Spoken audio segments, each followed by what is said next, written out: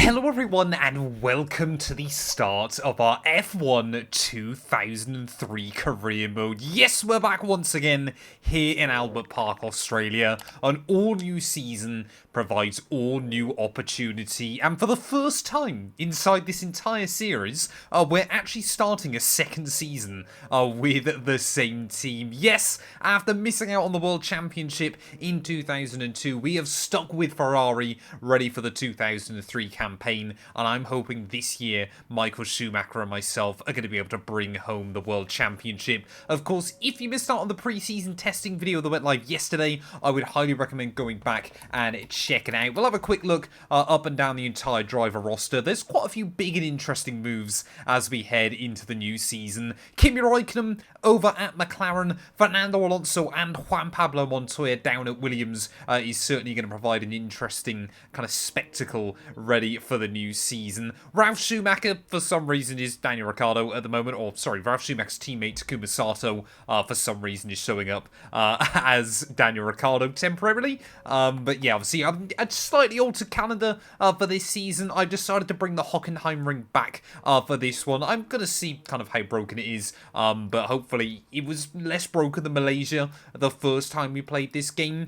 Just a little bit of housekeeping as well for those kind of eagle-eyed of you for this series. I've completely reset everything ready for this season, apart from the driver transfers. So basically, car performance has been reset. It has meant that the cars are probably going to be a little bit slower as we head into the new campaign, but I felt like Williams and Ferrari had too big of an advantage over the rest of the field. So yeah, I've tried to bring everybody back a little bit closer together as well. Get yourself subscribed if you're new around here. We are trying to hit 140,000 subs on the channel as well at the moment. And of course, if you want to get early access to all of these videos, please consider clicking the join button. It costs just £1 a month. But yeah, without further ado then, let's head out ready for our first race in the Ferrari F2003.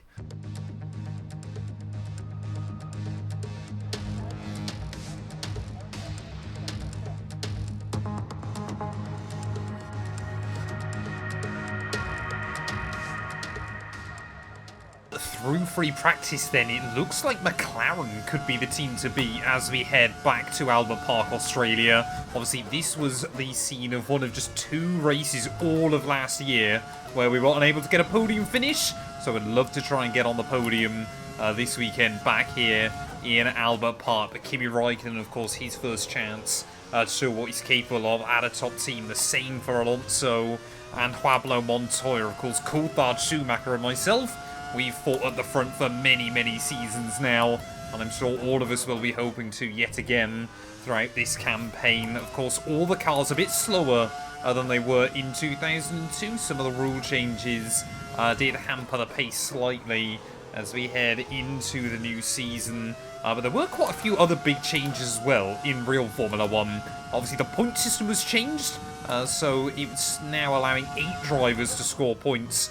So for those of you that always leave comments with an alternate point system, don't forget that that's tweaked for 2003 as well. Unfortunately, you can't mod that in the game in any possible way there, but just a few more corners then to try and navigate here at Albert Park. And so far this lap has felt pretty good there, running just a little bit wide down in towards the final couple of corners. But are we about to claim our second ever pole position for Ferrari, our first pole position in Formula 1 that isn't at the Hungaroring at the final corner? What a way to start the new season. There we go then, P1 here at Albert Park, Australia. Kimi Raikkonen will stop it from being a Ferrari front row lockout there, just ahead of Michael Schumacher and David Coulthard. Williams will be scratching their head just to be down in P5 and P7. Looks like their battles could be with the Renault cars throughout this opening round of the year. Jarno Trulli just ahead of Zot Baumgartner there, outqualifies Anthony Davidson. We certainly haven't seen that too many times inside this game.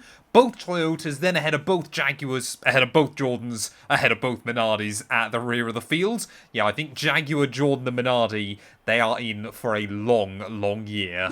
No more testing, no more practice. This is the real deal. And it's make or break here at Albert Park, home of the Australian Grand Prix since 1996.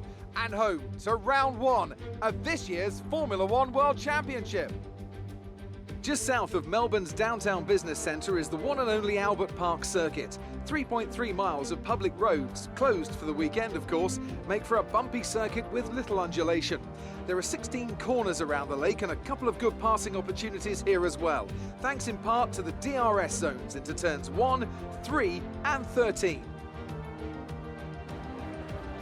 Here we are then, Formula One in 2020. The fight for the World Championship all starts here today. Mercedes on the hunt for a 7th consecutive title.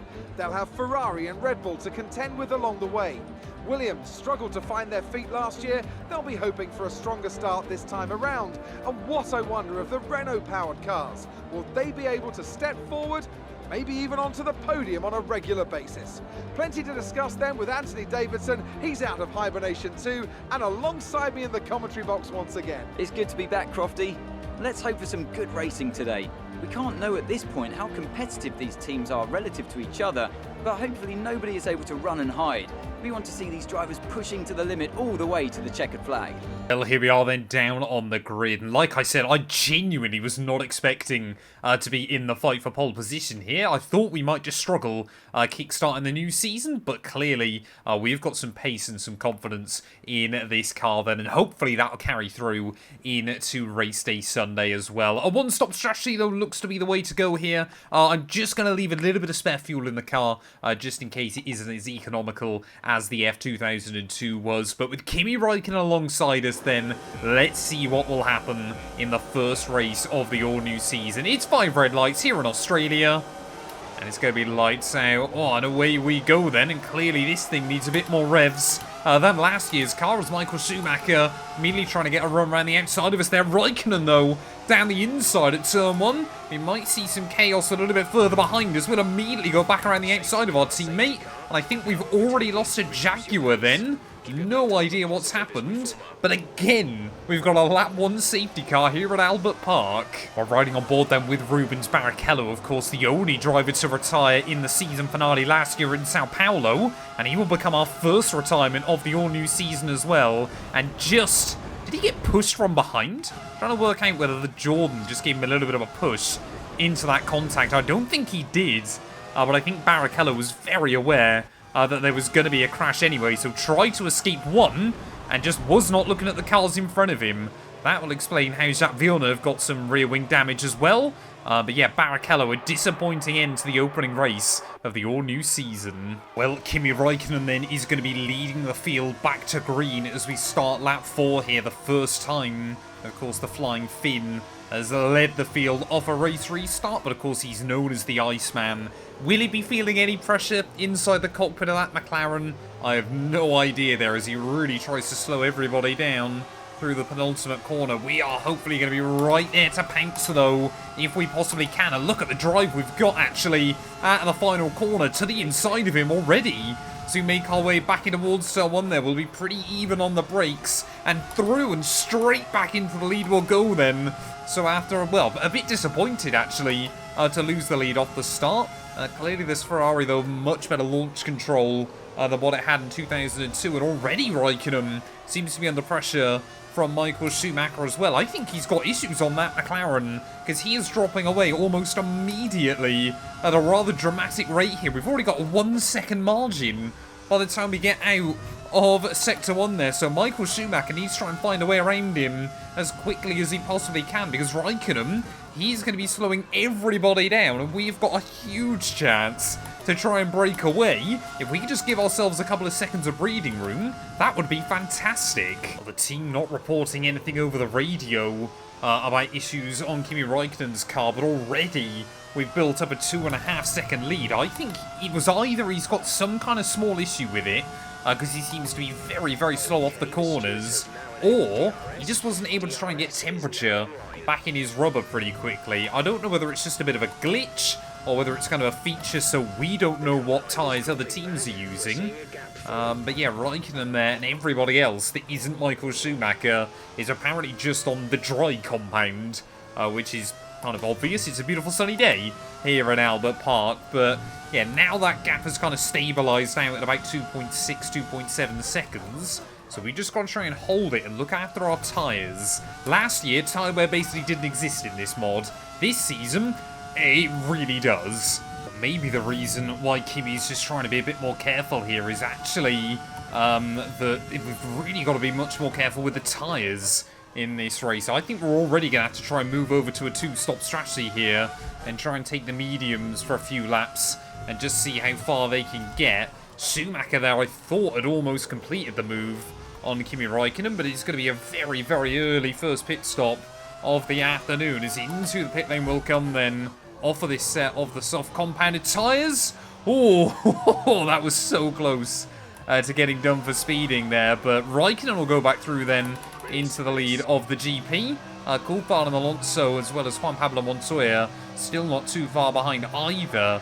As we make our way then back out the pit lane, we're going to be out just outside of the top 10 then, behind both of those Toyota cars. Always helps when I remember to obviously deactivate the limiter as well.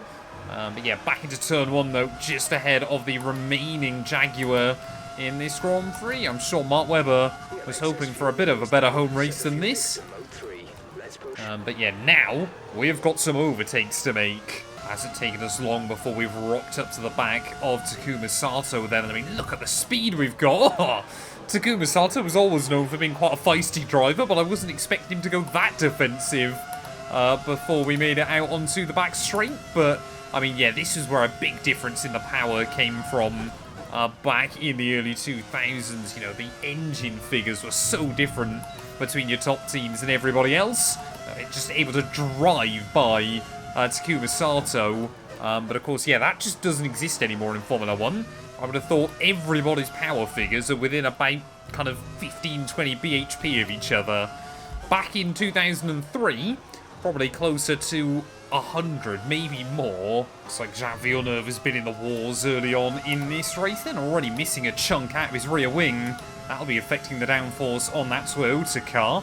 Of course, Villeneuve already in this series, we've seen him try and bank on one of the Japanese constructors' huge, you know, deep pockets on those teams, but never quite worked for him over at BAR. And will Toyota be any different? As Michael Schumacher then dives into the pit lane, we will dive down the inside of Jacques Villeneuve there and up then into P13 of this race. But yeah, both Ferrari cars not able to go particularly deep then into this afternoon's running. Hopefully we haven't lost out too much time stuck behind some of these other runners, as there comes Michael Schumacher out of the pit lane.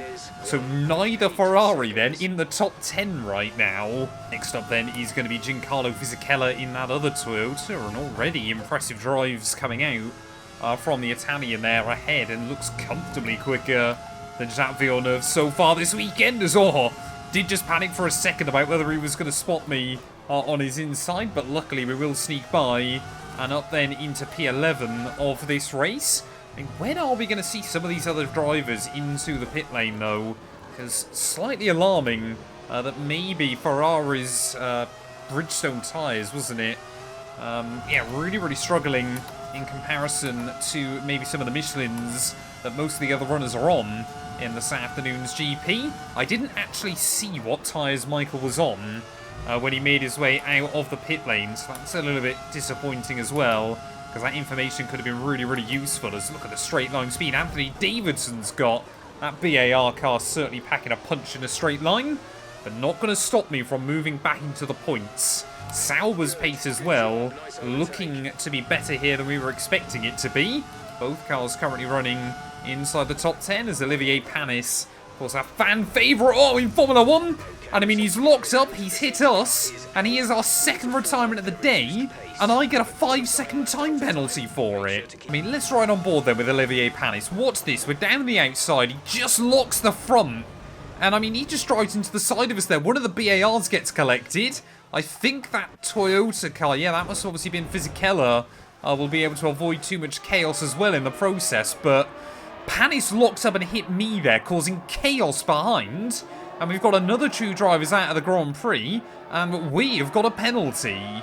Well, I mean, this pit stop window is going to work out fantastically for most of our other drivers there. Zolt Baumgartner into the pits in his BAR car. We're going to have to stay out, though, and try and make this alternate strategy work, as we'll get back ahead of Kimi Räikkönen as well.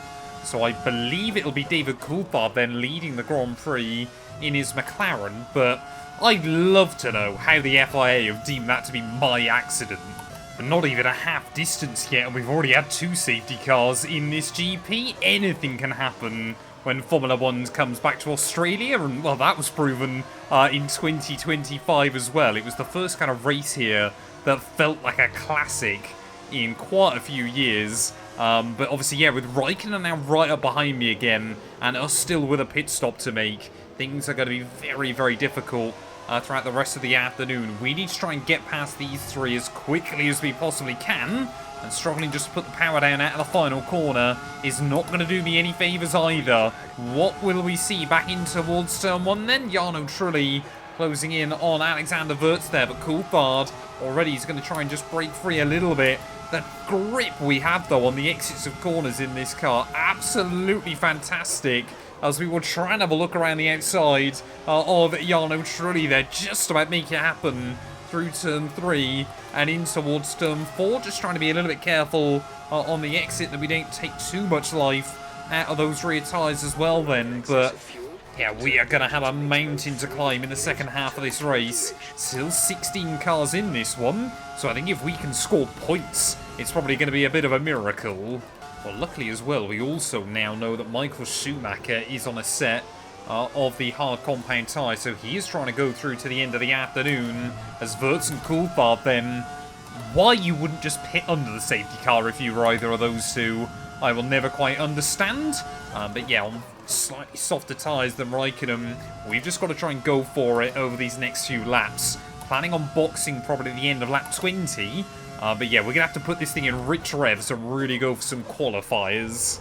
Or when I said we had to go for qualifying laps, I really, really meant it here already. The gap to Kimi up to about 4.5 seconds, but he knows I'm not his threat right now in this GP. He's just trying to keep Michael Schumacher and Juan Pablo Montoya at bay. I mean, it's going to be those final few laps where hopefully our advantage is going to be even greater. I mean, we're going to be on 10 lap fresher, 2-stage softer compound tyres towards the end of the afternoon, but I'm still a bit worried about that 5-second penalty.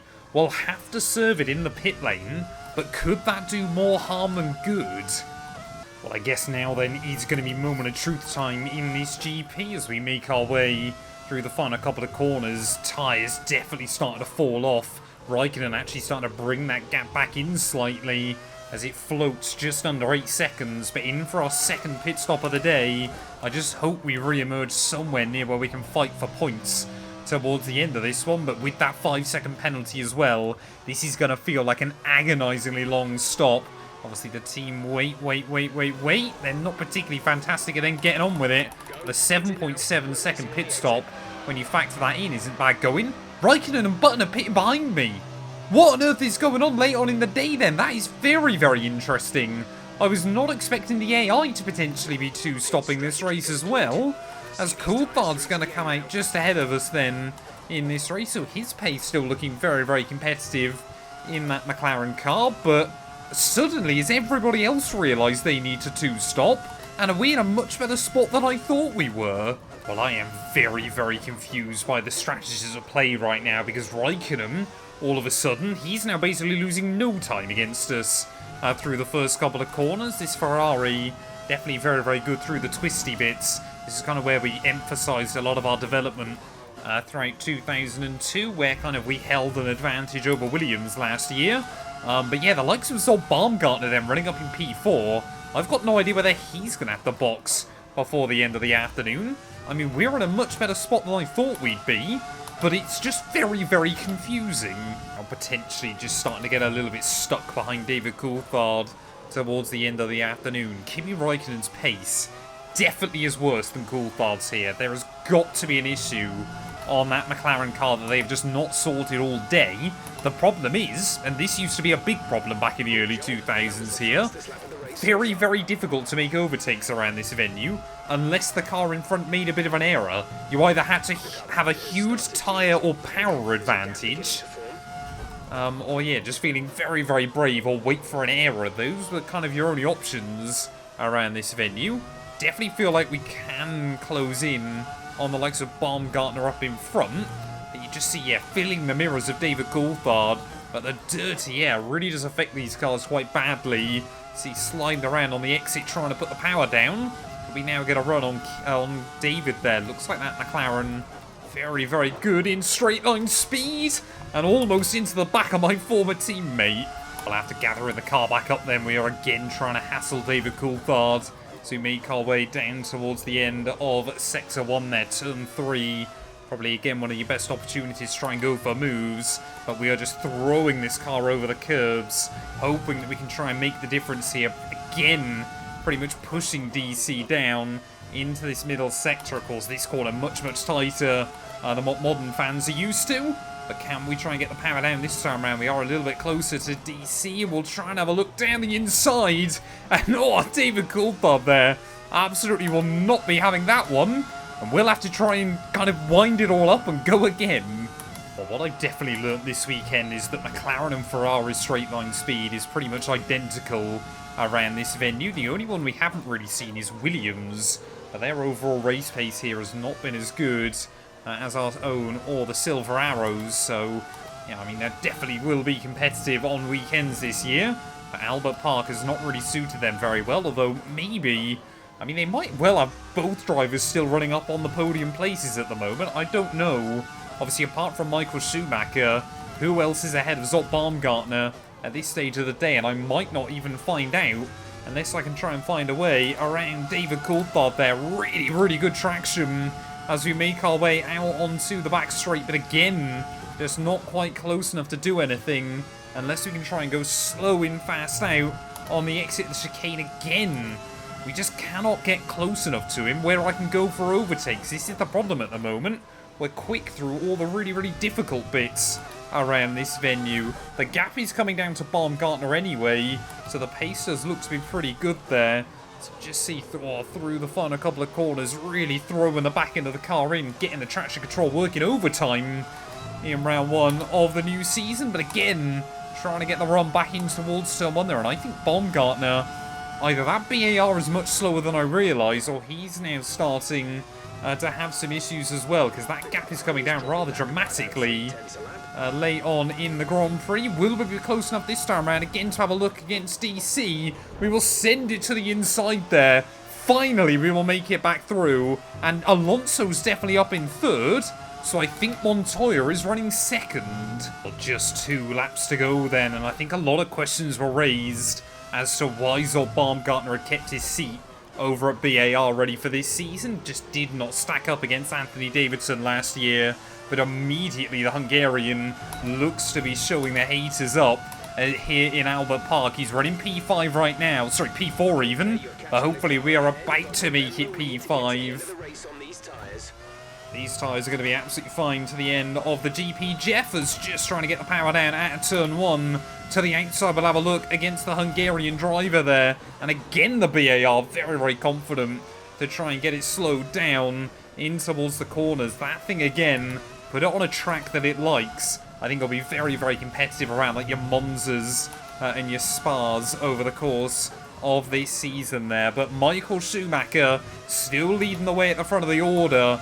I think, yeah, had Baumgartner not been in the way, we might have been able to try and get a bit closer to Fernando Alonso here. Down the outside, out onto the back straight. That's not a usual overtaking place, but we'll make it happen. And up then into P4 late on, it is Montoya and Alonso on the podium.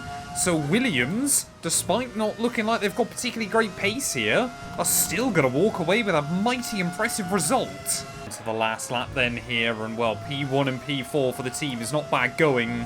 But I really do feel like I'm cursed around Albert Park over the last couple of seasons. Whatever we do, we just cannot score a podium in this Ferrari car. But Michael Schumacher, though, he only took 1 win last season back in Montreal. He only took 1 win back in 2001 at the Singapore Grand Prix. He is going to kickstart 2003, though, exactly the way he will want to go forward. And it definitely feels like Ferrari in this mod. Seasons they were great at in real life, they seem to struggle a lot more inside this game and vice versa. 2003, they did walk away with both championships, but it was a hard-fought battle throughout the entirety of the campaign. That cannot be said, though, for Michael Schumacher today. He has controlled the pace at the front of the order. Once the strategies are played out, I will be asking questions of the team. How Michael was able to make the one-stop happen, and how he just never really looked viable for ourselves there. But through the final corner, Michael Schumacher back on top to kickstart the new year. Ferrari, we are definitely well and truly back. Juan Pablo Montoya and Fernando Alonso, though, will both pick up their first Formula 1 podiums. What a debut for the Williams pair. We will come through in 4th. Well, what a drive that was to take the win for Ferrari today. Tell me, Ant, how did they manage to achieve this win? It was a question of right place, right time today. We were looking at an entirely different race before the safety car came out, but they were able to take full advantage after the field had been bunched up. And here we are, a team that is no stranger to the podium, taking their place on top once again. A sublime race today, and a stunning win for Ferrari.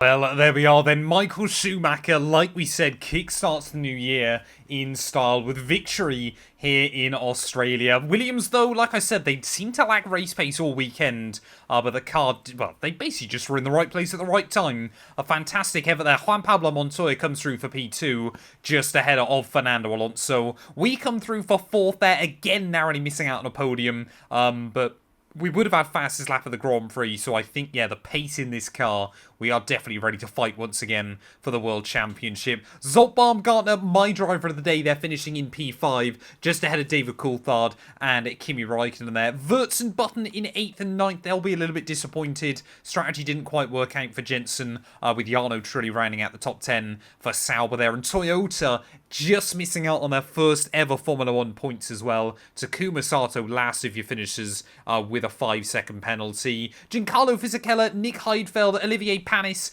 Anthony Davidson and Rubens Barrichello all failing to see the checkered flag in round 1. Taking a look then at our World Championship standings, though, of course, drivers exactly the same as the race result. Constructors-wise, though, Ferrari lead the Constructors for the first time in I don't know how long inside this series. It might genuinely have been since 2000 was the last time they led. Williams still in 2nd there, ahead of McLaren, BAR, Renault and Sauber with points on the board. And yeah, your bottom 4 from last year, your bottom 4 currently still yet to get off of the starting blocks. Thank you all so much for watching, though. If you have enjoyed, please do make sure to leave a like, get yourself subscribed, and we'll be back very soon, ready for the, I believe, Bahrain Grand Prix. Hello everyone, and welcome back to a brand new video, and welcome back to round 2 of our F1 2003 career mode. Yes, we're back this weekend here for the Bahrain Grand Prix. Of course, if you missed out on the video that went live over the weekend from Australia, I would highly recommend going back and checking it out. The start of the new season, and it certainly was an interesting one. McLaren, Ferrari, Williams all look to be there or thereabouts in terms of performance. Michael Schumacher took the win after we were put on a little bit of a bot strategy by the Ferrari team. Juan Pablo Montoya and Fernando Alonso each on their debut for Williams, walking away with a double podium there. And McLaren, yeah, Kimi Räikkönen looked incredibly fast, but again, put on this similar strategy to myself, really did screw him over as well. But yeah, I must admit, it's good to see Michael Schumacher back at the top of the World Championship. And Ferrari as well, leading the Constructors, of course. That's one of the other big goals that I still want to achieve over the course of this season. Of course, if you're not already, please do make sure you leave a like, get yourself subscribed to the channel as well. And if you want to get early access to these videos, click the join button down below. It costs just £1 a month, and you massively, massively support us here as well then. But yeah, as we head back to Bahrain though, this circuit has delivered some chaotic races, it's safe to say, in the past in this series. I'm hoping today we can have a good run through, but I guess let's head straight into qualifying.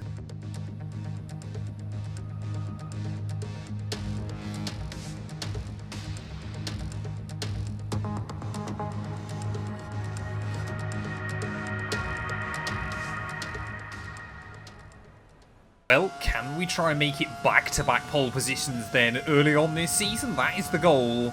as we head out onto the circuit here in Bahrain. Obviously snatched that pole position away from Kimi Räikkönen last weekend. Very, very intrigued to see what McLaren can do this time round, as well as, of course, obviously 2003, only a year before Formula 1 did actually debut here in Sakhir. It was Michael Schumacher that won that 2004 race. But yeah, I kind of always forget that the V10s did actually race around this circuit. But yeah, I'll be honest as well, I'm really, really struggling actually to try and find a rhythm here. Don't feel anywhere near as confident as I did last weekend out in Albert Park. Over one lap, already race pace at the moment. Just really, really struggling to kind of find something that works in this car there as well. Trying not to run wide through turn 10. Actually met the apex pretty nicely there and able to get the power down on the exit. Really just seem to be struggling though in actually trying to get the kind of all that power down. The traction bog here seems way, way worse than it did last weekend. Luckily, got a lot of downforce through the corners though, and that's kind of where I'm trying to find a little bit of extra time around this venue. As you can see, we definitely close back in on Kimi up towards the top of the circuit there. One more corner to go though, and it looks like Räikkönen is about to storm to his first ever Formula 1 pole position. His relationship with McLaren already looking pretty good for him. There was a bit of a mistake through that final corner. Nicked the curb, and that cost us speed on the exit. P5 in the end. Not fantastic, but could have been worse.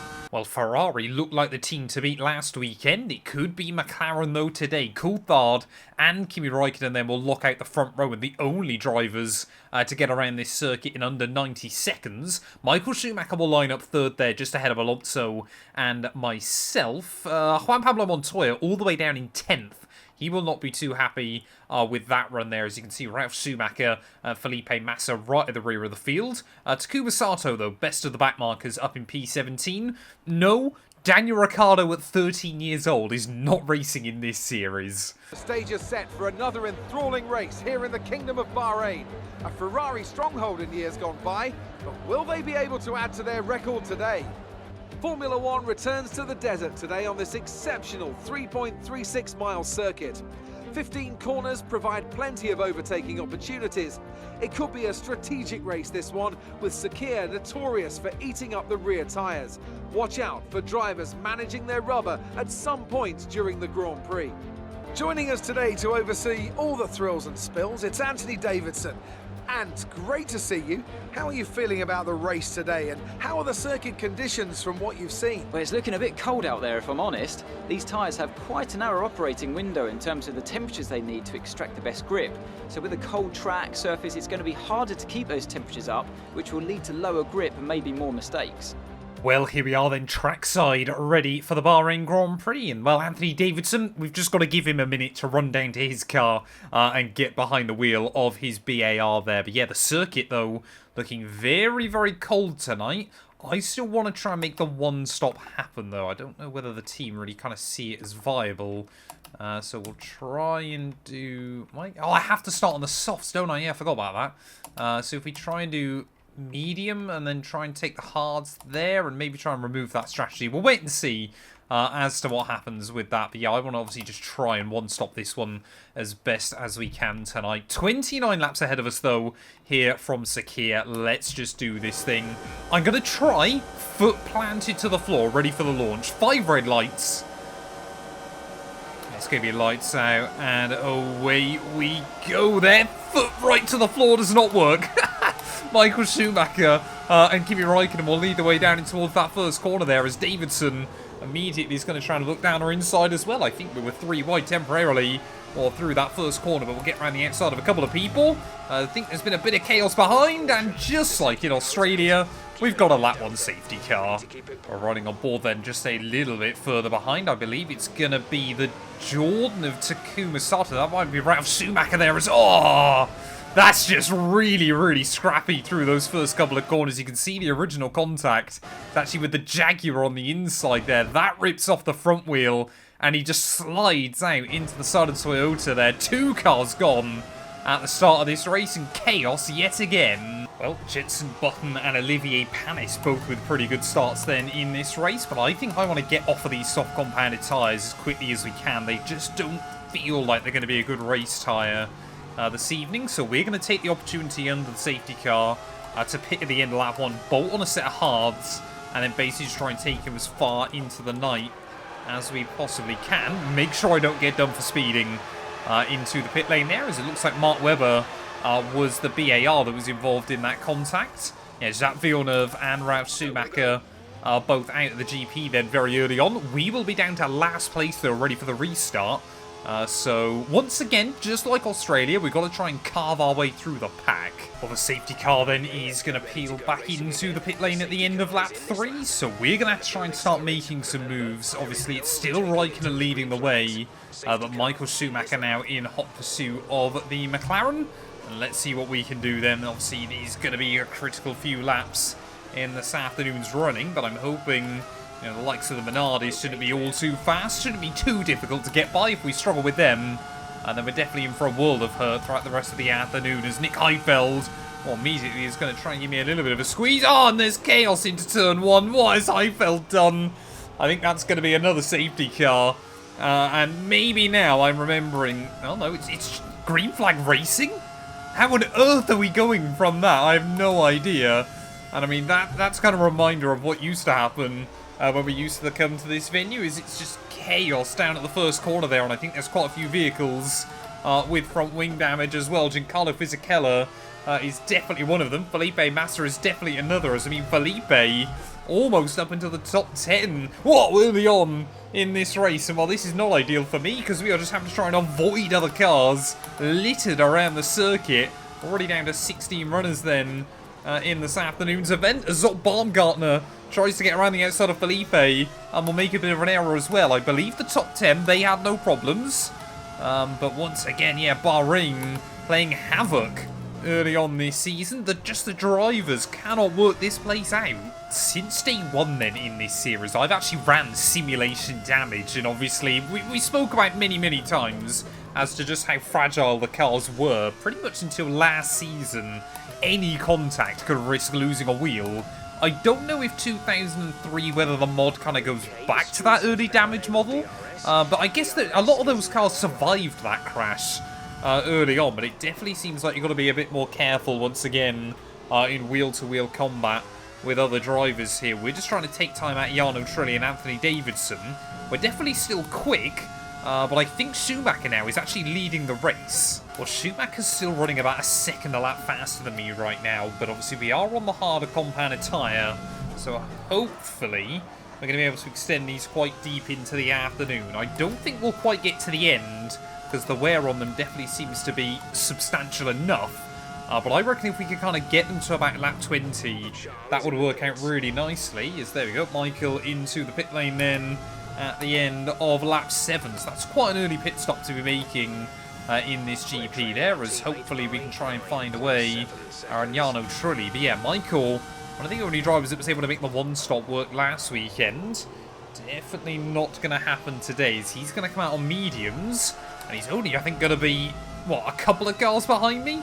It's not Baumgartner I get between us, but yeah, Schumacher's come out, and he's only 10 seconds behind me. This is the problem. Jarno Trulli is not that good in the corners, but he's very quick in a straight line. Sauber obviously using our Ferrari power units. I've always been able to make that work for them over the last couple of seasons. Doesn't seem like they've started the year as strong as last season's car, but they're still looking pretty competitive at the moment. They're both cars running up inside the top 10. Is Jarno Trulli then going to try and just go a little bit defensive on us? I thought Sauber had an agreement not to fight Ferrari cars back in this time. There is down the inside. We'll go at turn 1. Look at that. Jarno Trulli's absolutely sold the dummy on me there around the outside. Luckily, we'll keep the nose there, but it's great to see the AI trying to fight those. You know, the last couple of years, Ferrari and Williams have been so OP that kind of whenever anybody got close, you kind of just let you go. But yeah, Jarno Trulli not doing that today. Well, there we go. Starting to see a few more cars into the pit lane. Anthony Davidson, Olivier Panis, I believe Jenson Button, yeah, and his Renault car also in. So is David Coulthard there. So I believe Raikkonen still leading the way out in front. Montoya now up into third though, just tucked up behind Alexander Wirtz. A rough qualifying session yesterday. And obviously the Williams of previous years would just carve their way back to the front. That car definitely struggling.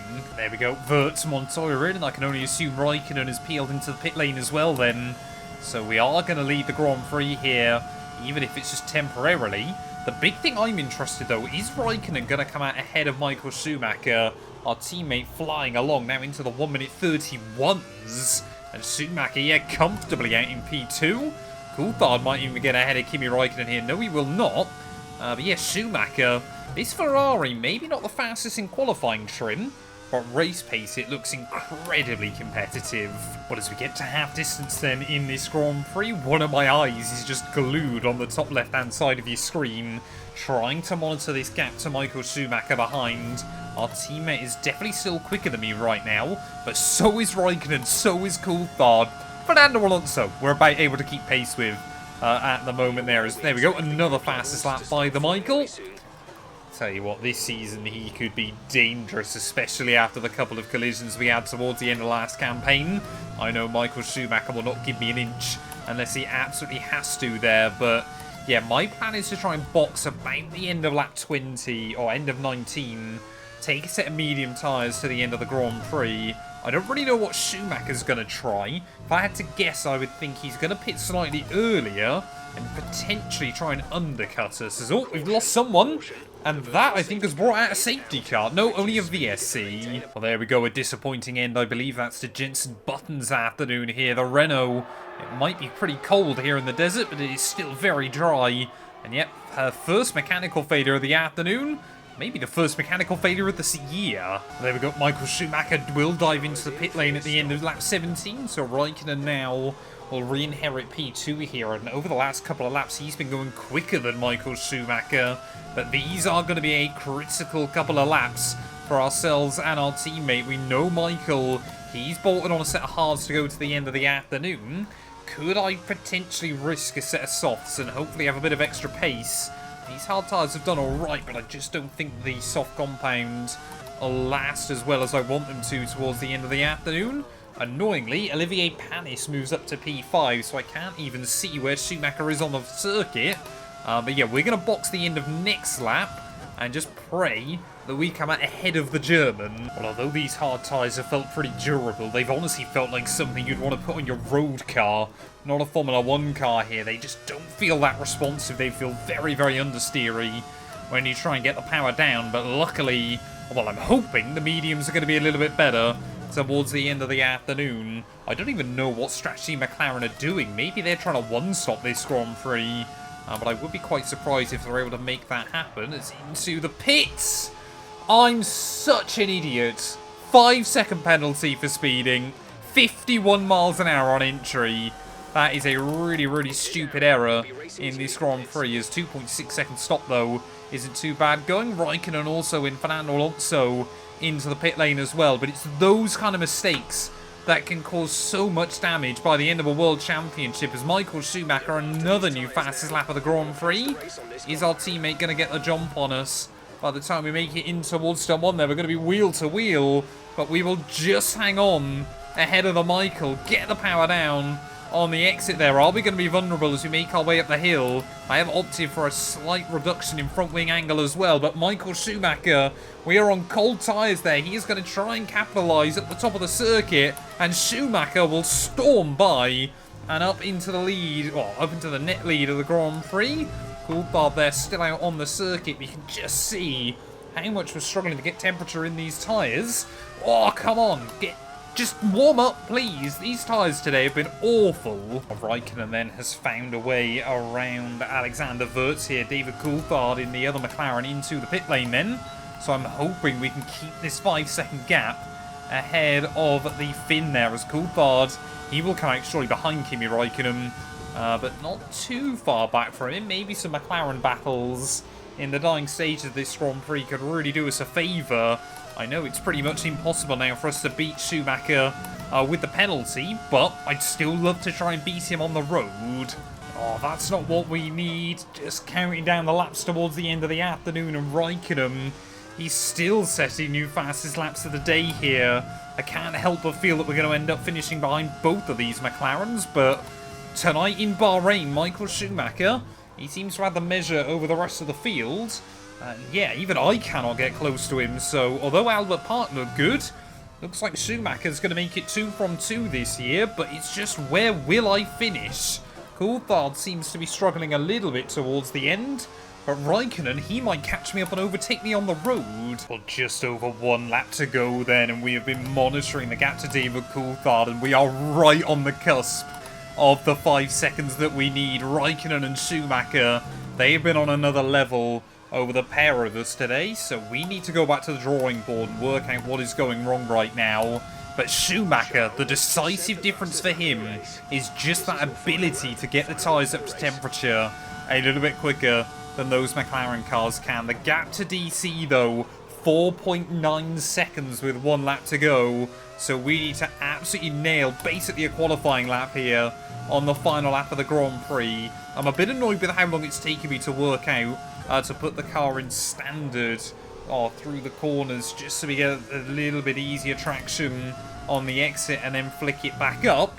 But that line up the top of the hill there, that might be the difference maker at the end of this Grand Prix, trying to utilise the curbing, throwing this car around this venue. I know roughly what we need the gap to be as we make our way out of this corner, because this is definitely where the McLaren absolutely comes alive relative to the Ferrari there. I just cannot make it work through that corner, and you can see the gap to Coulthard will come down just a little bit more once again there. Annoying that this penalty is definitely going to cost us P2, and what would have been Ferrari's first 1-2 of the season. But is it going to cost us a podium opportunity as well? We cannot let Schumacher build up a big enough buffer at the top of the World Championship. 4.7 seconds now to David Coulthard. 1 more corner to go. Michael Schumacher is going to make it 2 from 2. And the dream start to this World Championship just gets a little bit better for him. Fastest lap as well, right at the end, through the final corner.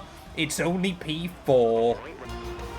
Smiling faces on the pit wall after a superb win here at Sakir. And rightly so. What a brilliant effort from the whole team.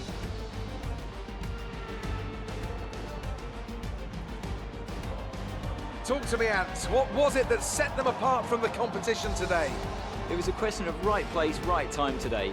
We were looking at an entirely different race before the safety car came out, but they were able to take full advantage after the field had been bunched up. Looking at the podium, you can see that red suit familiar to fans across the globe. A world-class win for a world-class team. Ferrari do it again.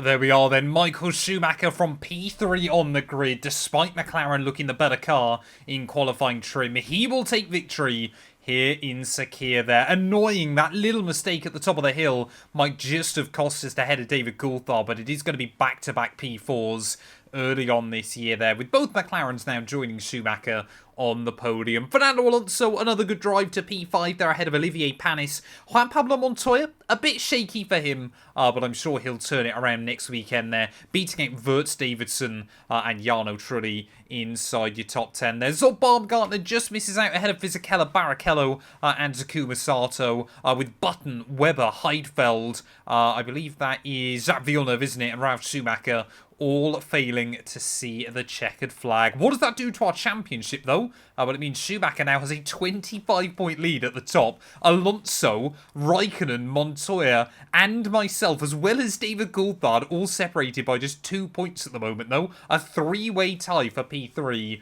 early on this season. So yeah, things looking pretty good for Michael at the top of the table there. Baumgartner gets dropped down to P7. Panis jumps Verts as well, with Button dropping down the order, and Anthony Davidson getting his first points on the board. Jarno Trulli, back-to-back P10 finishes there. Constructors-wise, Ferrari dominate, 25 ahead of Williams. McLaren still in P3 ahead of BAR. Sauber and Renault now both on double digits. And Toyota, Jaguar, Jordan and Minardi still yet to score. Thank you all so much for watching. If you have enjoyed, please do make sure to leave a like, get yourself subscribed, And we'll be back very soon when Formula 1 returns ready for, I believe, the Chinese Grand Prix. Hello everyone and welcome back to round 3 of our F1 2003 career mode. Yes, we return this weekend here for the Chinese Grand Prix. Of course, if you missed out on the video that went live a few days ago from Bahrain, I would highly recommend going back and checking it out. It's safe to say the opening 2 races,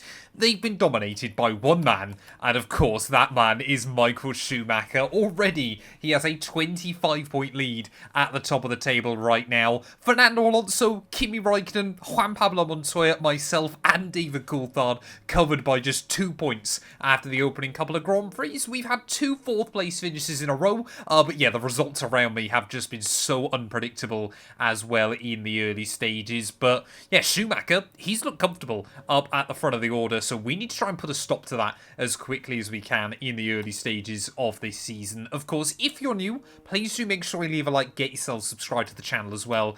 We are trying to hit 140,000 subs before F1 25 releases. As well, if you want to help support us just a little bit more, you can click the join button for just £1 a month. You get early access to all the videos, as well as a few other little perks as well. But yeah, without further ado then, let's head here to Shanghai. I'm hoping today somebody can stop Michael.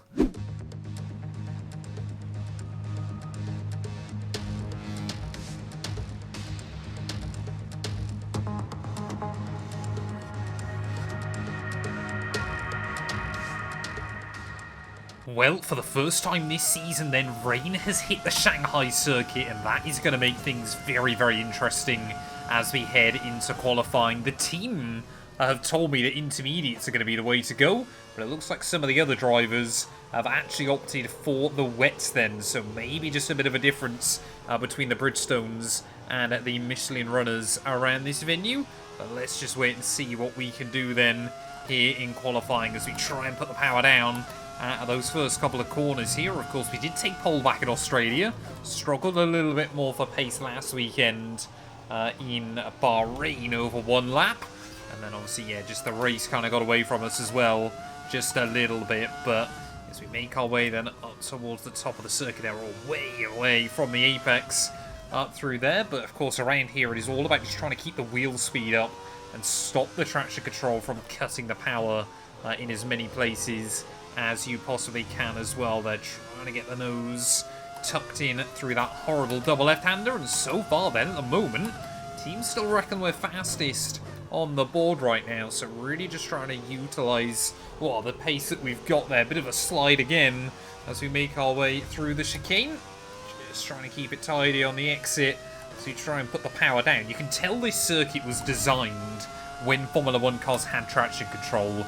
It works quite well nowadays, but the amount of corners that are horrible exits trying to put the power down, that obviously back in the early 2000s you would have just buried your foot on the floor and tried to get it pointed there, but down through the hairpin we go. Chronic understeer that time round as we try and get the car square on the exit.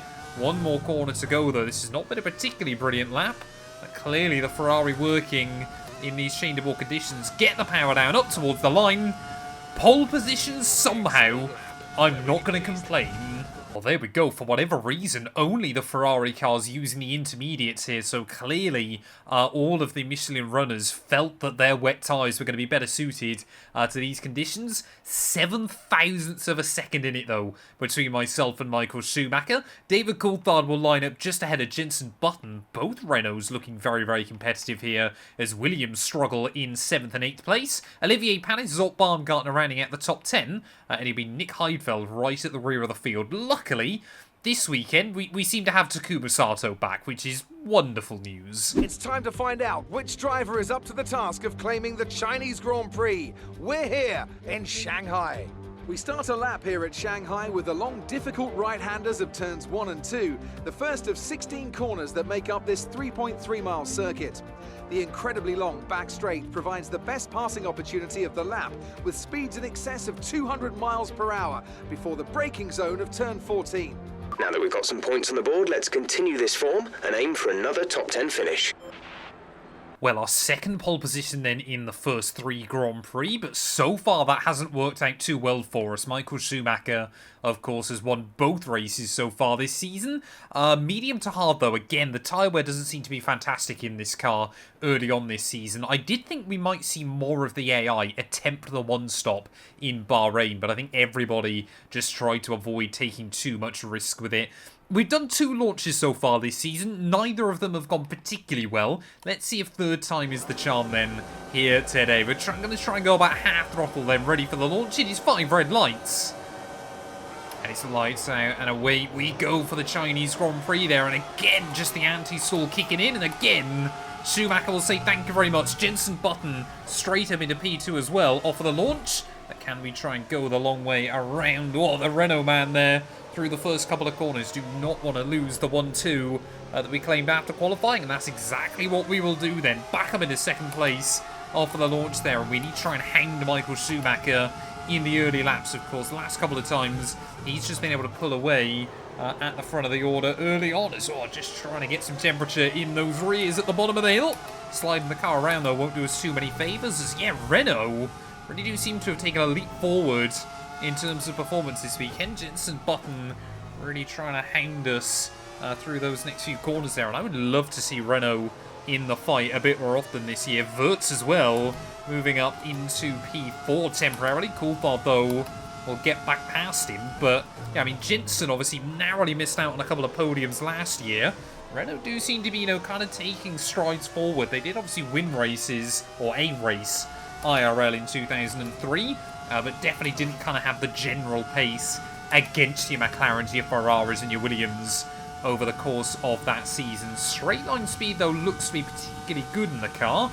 Normally we're way down on top end against our teammate. But this weekend, yeah, Schumacher and I opting for a similar aerodynamic package. Or maybe Renault's pace then, just like we did see last year, seems to be in qualifying. And maybe not so much in race trim, or I should really say, actually the wet conditions tend to suit that car, but the dry conditions not so much. Schumacher and I already starting to pull away as Wirtz now has dropped behind Kimi Räikkönen. So, yeah, I mean, that qualifying session did work really nicely for Ferrari. We've been able to stay out in front, and we just seem to have a little bit extra over Michael early on. This could be a real game of chess this afternoon, but it is, you know, it can set the tone for the rest of the season between ourselves and our teammate. You know, 7-point swings here and there will make a big difference come the end of the year. We seem to be able to get really, really good drive off of the hairpin out onto the back straight here, trying to stay as close to Schumacher as we possibly can. See, when we're tucked up in the slipstream, we have just got a tiny advantage over him in straight line speed here. So definitely today, we are looking very, very strong against him. First time really all year that it felt like we've, you know, been able to try and match him, as Coulthard and Button now behind us start going wheel to wheel. See, Jenson already has held up those 2 McLarens so much that by lap 5, we've already got a 6-second lead at the front of the order, but immediately both McLarens will slot by him. And this is going to be really interesting then to see kind of what McLaren's race pace is going to be like. So far, Ferrari, we've had the edge in those opening 2 GPs. But, you know, maybe McLaren sacrificed their qualifying trim to really focus on race pace today. The gap now 6 seconds. But my main focus is on the man right in front of me. Another new fastest lap of the day then, as we are as close to Schumacher as we have ever been in towards turn 1. He really likes to try and hold a tight line through that first corner, but look at that, all the way around the outside. We would try and find the grip there, the first real time all season we've gone wheel to wheel with our teammate. In fact, if I remember correctly, the last time we kind of had a close on-track battle was, of course, the US Grand Prix last season. And that one certainly didn't end up working for either of us in that moment. Michael definitely came off second best. But yeah, I mean, I'm just monitoring the gap as well to Coulthard behind.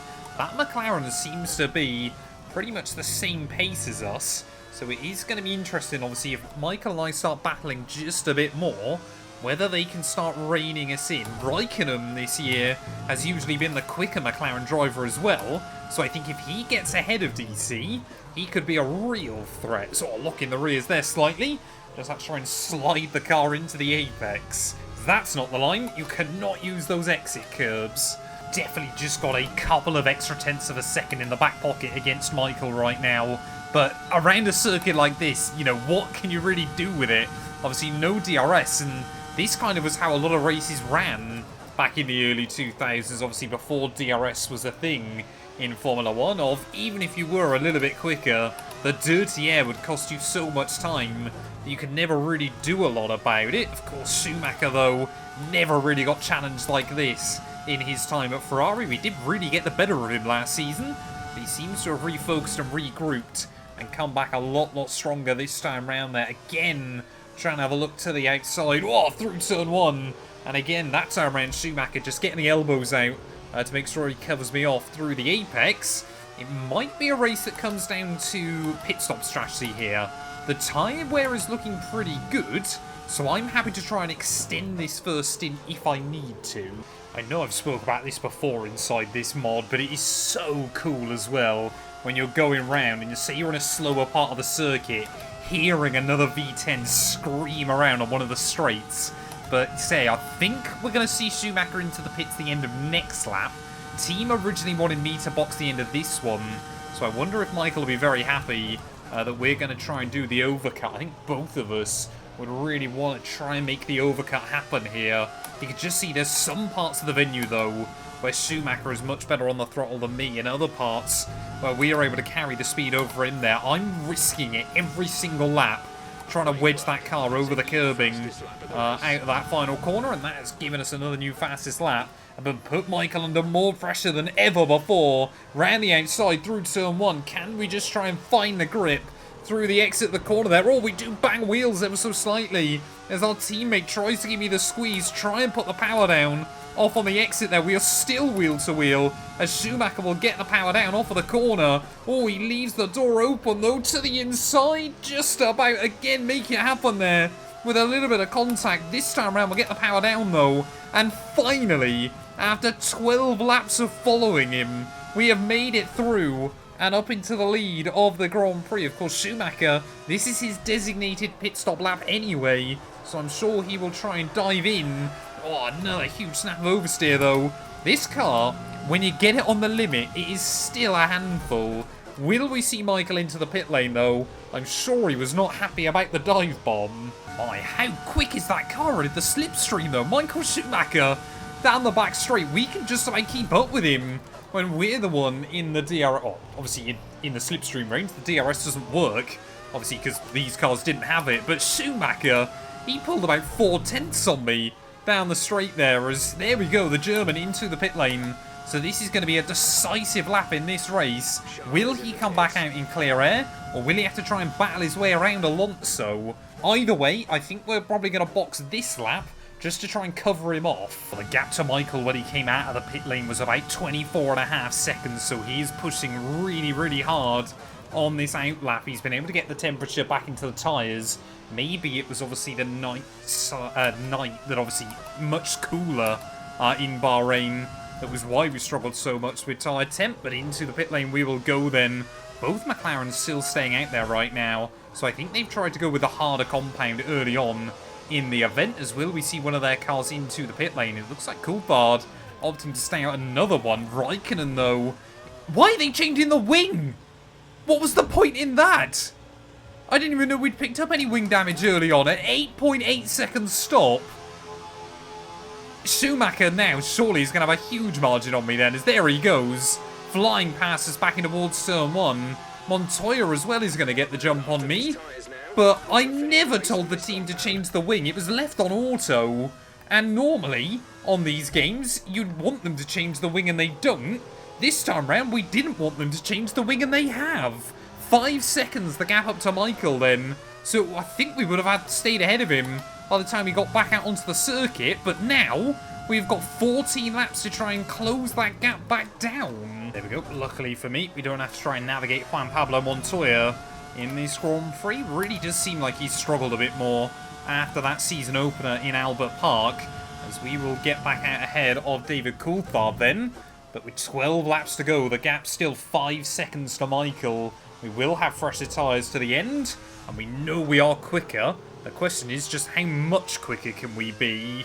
Oh, Schumacher, there you go. He's pushing a 1:36.8 new fastest lap.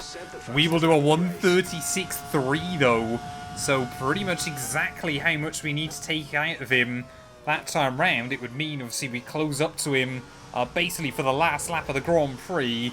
I said, pretty much all the time we gain is through those first couple of corners. We've just got so much of a better line. Schumacher just cannot risk it. Oh, there we go. Another new fastest lap. 36.2 that time.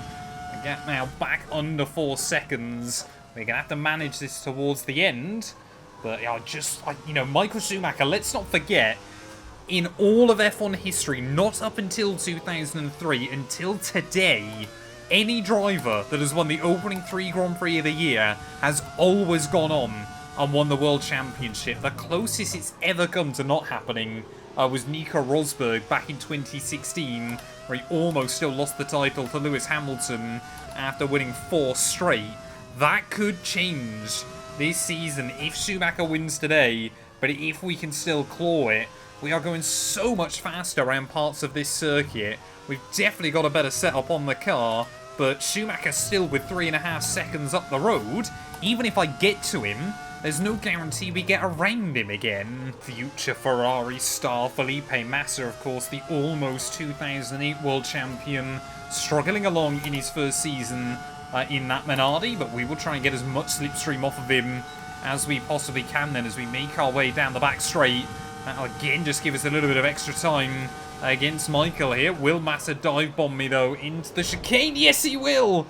What is up with the AI? That is one thing in this mod. Whenever you're trying to lap some of the back markers, if you're going into a big braking zone, they will just dive bomb you for some reason. Very, very odd, but with 1/4 distance then left, we've set a 35.7, and Schumacher having to deal with more traffic in this one. So I think he's had a bit of contact there. It was actually with his teammate Ralph, so no idea what is going on. But round the outside of the second Minardi of Nick Heidfeld, has Ralf Schumacher got some damage? Has Michael Schumacher got some damage? But maybe a little bit of a brotherly miscommunication in that moment. We will get around the outside of the Jordan. I just thought again he was going to dive bomb me there. He did keep the nose up the inside, but I think Michael's got away with it. Again, Michael just having to try and find his way around the other Jordan now of Takuma Sato, and the young Japanese driver doesn't seem to be getting out of his way particularly quickly. Hopefully that'll help us if he can give us a slipstream down the back straight. But yeah, Michael, you would imagine, you know, people would jump out the way of the German in his Ferrari car, but so far in this series he hasn't quite got the same almost, I'm trying to think, status almost, if you will. That air kind of around him inside this series. Of course, still only a 3-time world champion in this alternate universe, as we will get around the outside of Takuma Sato. Will I get dive bombed? No, that time. But yeah, the gap now to Michael down to 1.5 seconds here. Still 6 laps to go. We have been basically just doing qualifying laps throughout the entirety of the second half of this race. Almost another new fastest lap. We are closing in. 4 laps left then of this race, and it's getting really, really tense at the front of the order. We've now rocked up to the back of both Jaguar cars here, and what has been a pretty terrible start to 2003. Those cars just losing performance against their rivals so much. Mark Webber going to let Michael by, but he's actually going to get in my way a little bit that time round. Luckily, we should be able to find the grip and the speed there to go all the way around the outside of the Australian. I mean, yeah, not really a fan of that, to be honest, Mark. Normally, he's pretty kind of aware of his surroundings. But this time round, wanted to try and stay as close to Michael as he could there and potentially hold us up. Next up, Rubens Barrichello. Let's see whether he helps Michael down the back straight. Well, you've got to give Schumacher credit. He has not put a foot wrong so far this afternoon. He has been withstanding pressure pretty much throughout the entirety of this Grand Prix. Barrichello's going to let him by in exactly the same place that Mark Webber led him by last lap. And again, have Jaguar just been told to try and separate the pair of us? No idea what that's all about. As round the outside will go. Has been one of the most disappointing storylines of this series. Has been that, well, basically like they did in real life. Jaguar just never quite living up to expectation. It was a team that I really did consider moving to at a couple of separate points in this series, but yeah, just not putting the effort in behind the scenes, constantly trying to slash budgets, was basically obviously what Ford were doing IRL back in the early 2000s with their Formula 1 kind of escapades. But 2 laps remaining then. It's now myself, obviously, well, still myself versus Michael. But I don't believe we're going to have to deal with any more traffic. Pretty certain already in this race we've showcased the one way it's going to be possible for us to overtake Schumacher with just 1 lap to go there. A little bit of a mistake as we tried to put the power down through the end of Sector 2. But we are still practically pushing our teammate along here. Got to just try and again maximise the run out onto the back straight, although this definitely will not be the place that we can go for the move. Let's not forget, even if I get past him, Schumacher, he might be able to try and get a run back on me on the last lap of the race as well. I think one of the McLarens has gone. Yeah, Raikkonen, late on in the day. I can only assume that's been a mechanical failure out of the race then, and that is heartbreaking for McLaren in their World Championship hopes there. But 1 more lap to go. We've got bigger things to worry about right now. Another new fastest lap of the day as we try to close in on Michael back in towards turn 1. We're going to have to absolutely send it there. Actually dipping a wheel on the grass slightly on the entry. But again, we just cannot quite get close enough there. Huge kick of oversteer from the back end as we try to keep the foot in. And it just doesn't look like we've got enough at the moment, unless Schumacher makes an error somewhere else around the lap. That was kind of my golden opportunity, seemingly wasted there. Just did not quite get the rotation through on the entry. As we make our way up through the S's, we can be very, very quick through here. But I think it's going to have to require a Schumacher error that has not happened all day up to this point to try and find a way around our teammate there. A little bit wide through the first part. It allows you to get the power down through the second, unless we can go for an audacious dive bomb down at the hairpin. Yellow flags are out. I can only assume that's for Raikkonen's stricken car in this race, but trying to get the car down to the apex to maximise the run out onto the back straight there. We're going to be so close to Michael. It's pretty much the closest we've ever been down this back straight. Will there be an opportunity down in towards the hairpin? We are gaining on our teammate to the inside. No, we're not going to get it slowed down.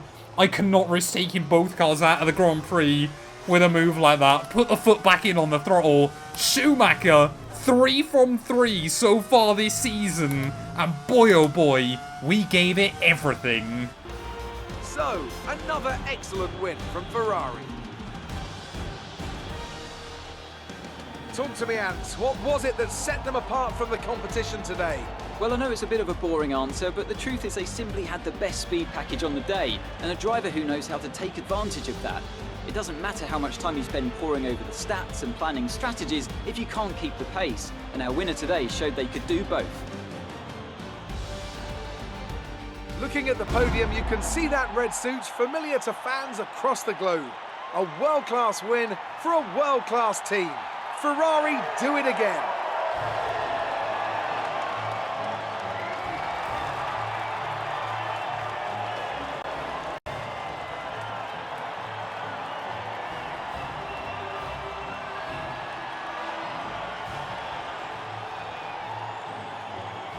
Well, there we go then. Schumacher, 3 from 3 so far this season. And like I said earlier in the race, anybody that has won the opening 3 Grand Prix in Formula 1 has always gone on to win the World Championship there. That is a pretty dangerous omen as we head into the rest of the season. We come through for our first podium of the year, though, in P2, ahead of David Coulthard, the sole McLaren at the checkered flag. Alonso ahead of Montoya, Olivier Panis ahead of Jenson Button, BAR. For some reason, they did a 2-stop strategy, but they seem to lack pace throughout a lot of the afternoon. Davidson in 8th, and then both Toyotas, for the first time ever, Toyota are going to score a point, and looking at it, they did it pretty comfortably there. Giancarlo Fisichella in 9th, ahead of Jacques Villeneuve there. Jarno Trulli, Zolt Baumgartner, Alexander Wurz ahead of Barrichello, and yet it was just Raikkonen who failed to see the checkered flag. However, he was classified when all is said and done. Taking a look at the championship standings, Schumacher, though, now with a 33-point lead at the top of the table. We jump up into second overall, though, ahead of David Coulthard. Alonso still ahead of Montoya. Raikkonen still in P6 ahead of Olivier Panis. Zoll Baumgartner still ahead of Button, as both those Renaults now tied on 8 points. And it now just means that both Jordans, Jaguars and Minardis are the only ones yet to score so far this season. Constructors-wise, we're still looking pretty comfortable at the top of the table, ahead of Williams and McLaren. Sauber now, again, just like they were last season, jumped to best of the rest. And Toyota, a very historic day, scoring points here as well. Thank you all so much for watching. If you have enjoyed, please do make sure to leave a like, get yourself subscribed, and we'll be back very soon when Formula 1 returns ready for the Spanish Grand Prix. Hello everyone, and welcome back to a brand new video, and welcome to round 4 of our F1 2003 career mode. Yes, we're back this weekend here for the Spanish Grand Prix at Barcelona. Of course, if you missed out on the video that went live a few days ago from Shanghai, I would highly recommend going back and check it out. A race-long battle between myself and our teammate Michael Schumacher came down to the very last lap and the very final corners. But it was Michael who made it 3 wins from 3 to kickstart this season. The German leading the Drivers' World Championship. Ferrari, we are leading the Constructors. In fact, Michael would be leading that by himself so far this season. Just ahead of myself, David Coulthard and Fernando Alonso. So far, Williams and McLaren, it has been very, very close between their two teams. But so far, 2003 Ferrari have been a little bit of a dominant force as well. Of course, if you're new, please do make sure you leave a like, get yourself subscribed to the channel as well. We are trying to hit 140k before F1 25 releases. Also, if you aren't already and you want to consider helping us just a little bit more, click the join button down below. It costs just £1 a month and you get early access to all the videos as well. But yeah, without further ado then, let's head back to Barcelona.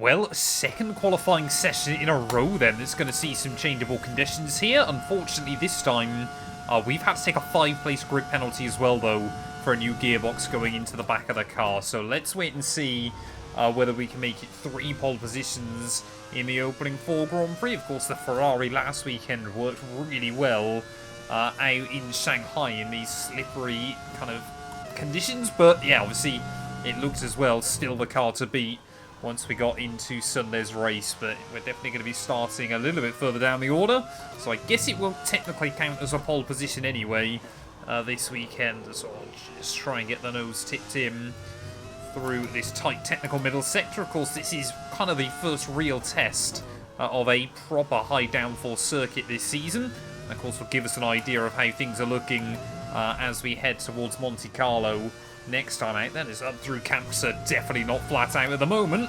And just trying to keep up with Michael. As you can see, he's definitely carrying a lot more straight line speed than us. Down in through the hairpin we go. Oh, a little bit understeery. Maybe just trying to take a bit too much of the modern line through there. It's always refreshing coming back to this version of Barcelona because it makes me remember just how much better the new version is of this circuit. So we try and throw the car between the curbs and this horrible final chicane on the lap. Then really got to try and throw the car through, but be gentle on the steering on the exit. Power down on the run towards the line. Is it going to be pole position? Yes, it is. 3 in the first 4 races. Well, I think there might be a slight bug for the rest of the teams here. I don't believe any other team has access to intermediate tyres, so Ferrari in these conditions have quite the advantage over everybody else. Once again, though, the Renault's looking pretty good.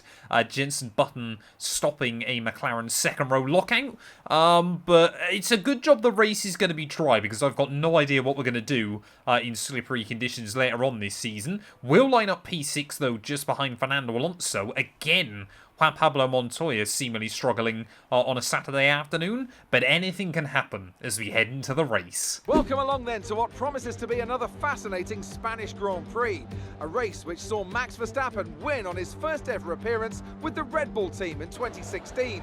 This after the dramatic coming together of Lewis Hamilton and Nico Rosberg on the first lap. Will we see more moments for the scrapbook here today? The Circuit de Barcelona-Catalunya, a track that will certainly force the drivers to push themselves. It consists of a very impressive main straight going into turn 1. It's a straight that also offers a DRS zone, so it's likely to be a hot spot for overtakes. Joining me for today's race once again is Anthony Davidson. Let's talk about Mr. Monaco. They've had to change their gearbox. It's never a good start to a Grand Prix when right off the bat you have to contend with a grid penalty. Well, at the end of the day, it's always better to take some pain now than parking it up halfway through the Grand Prix. Let's just hope they can put that new gearbox to good use and get the results they're looking for. After the points finish last race, let's aim to keep the momentum going. Yep, that is the goal today. Try and make sure that we score some big points again. You know, Michael Schumacher, he has walked away so far this season. We have to start beating him. I know I say it every single race weekend, but we have to try and get ahead of the German sooner rather than later. That points gap is just going to get bigger and bigger otherwise. And with him starting P1 and us down in P6, that is going to be a very tall order this weekend. Waiting on the grid, though, for those 5 red lights. Can I finally get a good start in this Ferrari car? Lights out, and away we go there, and finally we've had some pretty good hookup on the run in towards turn 1. Hopefully we're going to try and challenge there as Schumacher having to go defensive from Coulthard and Jensen. Button just about will stay in front of them. Hello.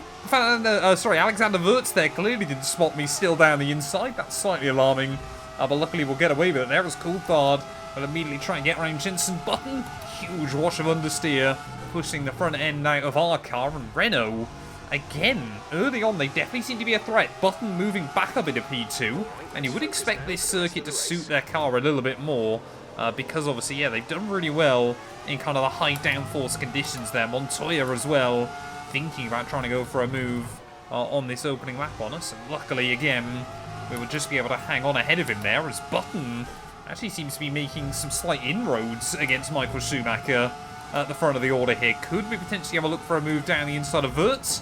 Really nice line through Kampser. Oh, we just nicked the back of Alonso. That could have been the front wing gone, but I think we'll get away with it that time round.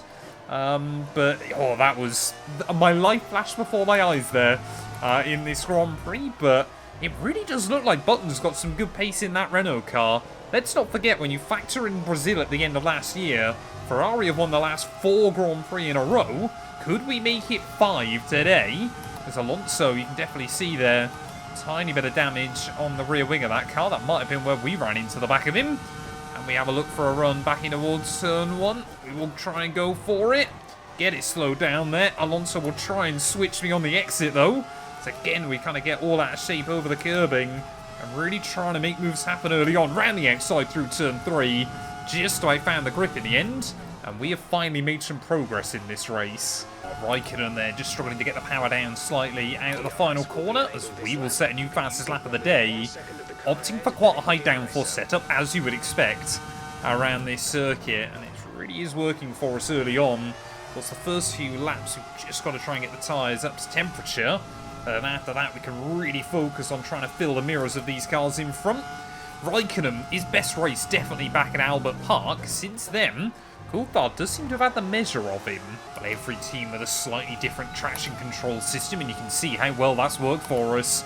Raikkonen, though, definitely with a bit more straight line speed over me, so as he tries to defend in towards turn 1 there, of course.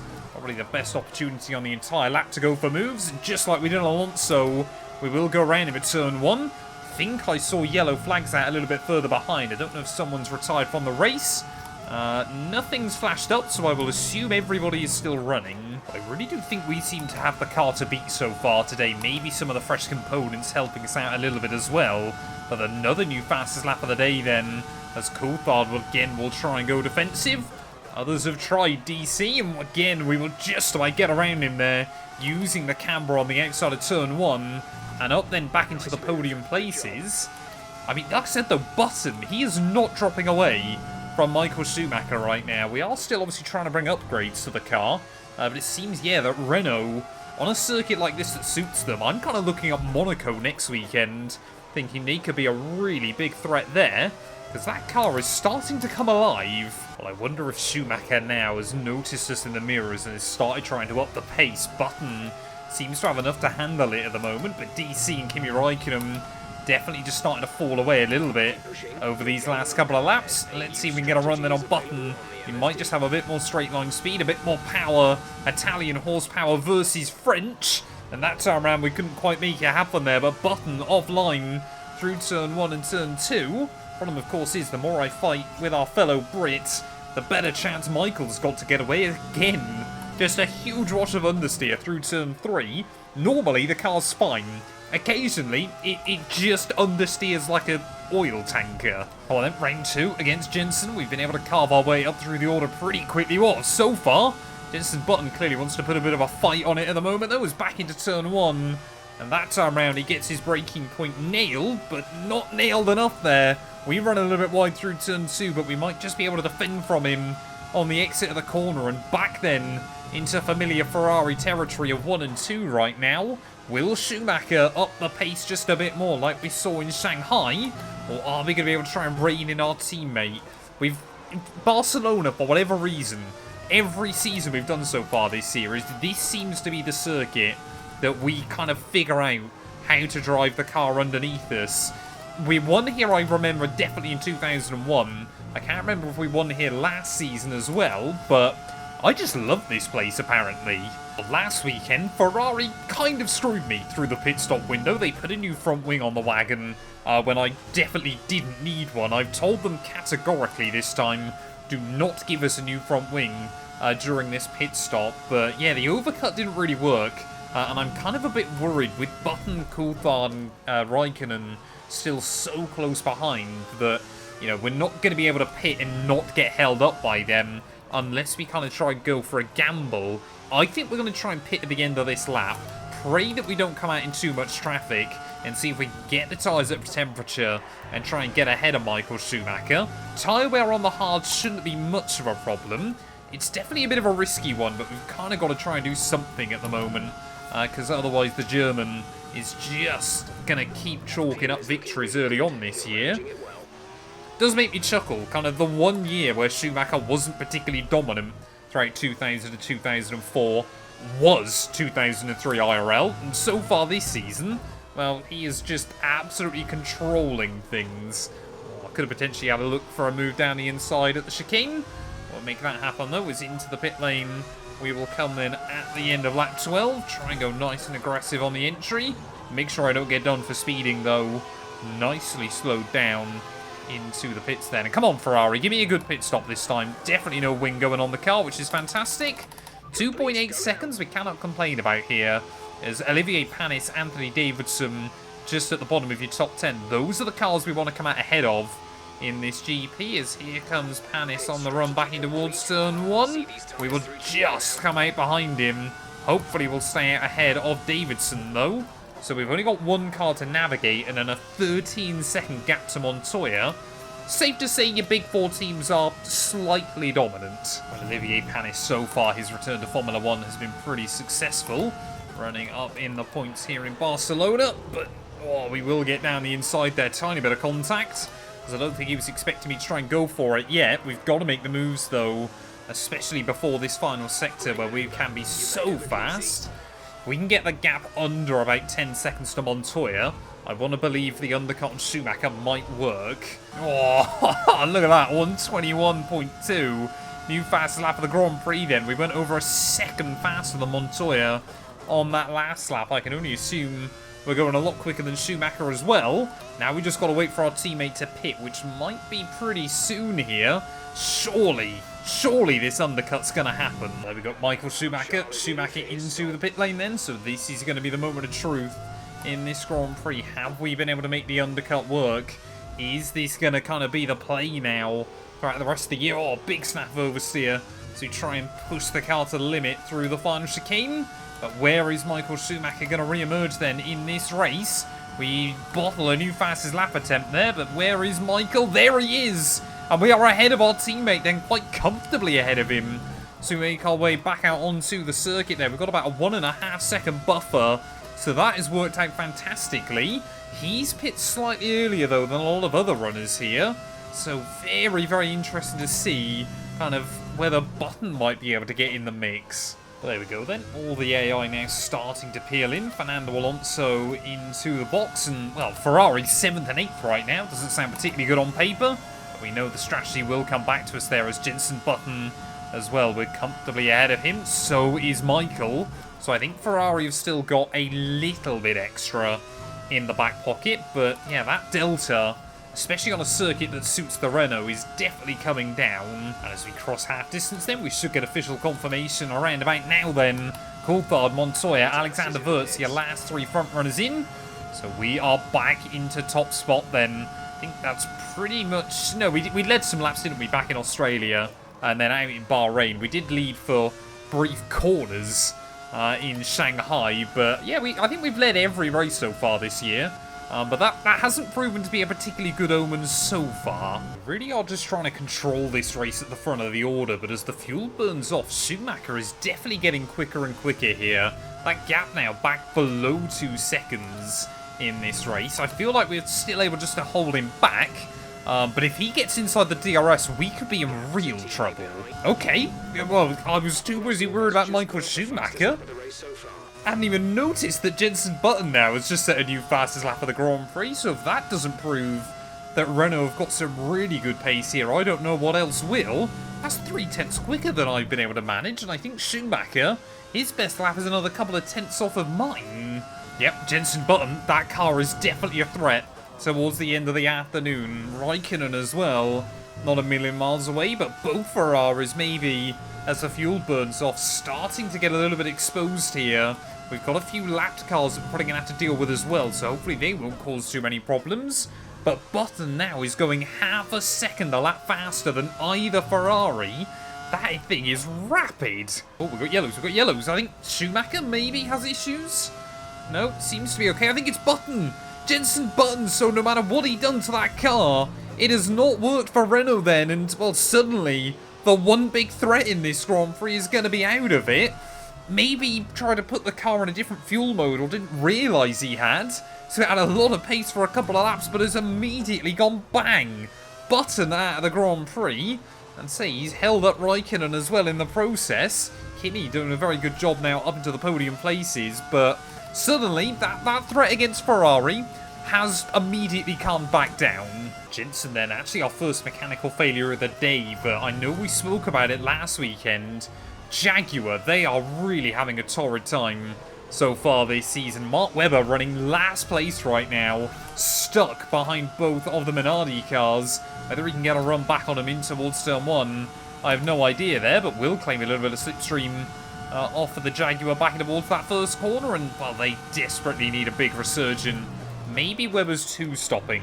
That's the only thing I can think of, because Barrichello seems to be a long way up the road, but Felipe Massa then, the next Minardi, are just in the way. Again, that understeer through turn 3 is really noticeable in these cars, but we're just trying to put some cars between myself and Michael. Nick Heidfeld there, Nick Heidfeld there, tried to move out of the way and then kind of just follows the racing line. Not really a lot he could do, but again, we'll navigate him pretty safely. I think we're going to have to try and get around both Jordans, so whether Ralf Schumacher will want to help out his brother, only time will tell. But yeah, such a shame. Yeah, tyres feel fine at the moment, thanks Chris, but yeah, definitely, you know, such a shame for teams like Jordan, you know, and Jaguar that we battled with so many times in this series, you know, just like they did IRL. Watching their downfall as the seasons progress really is quite sad. We got Ralf Schumacher, thank you very much, buddy. Lets us by, and hopefully it's only his teammate Takuma Sato left to let us through. I really am thinking maybe for 2004 there's been rumours kind of about potential driver swaps. There are talks from a couple of teams about potentially trying to create a Schumacher dynasty in the sport. We kind of got a precursor to it back before the 1999 career mode broke when Ralph and Michael were at Ferrari together. But yeah, there are rumours that it could happen again through another team up and down the grid. Oh, so there we go, Schumacher. Fastest lap bonus points tend not to be that relevant inside this series, but it does kind of give you a little bit of bragging rights as well, of course, just the way the mod works, sadly. The AI on the last lap of a race will pretty much always go about 6-7 seconds a lap faster. But as we navigate our way around Takuma Sato there, we're almost outbreaks himself into the back of me. Schumacher trying to go for fastest laps. Maybe final lap we'll have to do one attempt. Oh, what's happened? I think we've lost a Jaguar late on in the day. I think that's a Jaguar. Let's go find out. Well, if you thought Mark Webber's day couldn't get bad enough, then trying to let some of the other cars by. And annoyingly for him, a mechanical failure here with just a handful of laps to go. Surprised that's a safety car at this stage, but according to that, my engine's blowing up as well. That's not ideal. Oh, Raikkonen. Why has Raikkonen picked up a 5-second penalty under safety car? I've literally just seen that one flash up then, so not too sure what Kimi has done. But luckily for Michael and I, there's plenty of these back markers that are in the way between ourselves and the McLaren man. But effectively, F1 has just reset this Grand Prix with a 2-lap sprint towards the checkered flag. Our tyres aren't feeling particularly good, but will Schumacher be able to do anything against us there as we try and put the power down at the final corner to get as big a jump as we possibly can there? And it looks like we've done a pretty good job this time round with it. 2 laps to go here from Barcelona then, and will Schumacher be able to get a run back on me in towards Turn 1? He is gaining, but he won't quite get close enough that time round. I'm sure he will keep the tempo up though, as he has definitely got fresher tyres than me, sorry, I should say. But again, the dirty air that kind of hits these Ferraris can make a big difference through the corners. Lines like that won't help me though. Come on. Well, there has got to be a statement of intent through these final couple of laps here. The gap now to Michael up to 1.2 seconds.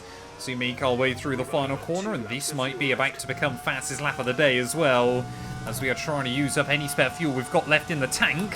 120.4 there. We will obliterate the fastest lap previously set in this GP, but will we be able to go any quicker on this last lap then? I think Michael Schumacher might just have accepted defeat today. For the first time this year, it is not going to be the German, hopefully, is not going to claim victory this season. But Ferrari, though, still just looking like we got a little bit extra over everybody else, especially late on, especially after we got a bit lucky with the traffic. But a new fight from Renault. McLaren as well looking pretty good, and well, you can never discount Williams. It only takes one little bit of Adrian Newey genius inside this series to help out Williams' fortunes as well inside this game. Another improvement through Sector 1, really carrying the speed up through Kampser. We took our first win for Ferrari last season out in Monaco, but for McLaren, our first win came here. For Schumacher, his first win came here as well. It's not going to be our first win in red, but it is going to be the first one this season, and exactly what we needed to do. Through the final corners, Barcelona once again is going to go our way. We are figuring out this car. We are figuring out how to beat Michael Schumacher, and we are figuring out how to take P1. Another Spanish Grand Prix is over, and what a special race it was. Anthony Davidson, a resounding victory today. What set them apart from the rest? Well, I honestly feel it was down to the driver and car today. I mean, we can talk driver skill all day, but if you don't have a solid team to back that, you're never going to get anywhere. When you hit that sweet spot of having both an excellent driver and an incredible car, that's when you see results like those we witnessed today.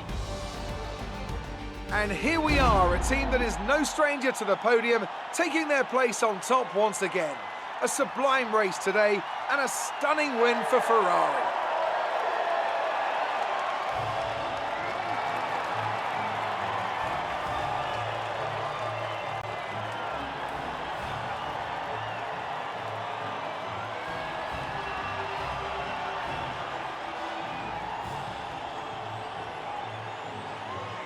Well, there we are then, finally P1 for ourselves there, and finally showcasing that Michael Schumacher this season can be beaten. A 119.9 as well last lap.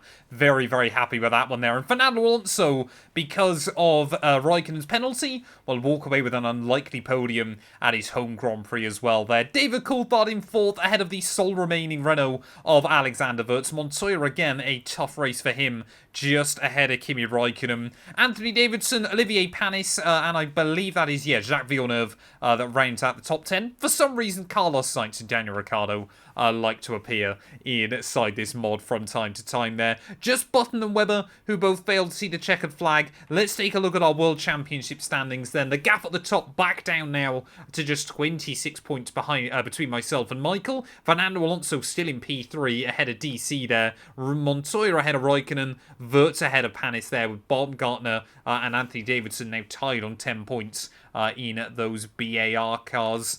Still just the Jordans, Jaguars and Minardis yet to score. Constructors-wise, you can see Ferrari now 66 clear of Williams. Renault jumped BAR despite the mechanical failure. And Sauber down to 6th. Thank you all so much for watching. If you have enjoyed, please do make sure to leave a like, get yourself subscribed, and we'll be back very soon when Formula 1 returns ready for the jewel in the crown. We'll be back for the Monaco Grand Prix. Hello everyone and welcome back to a brand new video where today we return with round 5 of our F1 2003 career mode. Yes, we're back this weekend here for the Monaco Grand Prix. Of course, if you missed out on the video that went live earlier on in the week from Barcelona, the Spanish GP, I would highly recommend going back and checking it out. Ferrari, we're doing pretty well so far this season, and we finally chalked up our first win, stopping Michael Schumacher's reign of terror at the front of the order. We bagged our second 1-2 in a row as a team, so it means our rival, our teammate, our rival, has got a 26-point lead still at the top of the championship. Ferrari, though, we've got almost twice the points of Williams in the Constructors right now. Fernando Alonso still in P3 ahead of DC, Juan Pablo Montoya, and Kimi Raikkonen, of course, a real disappointment last weekend as well. But yeah, returning though to Monaco, we've won this race the last 3 years in a row. So, I mean, winning it 4 times back to back would be absolutely incredible. Of course, it's where we took our first win for Ferrari last season. So a lot of happy memories as well coming from this venue. But Renault look very competitive. I expect them to be strong. It might also be a circuit that suits Williams or McLaren. It really does feel like anything can happen this weekend. Get yourself subscribed if you're new. We are trying to hit 140,000 subs before F1 25 comes out. Also, if you haven't already and you want to help support us just a little bit more, you can click the join button down below for just £1 a month. You get early access to all the videos, as well as a few other little perks and bits and pieces like that. It genuinely does help us out so much as well, whilst YouTube can be inconsistent at the best of times. But yeah, let's head then here into qualifying.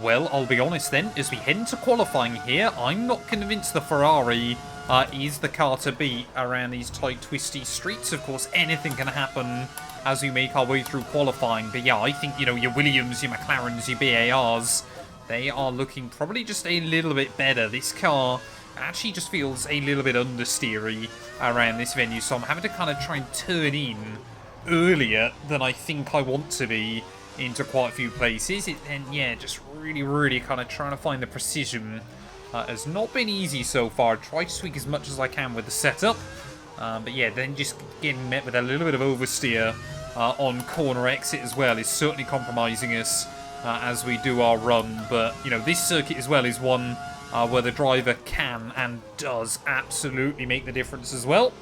So we just try and bounce over the curbing through the exit of the Nouvelle Chicane. Are you okay? That was a nasty hit. What on earth has happened to the car? I think a Williams has also binned it down there, but that's one of the oddest accidents I've ever seen. I mean, the original mistake, nothing too surprising there. Just nick the inside wheel through to back, and that has immediately ripped the suspension apart. But I think either that's just a bit of a weird graphical bug, but I can see Williams components and even, I think, yeah, it's Renault and Sauber components all involved in that accident as well. So not really sure how that works, but I guess we're going to be starting right down at the rear of the field then as we head into the race. Well, there we go. David Coulthard will line up on pole. Of course, he actually, in real life, did go very well around this circuit on numerous occasions. Back in the early 2000s, I believe a 2-time winner here in Monaco. Schumacher will line up P2 ahead of Alonso. Toyota lining up P4 and P5. So that is a huge opportunity for them to score big points. But Olivier Panis, Juan Pablo Montoya, Button, myself, and Raikkonen all messing up our qualifying runs. We're going to have a mixed up grid then ready for the race. So let's just see what happens. After the points finish last race, let's aim to keep the momentum going.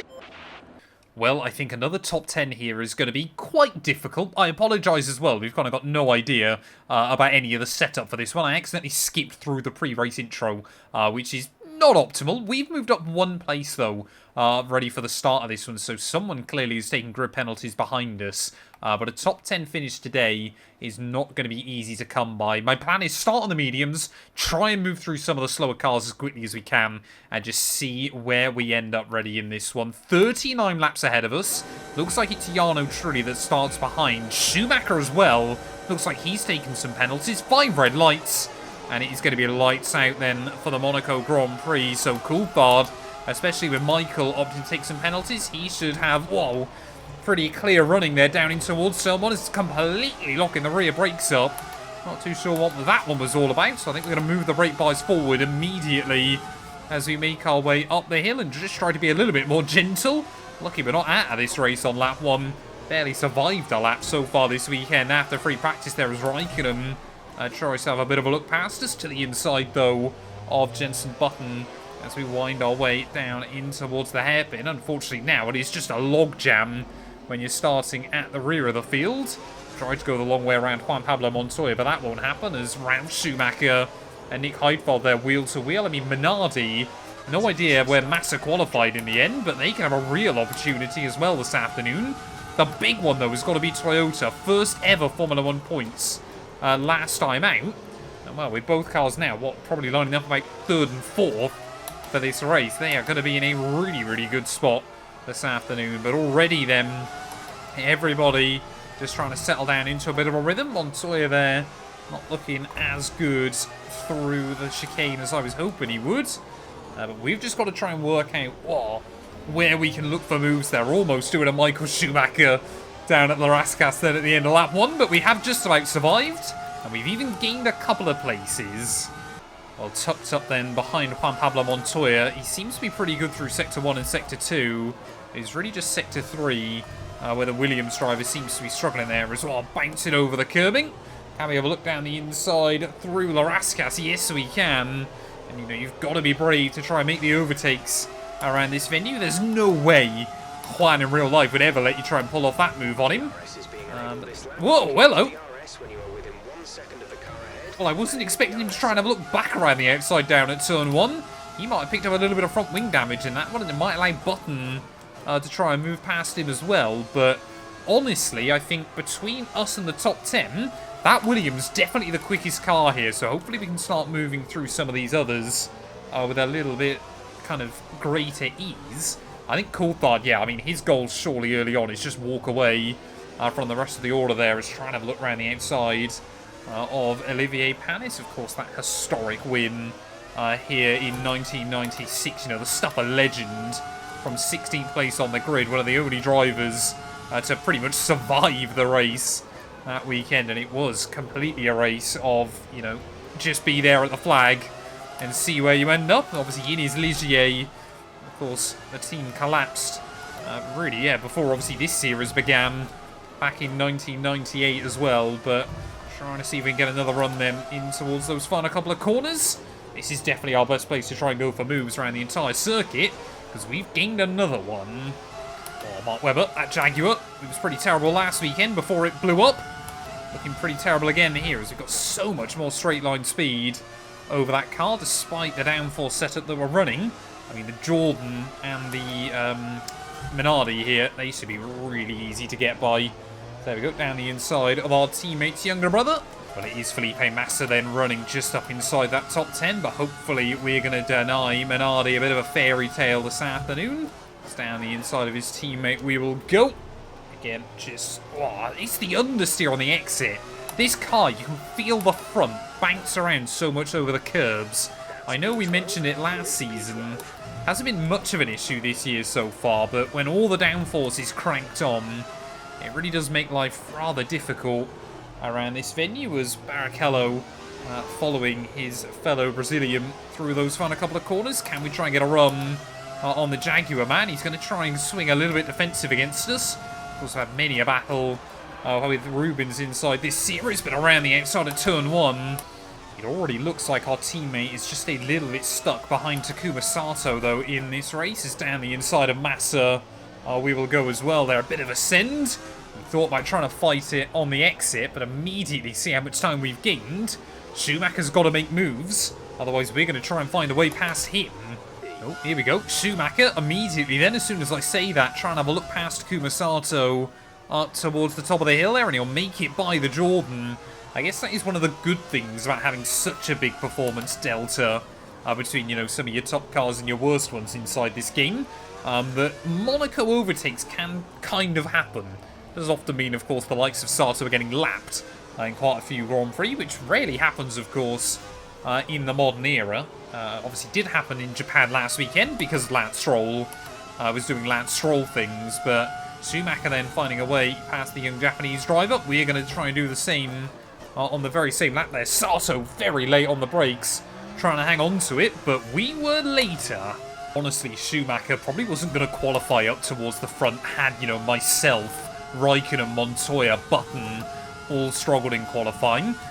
Because, yeah, we are definitely a lot quicker than our teammate early on in the race. Whether it's just a confidence thing, whether he's just trying to take those soft tyres as far as he possibly can now. But, yeah, we're kind of in an awkward spot here. Do we kind of sacrifice a potential big result to make sure we beat Michael? Or do we just focus on trying to beat Michael Schumacher out here? And obviously hope that we're going to get more opportunities as the season goes on. I just don't know whether I'm going to be able to get around him on circuit at the moment, because of course, you know, identical cars, he has got enough straight line speed against us. We just kind of got to wait for an error, I feel. Or, when do I think he'll pit? I mean, we are pushing Michael along through these corners. Don't know whether he just hasn't got the grip or the confidence or what, but here we go then. Oh, no, down the inside of the Rascas, and that was kind of the treatment I was expecting to receive from Juan Pablo Montoya, but Schumacher absolutely not letting us happen. We've actually picked up just a tiny bit of front wing damage as well, so I don't know kind of how that's going to affect performance, but Ferrari coming together for the first time this season. Well, I could honestly be tempted to pit pretty much now then in this Grand Prix. Anthony Davidson, Zob Baumgartner, probably one of the more competitive weekends they've had so far this year. See Giancarlo Fisichella just holding them up, so no idea where Jacques Villeneuve is. Well, in that other car. I don't believe Jacques ever won the Monaco Grand Prix, did he, in his time in Formula 1 either, so yeah, certainly I don't think today is going to be that day. David Coulthard's still running away with it up at the front of the grid. I think he's got about a 15-second lead over anybody else right now, so McLaren today could finally be their kind of return to form this season. They obviously didn't win a race last year. Every race won by Williams or Ferrari, but I'm going to take the gamble then. We're going to pit really early here, get a new front wing on the wagon as well. I think it's costing us too much time, but I just like it for kind of peace of mind in this Grand Prix, and that puts pressure on Schumacher as well as to kind of what he does. I know it's still early on in the year, but you know, it is just kind of those little things that can make all the difference come the end of a season. A 9-second stop is not fantastic. Big thing as well is making sure that we come back out ahead of Sato. I was hoping to come out in some clear air in this race, which I think we will. But when will the AI pit? That's the other question. And will Schumacher, he might just, if he was to box now, come out ahead of a few of them, but not many. Go Schumacher. Schumacher immediately responds into the pit lane. So he's definitely going to come back out ahead of me then in this race. But I mean, instantly purple middle sector. Hard tyres feeling pretty good on the wagon. But will Schumacher stay out ahead of the likes of Trulli and Kimi Raikkonen then? Because that could really help him out as this race continues on. I'm surprised, though, that the AI have boxed as soon after me as they have. As Schumacher... Oh, he's still out ahead of me. I was going to say, I'd be staggered if we got the jump on him with that. He does come out, though, down in P19. Ferrari, we've won every race this year, and now we are last and second to last. Well, I can only assume it's Felipe Massa holding up this huge train of cars right now, but the Brazilian and his Minardi team probably, again, enjoying the laps they're running up inside the top 10 here. But Schumacher and I, we've got so much work to do as this race continues on. I know some of you were commenting on it about it back in Shanghai, although for some reason there's a bit of a weird graphical bug where the Ferrari uses DRS. It doesn't actually make the car any quicker in a straight line. I did test it a couple of times in Shanghai. All it was there was the fact that Schumacher just had a much lower downforce setup than me, as he's going to force me to his outside then. Not too sure what that was all about. Can we try and find the room, though? We've got to make sure we give him the space through the exit of the corner. Again, he's going to turn in on us. So not too much of a fan of that, but past our teammate will go. And that is huge for our World Championship hopes here. But the real question is, how many other cars can we try and move by? Obviously, as others start to pit, I'm sure everybody else that was just ahead of Schumacher when he boxed will be looking kind of at that gap and trying to come out ahead. I think Felipe Massa is the real bottleneck in this race, as I thought about it. Down the inside there are Jarno Trulli. Sauber, for a team that's looked so competitive this year. Monte Carlo this weekend has not gone very well. Of course, Jarno, I believe, yeah, he won his first ever Formula 1 race as well, didn't he? Here in Monaco in 2004, obviously for the Renault team. So, yeah, Sauber this year fielding 2 Monaco Grand Prix winners. So we've got yellows out somewhere. No idea who is dropping to the wayside then in this Grand Prix. Is it? Oh, it's Michael! Schumacher behind us has gone. So I was trying to look on the minimap, see if I can find something, but Michael Schumacher is our first retirement out of the Grand Prix. Heartbreak for our teammate. Certainly brings up questions about our reliability there. As down the inside of Kimi Räikkönen we will go, but I cannot believe that. That gives us a huge chance today, if we can score well. I wonder why he took grid penalties then. Clearly, if the team were worried about something, they should have done more with the car. Oh, let's try and get a run then. Jenson Button, obviously with Schumacher out. I know obviously we haven't been best friends so far in this series anyway, but especially this year, those kind of races give us a huge opportunity in the World Championship then. So we'll go past Button. We'll be able to have a look past Webber into one. Not quite. Already gone past the Jaguar once in this race, and that was up the hill in towards Casino Square. You can just see how much we gain on it, though. That Jaguar, oh, it really is a disappointment inside this series. And, of course, yeah, it won't be long before they're going to be bought out by Red Bull either. There is around the outside of Webber will go. Hopefully we'll get that sorted out. Don't think he's going to try and fight it too hard. Oh, yes, he is. And Webber's going to put me in the wall. What was that? Yeah, barely the car alongside. I don't really want to pit for a new front wing unless I absolutely have to in this Grand Prix. But yeah, no idea what Mark Webber's kind of idea was there. The gap was always closing. You think he would have backed out of it. Surely he's picked up front wing damage as well. But will we be able to continue kind of limping on to the outside then this time round on Juan Pablo Montoya? Of course, one time we got down the inside there. As he slaps the wall through the inside of that final corner. So we will just about get around him there. Rather luckily, up into P14 then.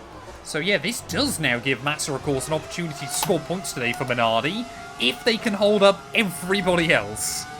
Xavier Panis up next then. Down the inside of the Sauber man will go. Luckily, he does give me the room there, as we absolutely mank the curb. And yeah, obviously Sauber again, definitely never going to try and fight our cars all too much. And Panis, again, I think his mindset is, I've won this race by surviving before. That's exactly what I want to try and do today. Can we get a run on Ralph in towards the next braking zone? Down the inside again we will go. Another firm but fairish move.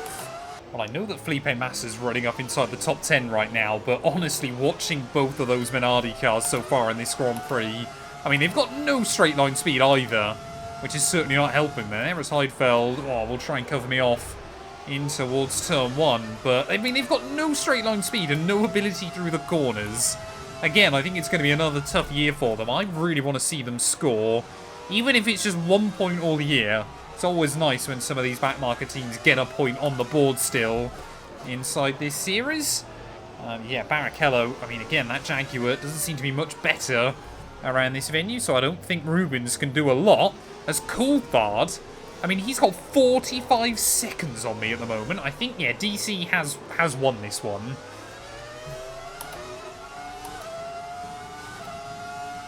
I don't know how many overtakes I've had to make so far in this race, but it feels like far too many for just lap 17 of the Grand Prix.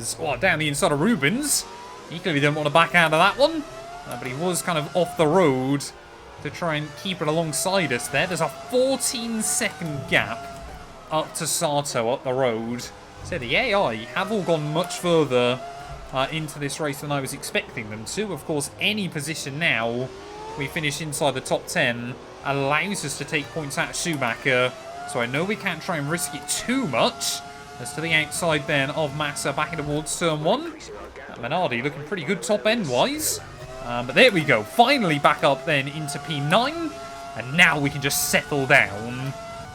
Well, there we go. Despite the little bit of wing damage when we're out in clear air, we are still the fastest car on circuit right now. 3 seconds we took out of Sato that lap. Although, like I said, I think Coulthard is going to win this one.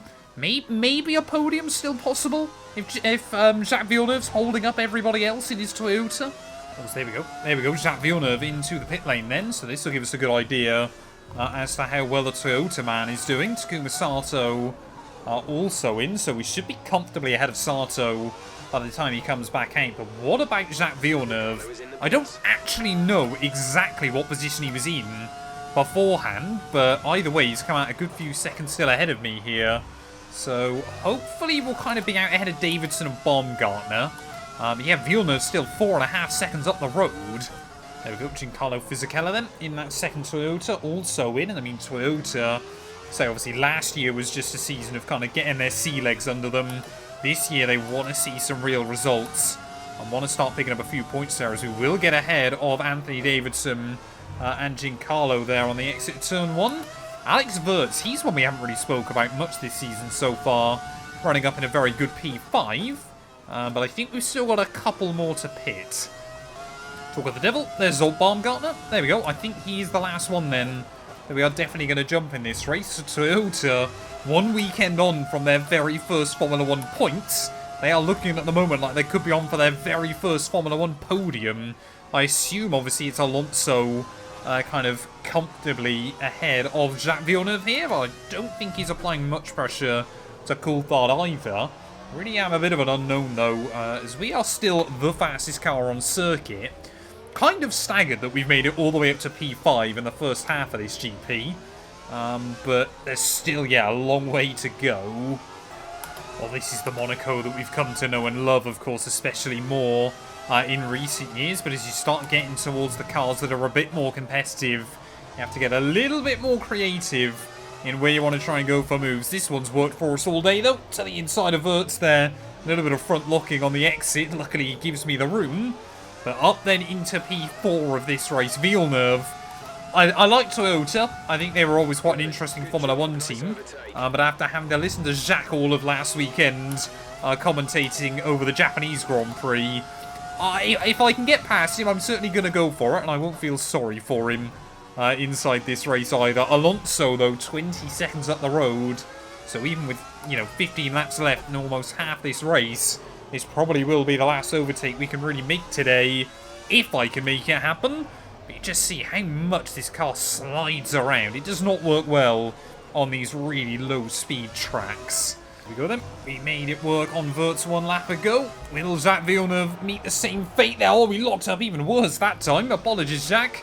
But we got the car down the inside there and up then into P3 of this race. Villeneuve, I think we did avoid giving him any front wing damage. He's actually going to try and come back at me in towards turn 1, so that's a rather brave choice as well. But Coulthard 27 seconds clear. Alonso 20 seconds clear. I'm going to try and pull away from these guys. I'm going to try and see if I can hang them. But yeah, that might be all we can really do in this race. Well, for about the last 15 laps or so, we have just been driving a Ferrari around the streets of Monte Carlo, and that, any time of the year, sounds pretty good to me. Gutted, though, as we get in towards these final couple of laps, finally have to deal with some lap traffic. Massa, whatever's happened in this Grand Prix to him, he's dropped right to the rear of the order, so I don't think Minardi are going to be scoring points today. I would assume Rubens Barrichello is going to end Jaguar's drought so far this year, as Felipe then will let us by up over the top of the hill. But yeah, obviously with Schumacher's DNF from this race, the gap at the top of the Drivers' Championship is going to come down massively. But Fernando Alonso, he's been very consistent so far this year. Hasn't taken a win, and doesn't look like he will today either. But has just kind of been there or thereabouts every single weekend. And that is really helping kind of keep his points tally rolling so far. Thank you, Jarno Trulli. I appreciate it, buddy. But, yeah, Coulthard at the front of the order. I mean, we've been quicker than the front two. But I think they obviously had to deal with a lot more traffic than I have. But, yeah, I don't think, even if we've been able to get to them, I think we might have struggled to find a way around those two. Just because their cars are quick enough. But as we round our way, though, to start the last lap, we are going to lap our top two's teammates here, Montoya and Raikkonen. They have had an absolutely torrid time, glued to the back of Mark Webber throughout most of this weekend's proceedings. And, well, a disaster on Saturday normally leaves you with a pretty painful Sunday here on the Monte Carlo streets. One more lap to go, though, of this race. And David Coulthard, like I said, I believe he won this race twice IRL in 2000 and in 2002. This has never really been a circuit that kind of suits the favourites each and every year there. So can't say I'm too surprised yet that Ferrari this weekend, we have struggled. Disappointed, absolutely, by it. I would have loved to have claimed our fourth victory on these streets inside this series, but that's the way, unfortunately, things go sometimes in Formula 1 then, as Webber will let us by Button as well. Jacques Villeneuve looks like he's still going to hang on for P4, and a huge result as well for Toyota here. But as he rounds his way through the final few corners, McLaren, I don't think they've won a race since we took victory back in Mexico in 2001. Coulthard today, though, Ron Dennis and his belief in the Scotsman is finally going to come out back on top there. Fernando Alonso will pick up yet another podium for Williams so far this year, and a second place finish as well to boot there. Out of the final corner, from the back of the grid though, P3, we claim big points out of Schumacher. That's it then for another nail-biting Monaco Grand Prix. We were on the edge of our seats the whole time, but they've come through to take a stunning victory.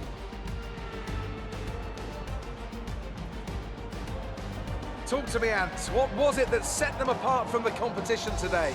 Well, time management probably played quite a large role in the outcome of this one. As ever, it's not just about speed, it's all about maintaining that speed consistently over a stint, over a race distance. So being able to keep up the lap times while still being smooth on the controls and gentle on the tyres, that's really where the race was won today. After an excellent performance at the Grand Prix, I'm sure there'll be plenty of celebrations tonight amongst the Mercedes team. And they certainly deserve it.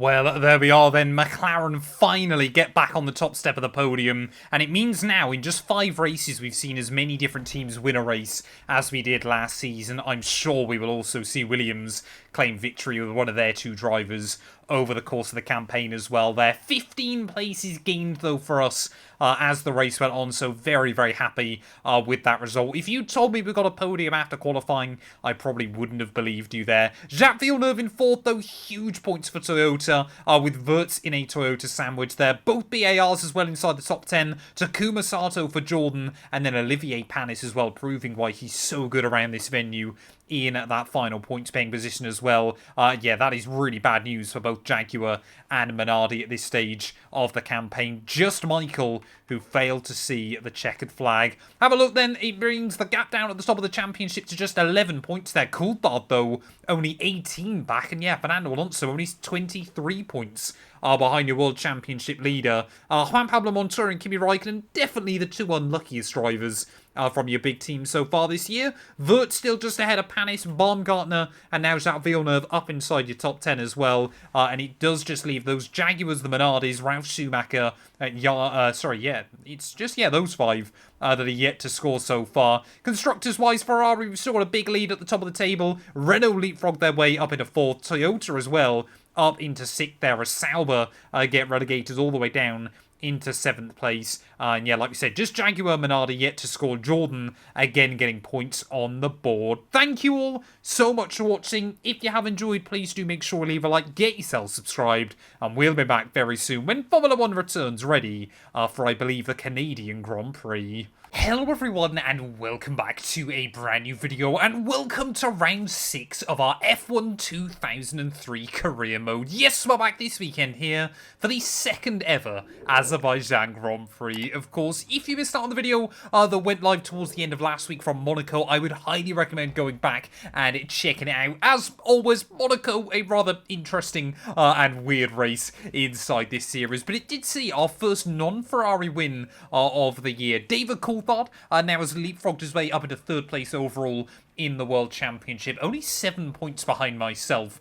He has been very, very consistent so far this year, but a Ferrari disaster. We crashed out in qualifying. Schumacher had a mechanical failure in the GP. It still means our teammate is leading the World Championship by 11 points right now. But yeah, David Coulthard and Fernando Alonso have both been very, very consistent so far and are keeping us honest at the top of the table. Juan Pablo Montoya, Kimi Raikkonen, they both had terrible races as well last weekend. So there's a bit of a gap still in the Constructors' Championship. Ferrari, a 63-point buffer still at the top of the table. Of course, I'm pretty certain still we are yet to win a Constructors inside this game. Of course, only the one Drivers' World Championship to our name as well. But of course, if you're new, please do make sure you leave a like, get yourself subscribed. We're trying to hit 140,000 subs before F1 25 releases now in, what, just over a month's time?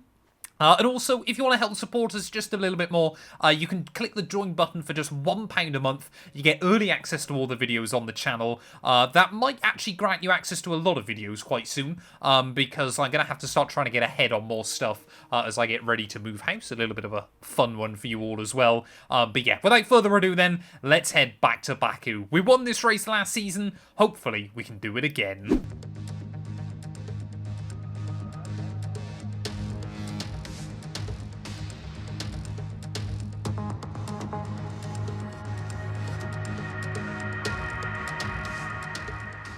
Well, I must admit then, with these older, lighter cars, racing around Baku is a rather odd experience.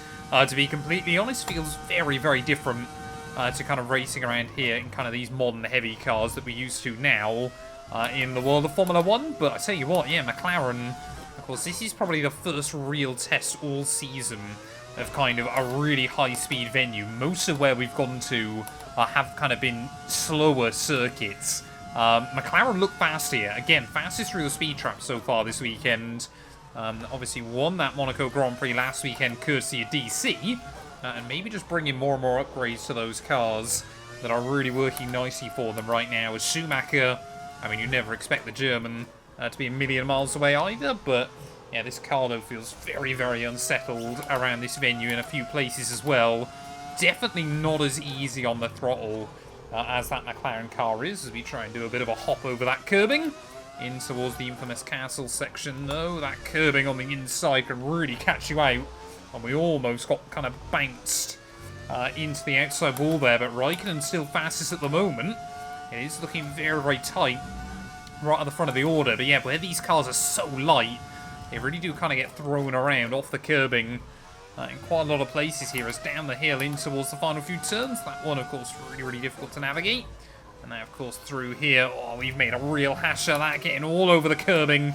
And that, again, is going to cost us speed and momentum all the way around towards the start-finish line here. Thread the needle through the final couple of corners. Schumacher now actually bounces back up to the top of the order. Will he be able to hang on then? Maybe got a really good run at that final turn against his rivals. Will it be Michael Schumacher up towards the flag? Yes, it will, as we end up 9th there.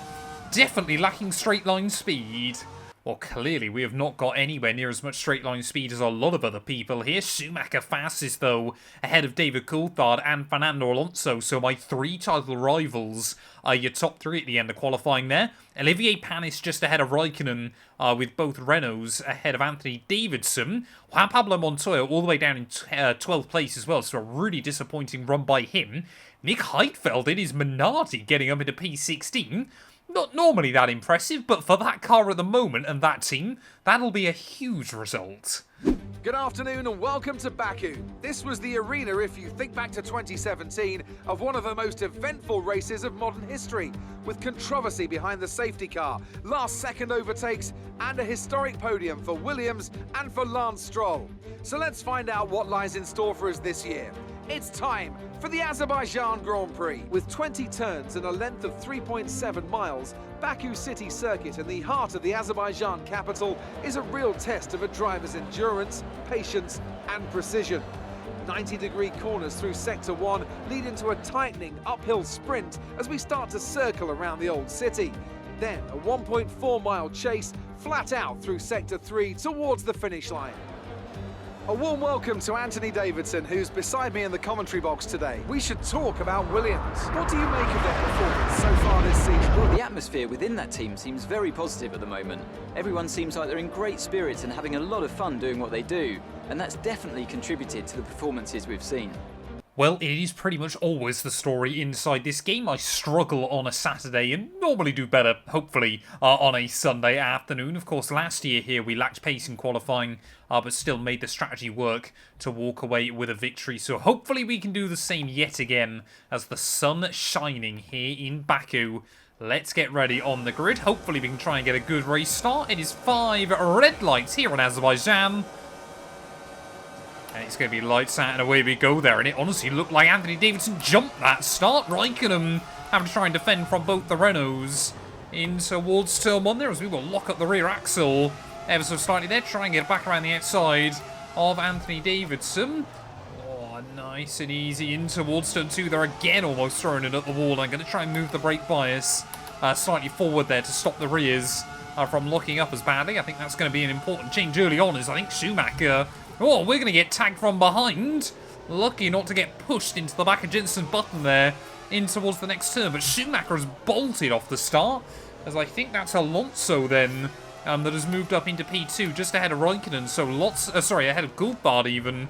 So lots of battling going on early on here, and that has allowed our teammate, who of course won the opening 3 Grand Prix, hasn't won either of the last 2. Of course, yes, championship lead has been absolutely destroyed recently. But immediately getting back into a position he needs to this weekend. There is nice and easy over the curbing on lap 1. I think, yeah, we just went far too aggressive with the rear brake bias in qualifying. That's ultimately what cost us a little bit of stability and overall performance. But yeah, say gaining 1 place then on this opening lap, and luckily already feeling a little bit more confident to try and attack the likes of Button and co. But again, it's going to be the straight line speed that I think is going to be a problem here. We could try and drop the front wing, obviously, when I pit slightly. I'm not sure I really want to as we try and carve our way through there. That's where we're strong. Able to take that final scheme easy flat there, as I think the Renault's struggling with top speed. Raikkonen immediately coming past Wirtz there, 209 miles an hour almost, as we bang off the limit to 19,000 RPM. Sounds so good. Just try and break later than JB in towards turn 1, and we're up into 7th. Oh, Wirtz a big wobble as we came out of the castle section. That'll bring us a little bit closer to the back of the Renault. So we're going to get a really badly timed run there. To the inside we go. In through the old town. Not exactly where I want to make moves, but I guess we've done it there. And luckily, he was fairly compliant in kind of accepting that the position was lost. But yeah, I was actually planning on trying to get a run on him back down the start-finish straight here, but that's not going to happen. In fact, if he gets a strong run through those final corners, he might be able to actually get the run back on me there. But luckily, yeah, that Renault, very good low-speed downforce, seems to struggle a little bit more at the high end. But he is going to carry the good run back down in towards turn 1. Will he be able to get back to me, though? He's gaining. Not quite close enough. Pretty certain this week we've actually got 2 back-to-back Baku races tomorrow. If I haven't messed up my scheduling, I'm pretty certain our F1 24 career mode comes back to this circuit. I've already recorded that video, just the weird way I'm having to try and get stuff done. It is a very good one. I'll give you guys that little hint right now. But it's kind of this one. I think F1 2021 felt like the last game that Baku was enjoyable until F1 24. So, yeah, this place really is good fun. And it might become kind of a mainstay in this series kind of between now and the end of this career mode as well. But yeah, it looks like our pace at the moment pretty good. We're actually running purple times through the middle sector, and hopefully now we're going to be a little bit closer on Raikkonen there, as I was actually going to talk about Olivier Panis doing a very, very good job in that Sauber car, able to kind of just stick in the traffic here. As Raikkonen, is he going to be able to get a move then on the Sauber back in towards that first corner, as we will set a new fastest lap of the day. That's exactly what we need to be doing more of. I think Schumacher definitely still with a few seconds margin at the front, but we've proven we've got the pace to keep up with him. Our tyre wear as well is also looking just a little bit better than I was originally expecting there. As oh, here we go, Raikkonen that time around then, but immediately move past Panis as we make our way back in towards turn 1. It's a shame these old cars don't have an 8th gear, because I reckon we could probably see well in excess of 220 miles an hour around this venue. But yeah, obviously Sauber this season with the up-to-spec Ferrari power units. We've got yellows out. No idea who's got issues in this Grand Prix. I think it's a car behind us. Is that... Oh, it's Alexander Wurz then, who's going to be our first casualty of the day. And another Renault power unit goes bang. Oh, no. Damn it. Well, I guess the safety car kind of helps me there, but we got a 5-second penalty for that collision with Panis, so that's a little bit awkward. Say, we're definitely going to box now at the end of this lap, try and serve the pen, get a new front wing on the wagon as well. But I think we might be able to take mediums right to the end. Schumacher's lead is going to be completely eradicated as well. So yeah, this, just like last season, really does create an interesting dynamic. Well, I assume we're going to see basically everybody into the pit lane then, as Schumacher's in, but nobody else is. Oh, dearie me, this is bad. Maybe Ferrari have pulled a blinder here, but yeah, Schumacher also into the pit lane then, but none of our other runners are opting to peel in. Where's that going to leave us? Down towards the rear of the field then in this Grand Prix, as the team have got nothing set up ready for me. Of course, we've got that penalty anyway, so that doesn't make too much difference. But by the time we're already lined up and everything else, it's going to take forever to get everything done on this car. Penalty should be served. So there we go. There we go. Fantastic. So the penalty's gone, but that was a 16.2 second pit stop. That is an absolute disaster here. And we are going to be back out in the Grand Prix then, all the way down in last place. For the second weekend in a row, both Ferrari cars trying to have to fight their way back through the order, but we know that the strategy will hopefully play into our hands here as we get ready to go green flag racing once again. This first lap is going to feel very, very frantic indeed. I've got to try and navigate all the back markers. Michael has got to try and navigate more of the midfield runners as well. But yeah, really unsure why nobody else has opted to try and dive into the pit lane there as well at the same time. Hopefully we'll time the run on Felipe Massa back in towards that first corner, which we will. But everybody else braking, understandably, far earlier than I was expecting them to. Ralf Schumacher there following Rubens Barrichello.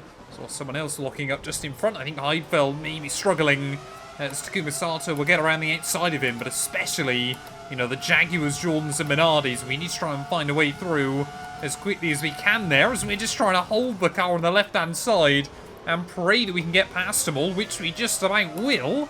So immediately then getting past the worst of it. Where is Michael Schumacher, though? I think he was running up about kind of P6, P7. I think I can see him there just up in front. I think he might be 7th place, as Juan Pablo Montoya, a rough qualifying session, and does not seem to be carving his way back through the order right now. So we need to try and find a way around Giancarlo Fisichella as well then. Oh, just got to avoid the understeer. Oh, Fisichella not able to get the power down. Not getting any kind of drive off of that corner. Of course, we are on a completely fresh set of tyres there, so we'll give up on that one pretty quickly. As Jacques Villeneuve then, one of my other former foes, definitely not been much of a rival this season.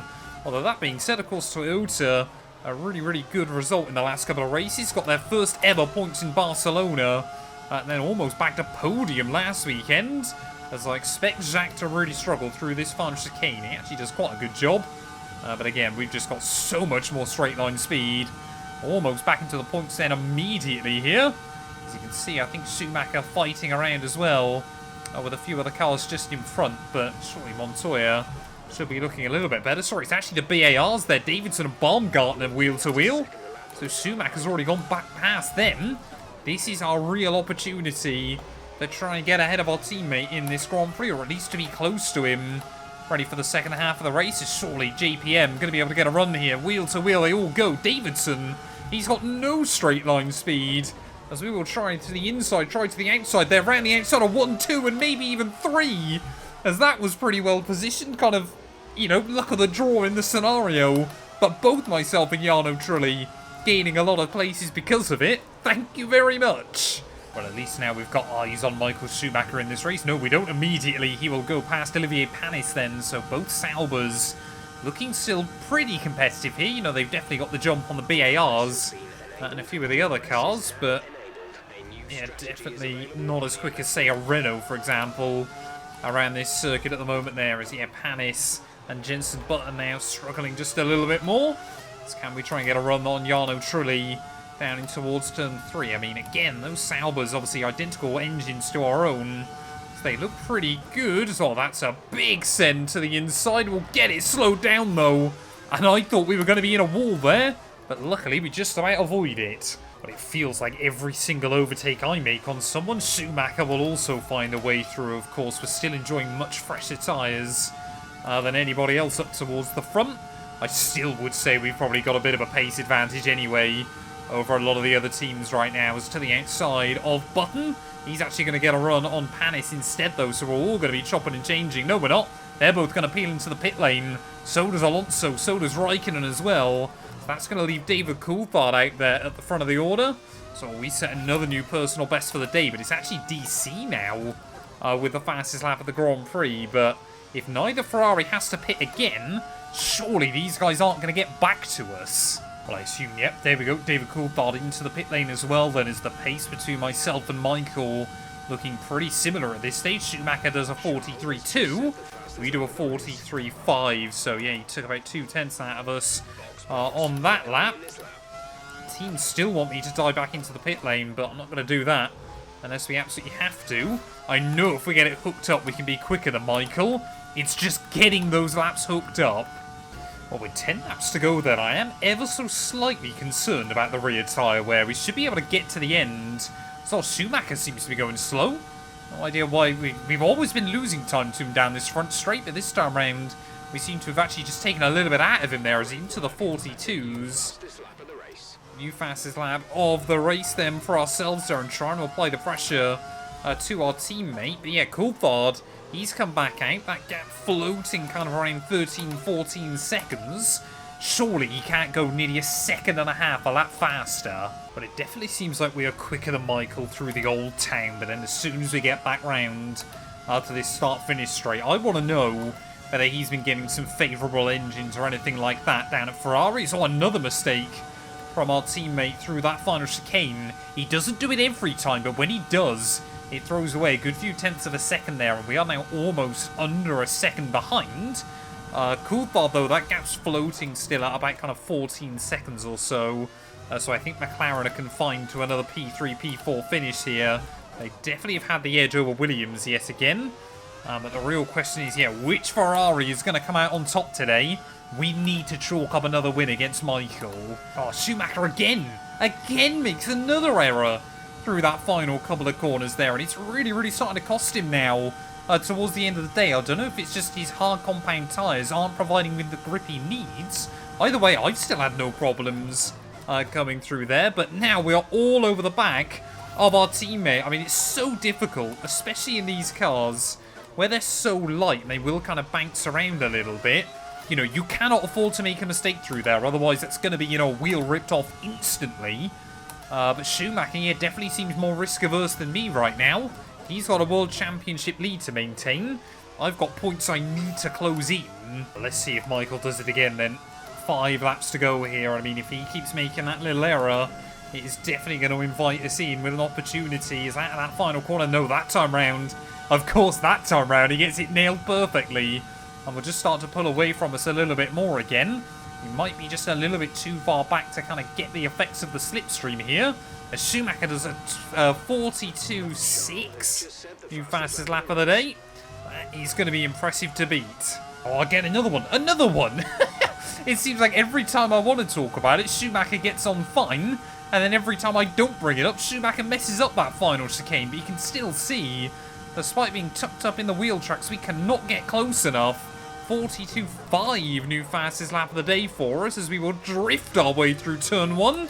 I practically put no steering lock in then. But say, getting to him is one thing.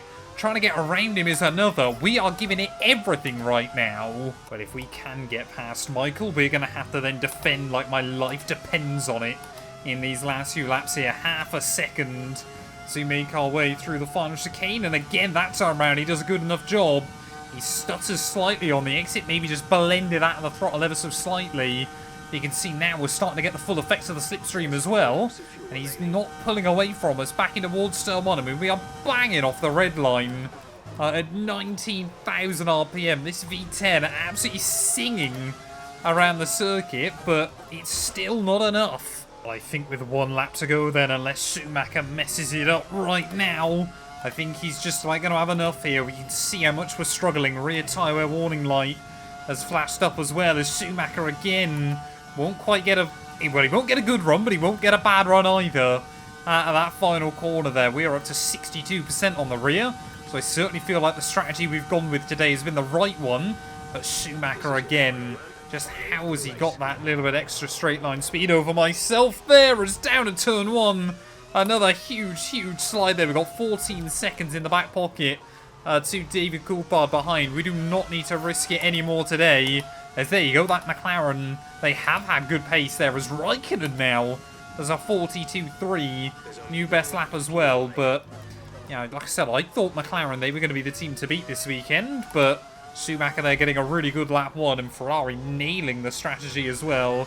Open up the door for us just to fight against each other late on in this one. But again though, Schumacher feels like just has the edge on us right now. Of course, next weekend we're in Montreal, which of course was the venue he won his only race last season in a Ferrari car that was not as good as a lot of the others around him. So really, you know, kind of all the momentum seems to be on Schumacher's side right now.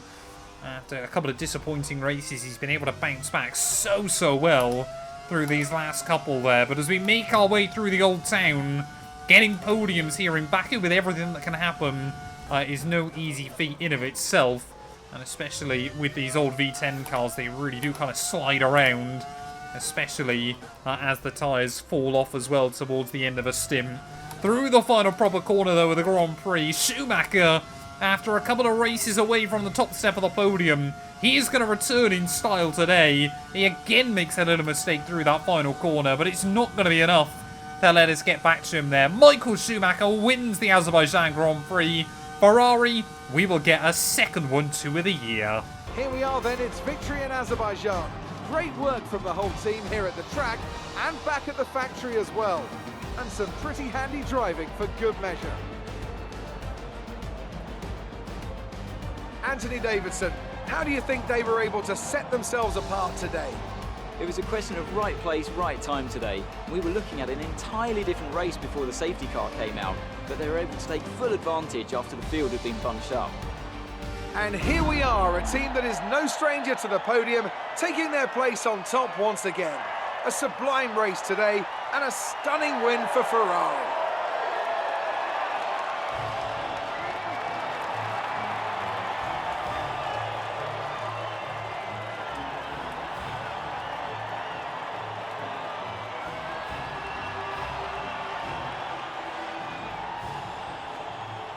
Well, there we are then, the end of the Azerbaijan Grand Prix. Michael Schumacher, pole position, didn't quite bag fastest lap, but does take race victory as well there. Will once again extend his World Championship lead. From 9th on the grid, I think we can be pretty happy with the recovery we did. But of course, when you get so close to taking victory, it is always so disappointing there. McLaren in P3 and P4. Fernando Alonso in 5th ahead of Olivier Panis there as both Saubers get some good points on the board.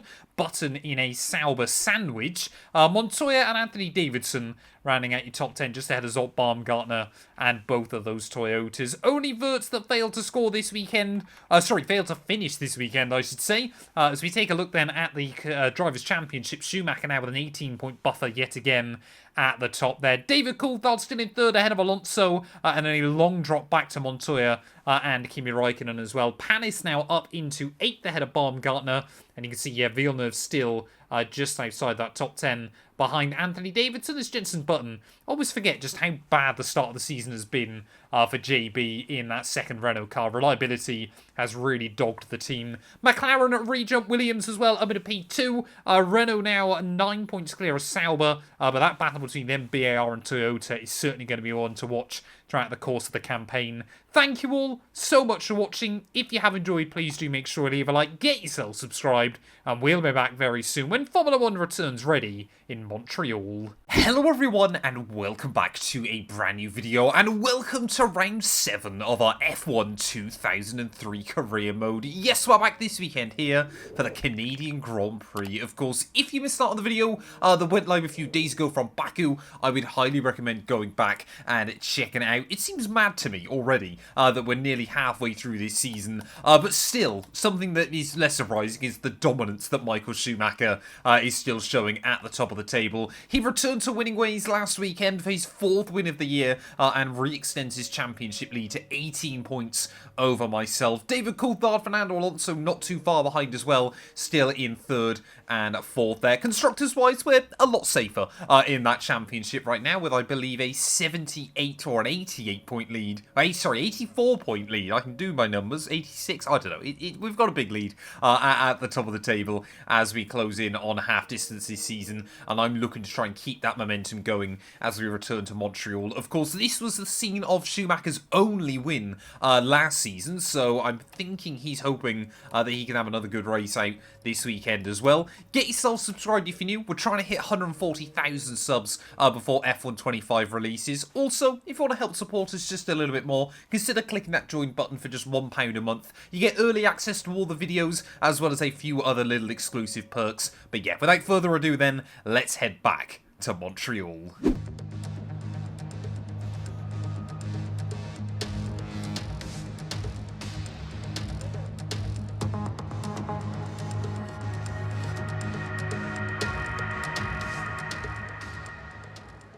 Well, heading then into qualifying here, you know, I'm going to expect it to be Michael Schumacher that is going to be the one setting the pace, but I've also had to take a 5-place grid drop this weekend for a gearbox change as well. So, yeah, we're going to be starting down the order irrespective of where I qualify, but ultimately, yeah, our qualifying pace this year has been less than stellar on quite a few occasions. We have taken a couple of pole positions.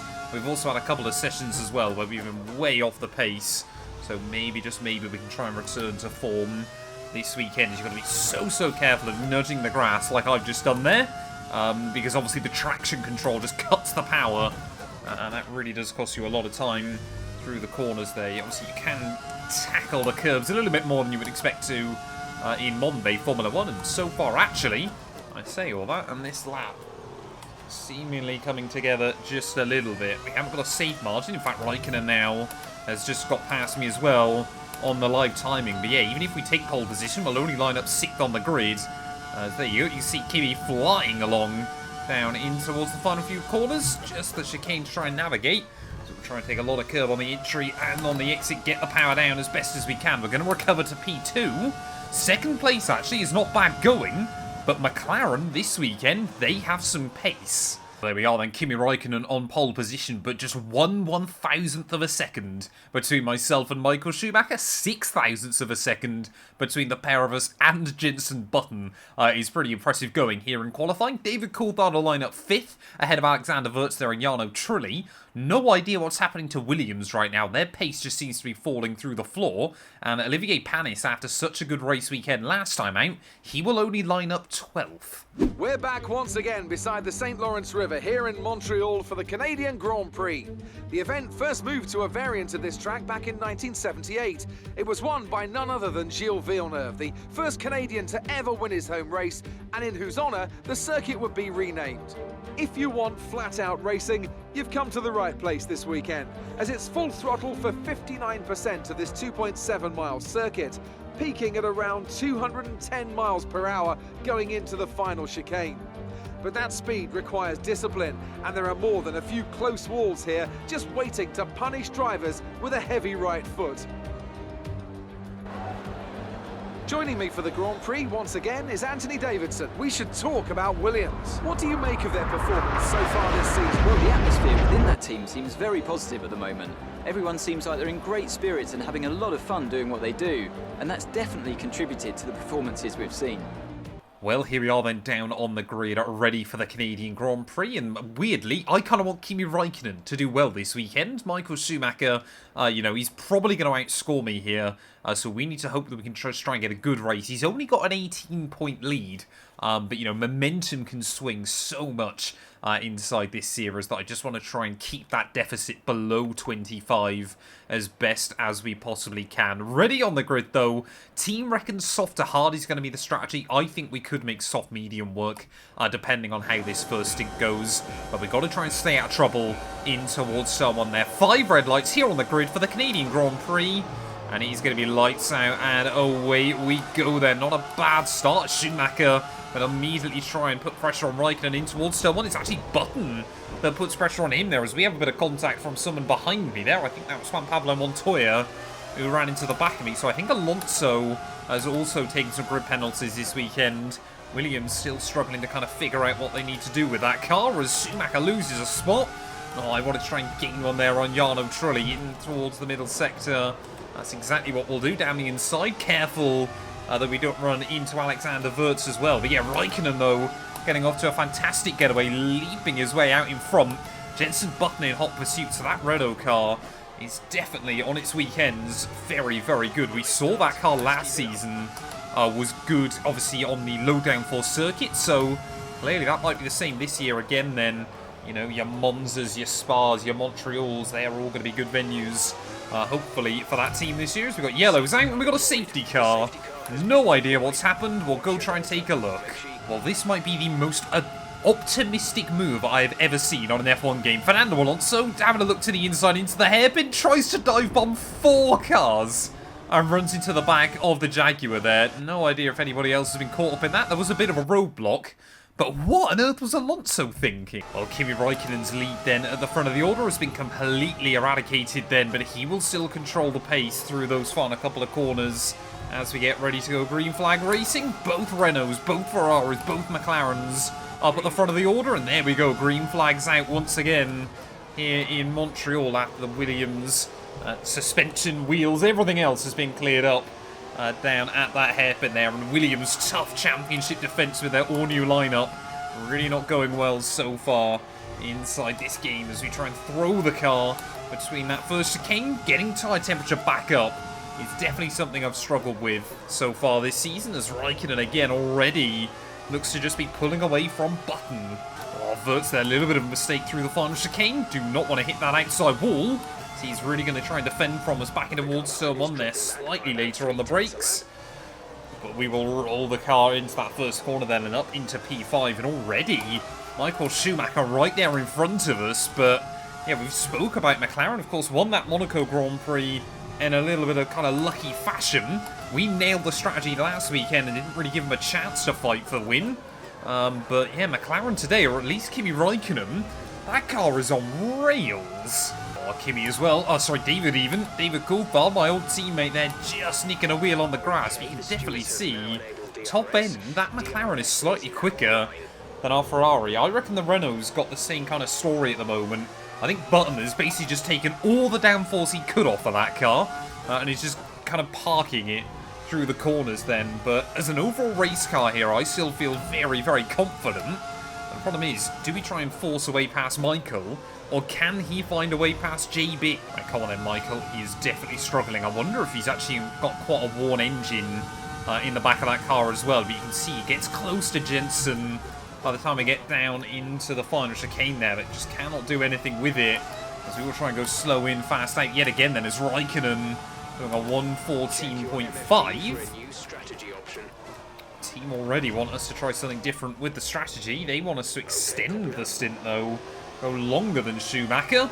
I guess that reminds us to try and bolt on a set of mediums. Of course, with that early safety car, that'll make this strategy ever so slightly easier for me. So here we go. Michael Schumacher struggling again to the inside of our World Championship rival teammate. The Ferrari is almost coming together there. We are still wheel to wheel. on the exit of the corner, and that's been really sloppy. As DC now will try and get a run back down the inside, in towards the next chicane there. Oh, easy on the brakes, everybody. It's around the outside we'll go. And although a little bit of drama, everything is as it was. But it's quite clear then that Schumacher is quicker than Button. Obviously, we lost a good second or so, obviously in that little bit of a battle. But you can see now immediately he's closed back in on JP, so clearly the Renault man doing his best defensive drive that he possibly can there as well, really throwing the car right towards the wall at that final turn.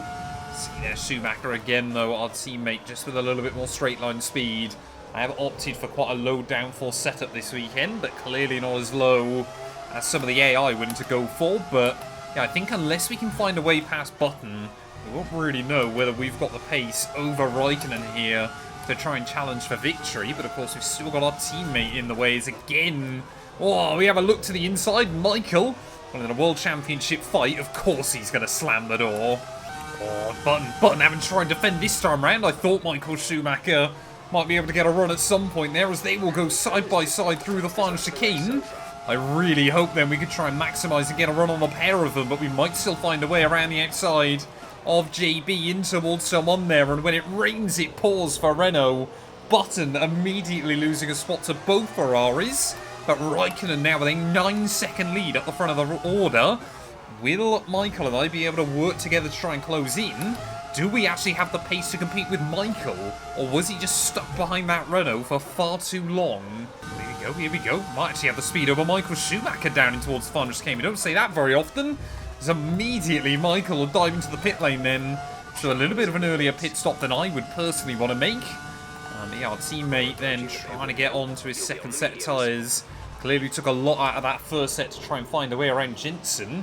One thing that has immediately been made clear to me, though, is Button is not fast. Already the gap up to 2 seconds, and now Coulthard's gone by. So will DC be able to pile on the pressure? Well, we are definitely quicker than Kimi Raikkonen at the moment. We've actually set a new fastest lap of the day, just dipping into the 1 minute 13s. But yeah, Michael Schumacher, though, of course, still a bit of an unknown quantity. I don't know where he's going to re-emerge in this GP, but we're definitely going to take the mediums throughout the rest of the afternoon. Tyre here, not looking too bad. Like I said, we've got the pace over Kimi, but I'm not sure it would be enough to get to him by the end of the afternoon. It's very, very late on the brakes into the pit lane there, but we get it stopped and all under control. I would assume the AI are probably going to go a couple more laps and then make the call, but we just need to make sure that we come out in clear air. 2.9 second stop's not bad going either, but where will Michael be? Back out on the circuit then. Has he been held up in some traffic? Have we been able to make this overcut work on our teammate there as we head back out onto the circuit? There is Anthony Davidson. There is Michael Schumacher, a couple of seconds behind. And our big rival in the World Championship then has been left on the back foot here. We're going to have about a 3-second margin over him. And now we've got to try and work the undercut on Kimi. But immediately then, this fresh set of the medium compound tyre working really, really well. Jensen Button into the pit lane. There's another new fastest lap of the day. 1:13.5 there. So like I said, I think we're definitely quicker than Raikkonen, but it's just a question of how much quicker can we be. Schumacher now has been released, but the gap is up over 5 seconds. Oh, as long as we don't do anything stupid, hopefully, against all the odds I really did think this weekend, we might be able to outscore Michael. There we go, more and more cars pouring into the pit lane then, so we shouldn't even get held up by Jarno Trulli. Will that be every other car into the box? Coulthard's in. Raikkonen has already pit, so there is Kimi. 7 seconds up the road still, so we did get a bit of an undercut, but certainly not a lot. 16 laps, 7 seconds. We need to be half a second a lap faster, pretty much.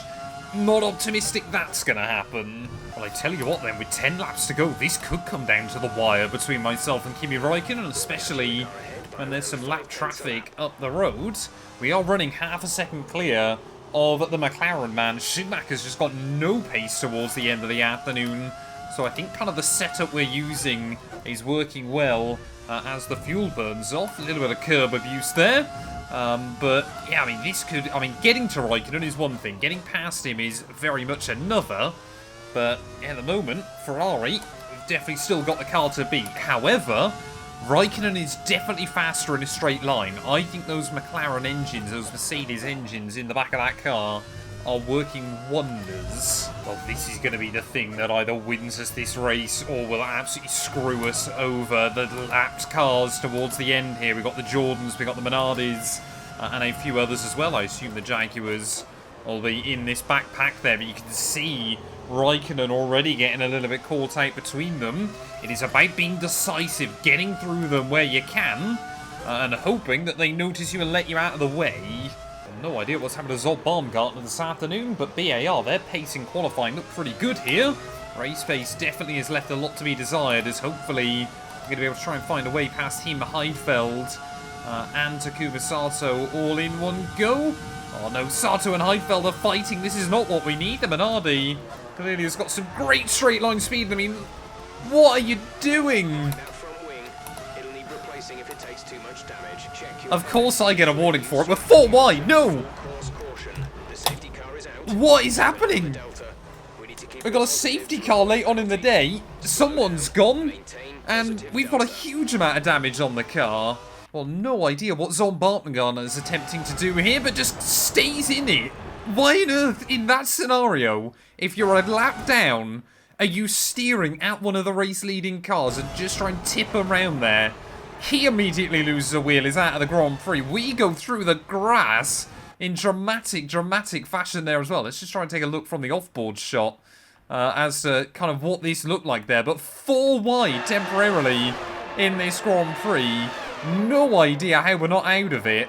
But suddenly we're going to have to make another pit stop, and we've got a late race safety car. Apart from the mistake at Monaco, it really does feel like this season not a lot of luck has gone our way, and today might be another story of the same. We're going to try and dive into the pit lane then, go as late as we possibly can on the brakes on the way in there, but a set of soft compound tyres going on, and a new front wing, of course, required inside the final few laps here. Schumacher's definitely going to jump me. I don't know whether Coulthard and Button will as well, but hopefully we're not going to be too far back down the order. But such a good recovery drive up to this point is going to be absolutely deleted here. Come on, let me go.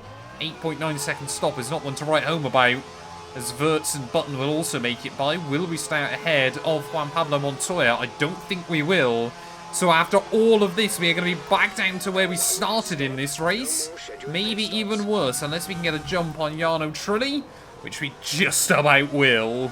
Well, I have no idea why the team have opted for a set of hard compound tyres for these final few laps. I'm 99% certain I told them softs, but Raikkonen then, he's got about 5 lap cars between him and Michael Schumacher, so he should be pretty safe for the victory. But we've already seen how chaotic the lap cars can be in this race.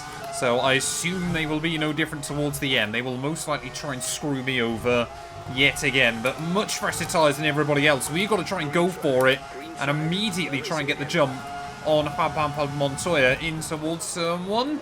See Ralf Schumacher there just struggling a little bit, as we will immediately move back up then into 6th place. My goal is Schumacher. That's who I want to get back to here, but I'm not optimistic it's going to happen, as Ralf will let everybody by. Takuma Sato again will sit in the way of someone he's not really meant to there, and that's going to really slow up Button and Wirtz, as we will try and get around the outside of the Austrian, up back into P5. I mean, it's still, even now, this is not bad recovery at the moment, but as more of these guys try and get out of the way, it's actually Button that seems to be getting the most held up by them. Nick Heidfeld there in his Minardi trying to get out of the way as best as he can.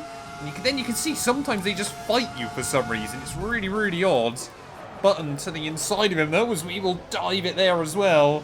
Try and make sure that we make the move happen, as still Nick Heidfeld refuses to back out. Finally, we will make it round him. And I think Felipe Massa then didn't go a lap down in this Grand Prix, unless that's them just up the road. But I thought that was a Jaguar car. As you can just see there, holding up David Coulthard, letting Michael Schumacher by. Button, though, again, struggling to get the run out of the final corner. Let's not forget we do still have a huge pace advantage anyway. It's down the inside of Button. And yeah, it is Mark Webber then. There's the car laps down. Michael Schumacher is right there. At the very least, we've got to get back past DC.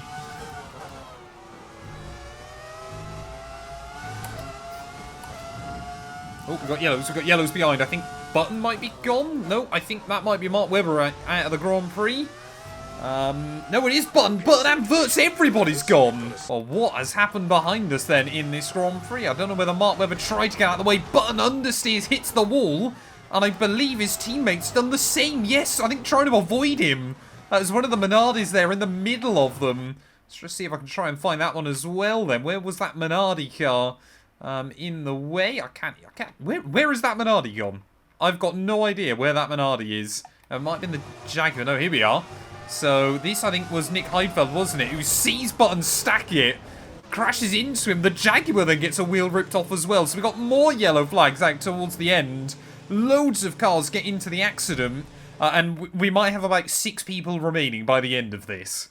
Well, I think then Juan Pablo Montoya might have lost his wing in the incident, but is still going in that Williams car. So maybe, like I said, Felipe Massa, I think he was still out there somewhere on the circuit. If he's made it through, Minardi could be on for some points in this Grand Prix. You know, you've always got to back one of the minnow teams inside this series as well. But, yeah, 11 cars left running, 2 laps remaining. We are still definitely quicker than Coulthard and Michael Schumacher, but getting past them is the tricky bit. It's Coulthard there. Oh, you just see how much more grip we've got, but he does get in the way. Team that has worked out really well for is Toyota then, as 1 lap to go, side by side now with David Coulthard. Oh, backing towards someone, he tries to chop my nose off. So we will kind of return the favour there to the inside of the McLaren. And up then into P3, a bit of a Daniel Ricciardo style kind of feint and dummy past the McLaren man. But Raikkonen, he has absolutely controlled this race from the front of the order. He definitely deserves to take this one. Can we get close enough to Michael Schumacher though? Our big championship rival at this stage of the campaign. We should have taken points out of him today until Zont Baumgartner had other ideas. But unless we can just get a little bit closer, struggling to see an opportunity there, throwing the car over the curbs.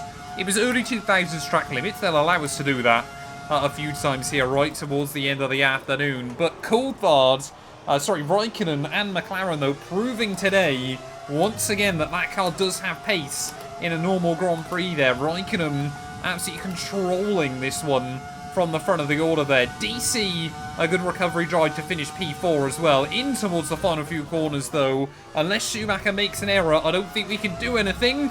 We'll absolutely send it through, but it's not enough. Raikkonen is a Formula 1 winner. Great work. Well done. We're really happy with the podium here. So, another fantastic victory for the Silver Arrows. Anthony Davidson, what helped them deliver this result, do you think? Well, staying out of trouble is probably the most important factor here. In the race where half the field weren't classified at the checkered flag, you were able to guarantee a good result by basically keeping the car running. With their pace and a decent strategy as well, I don't think the race was ever really in doubt. After an excellent performance at the Grand Prix, I'm sure there'll be plenty of celebrations tonight amongst the Mercedes team. And they certainly deserve it.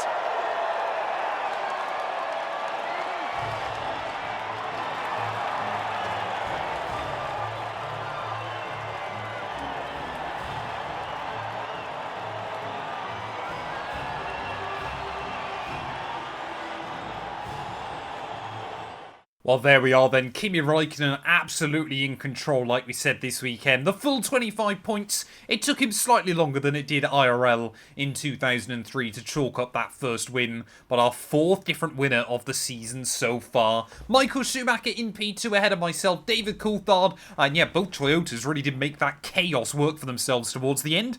Jaguar, Minardi and Jordan, though, all picking up points as well, with Juan Pablo Montoya down in 9th place there after I think he had to pit late on for a new front wing. Ralf Schumacher and Takuma Sato both a lap down, but classified in the end, as well as both Renaults, both Saubers, the BAR of Anthony Davidson, Mark Webber and Nick Heidfeld there. Zont Baumgartner and Fernando Alonso both not getting classified when all is said and done. Championship-wise, though, it means that Michael's gapped out of the top 21 points there. We do extend the lead slightly over David Coulthard and Fernando Alonso, and you can't help but wonder, had Raikkonen, won in Albert Park, picked up some points in Monaco as well, he could be a real championship threat this season. Now, jumping past Juan Pablo Montoya, I believe that means, yeah, most drivers now have scored a point this year. Just Schumacher, Heidfeld and Webber that are yet to score so far in Jaguar's terrible year. Webber classified last overall now in the World Championship. Constructors-wise, McLaren jumped Williams, Toyota now up into P4. They're ahead of Renault as Sauber jumped BAR, Jaguar and Minardi both now ahead of Jordan as well. So that battle at the rear of the field is going to be one to look for. But every team with points on the board. Thank you all so much for watching. If you have enjoyed, please do make sure and leave a like, get yourself subscribed, and we'll be back very soon, ready for the, I believe, Austrian Grand Prix. Hello everyone, and welcome back to a brand new video, and welcome to round 8 of our F1 2003 career mode. Yes, we're back this weekend here at Le Castellet for the French Grand Prix. Of course, if you missed out on the video that went live a few days ago from Canada, I would highly recommend going back and checking it out. One way to describe that weekend: carnage. Most of the race was fairly normal, and then we went 4 wide with 3 lapped cars, and chaos ensued from then on towards the end of the afternoon. Annoyingly, what was looking like a good opportunity to take points out of Michael Schumacher in the World Championship ended up being our rival beating us, just behind Kimi Räikkönen, who got McLaren's second win of the season as well. The gap at the top of the table, 21 points even, I should say, at the moment. But David Coulthard, he has been brutally consistent so far as well. He is only 34 points off the top of the table. Fernando Alonso, his first DNF of the season last weekend, means the gap between him and Räikkönen has really come down. Ferrari, we still have quite a healthy lead at the top of the constructors, an 82-point buffer ahead of McLaren Mercedes. But of course, if they can start chalking up wins, who knows what they're going to be able to do by the end of the season. Of course, if you're new, please do make sure you leave a like, get yourself subscribed to the channel. At the time of recording, we have just ticked over 139,000 subscribers. We want to try and hit 140k before F1 25 comes out. And of course, if you want to help support us just a little bit more, you can click the join button down below. You get early access to all the videos, as well as a couple of other exclusive perks. But yeah, without further ado then, let's head here to Canada? To France, maybe. I don't know anymore. Well, heading then into qualifying here from Le Castellet, and nice to see the sun is out. It always feels like when I come back to this circuit that it is either overcast or raining here, and our Grand Prix Sunday is meant to be more of the same. A little bit of rain predicted towards the end of the afternoon, so we'll have to see how that kind of affects the strategy in this weekend's racing there. But yeah, I love this venue. I think it's really, really good fun. And although I seem to forget pretty much every season that it's on this calendar, I do love coming back here. Obviously, I wish it was still in the F1 games. I feel like it would work so well with more of the ground effect cars. But sadly, licensing, everything like that, it was just that I personally felt a good track for kind of padding out in kind of career mode seasons as well. And always nicer to have more options inside the game then. But so far this lap actually coming together all right, at least in the first half. Jenson Button temporarily flashed up in P1, so it would be great to see Renault, of course, their home weekend. I'm sure they would love a big result here as McLaren as well. You would expect them, after the win last weekend in Montreal, to try and come back to another circuit that is fairly similar. Obviously a lot of high speed, but this place does have a lot more kind of fast-flowing corners than Montreal as well then, but just a couple more corners to try and navigate.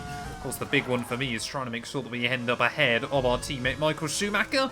Nice and tidy through that penultimate one. You've got to open up the run for that final corner, get the power down on the exit, but I think it is going to be Jenson Button and Renault here out of the final corner on the run to the line. Button's done it, and Renault, I believe that's their first ever pole in this series. Well, there we go then. Renault just goes to show the amount of development work they put into that car. Pole position for Jenson Button with a fantastic lap time ahead of both Ferraris there. McLarens will line up P4 and P5 just ahead of Jarno Trulli. Alexander Wurz, not as good as his teammate in P7, just ahead of Olivier Panis. But Williams, what on earth is happening to them right now? Completely falling down the order. 9th place for Fernando Alonso, and again, Juan Pablo Montoya not even inside the top 10. But yeah, we've got a good opportunity today. The pace looks good.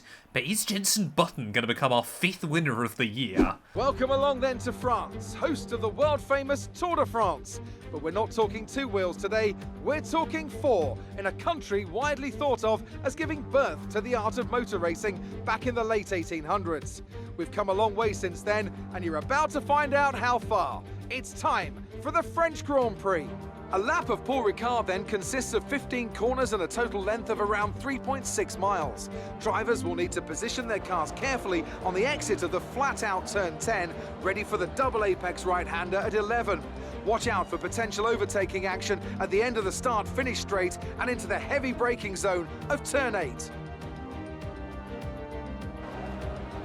Anthony Davidson joins me again for the race today. Let's talk about Mr. Monaco. That was a great podium in the last race. So can they keep that momentum going this weekend? There are never any guarantees in this business, but certainly the performance last time out would have boosted their confidence coming into this one. What I'd really love to see inside this mod is Anthony Davidson take pole, so then we get to hear Anthony Davidson talking about his own pole lap, ready for the start of the Grand Prix. That I just think would be fantastic here. But like I said, the big talk is all about Jenson Button in that Renault car. Really, really good effort yesterday. Is he going to be able to convert that today? As we're going to try to do soft over to medium.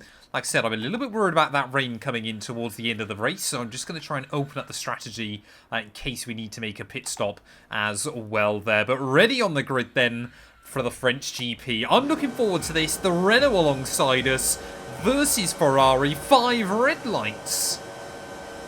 And it's going to be lights out on. Away we go there. And Button reacting like a cat on the run. We're going to try and cover off from Schumacher in towards that first corner. It looks like neither Ferrari got away particularly well, as here comes Coulthard trying to look around the outside there. A little bit of contact. I think that was a car behind me running into us, but we will launch it around the outside of DC through turn 1 and turn 2. Yellow flags out.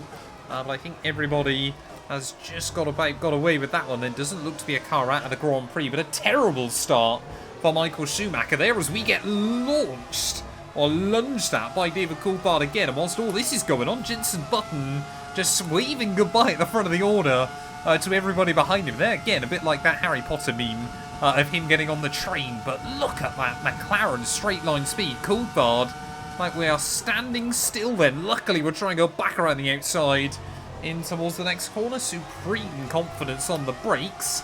Yes, this car isn't fantastic in a straight line, but I would definitely say we've got the best car kind of on the brakes and through the corners. Yeah, our engineer there not too happy with the fact I haven't got past Jenson Button immediately then in this race. But yeah, say Schumacher, he might really, really struggle kind of carve his way back through. But of course the big thing, everybody will have an eye on the sky, because that changeable weather could have huge ramifications. If I'm not mistaken, in 2003, engines had to last an entire weekend. Yes, you hear that correctly. Not 6 races, not, you know, you had 3 engines a year.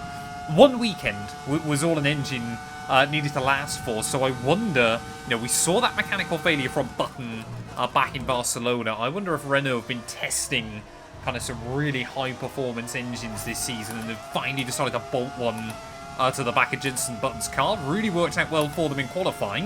You can see when we get in the slipstream though, this Ferrari, where's this straight line speed come from? Down the inside in towards turn 10 there. Very, very happy they were able to complete that move, but I'll be honest, I was not expecting that. I mean, I'm not gonna complain by any stretch of the imagination, but on just lap 3 then, we have taken the lead as Schumacher still in P5.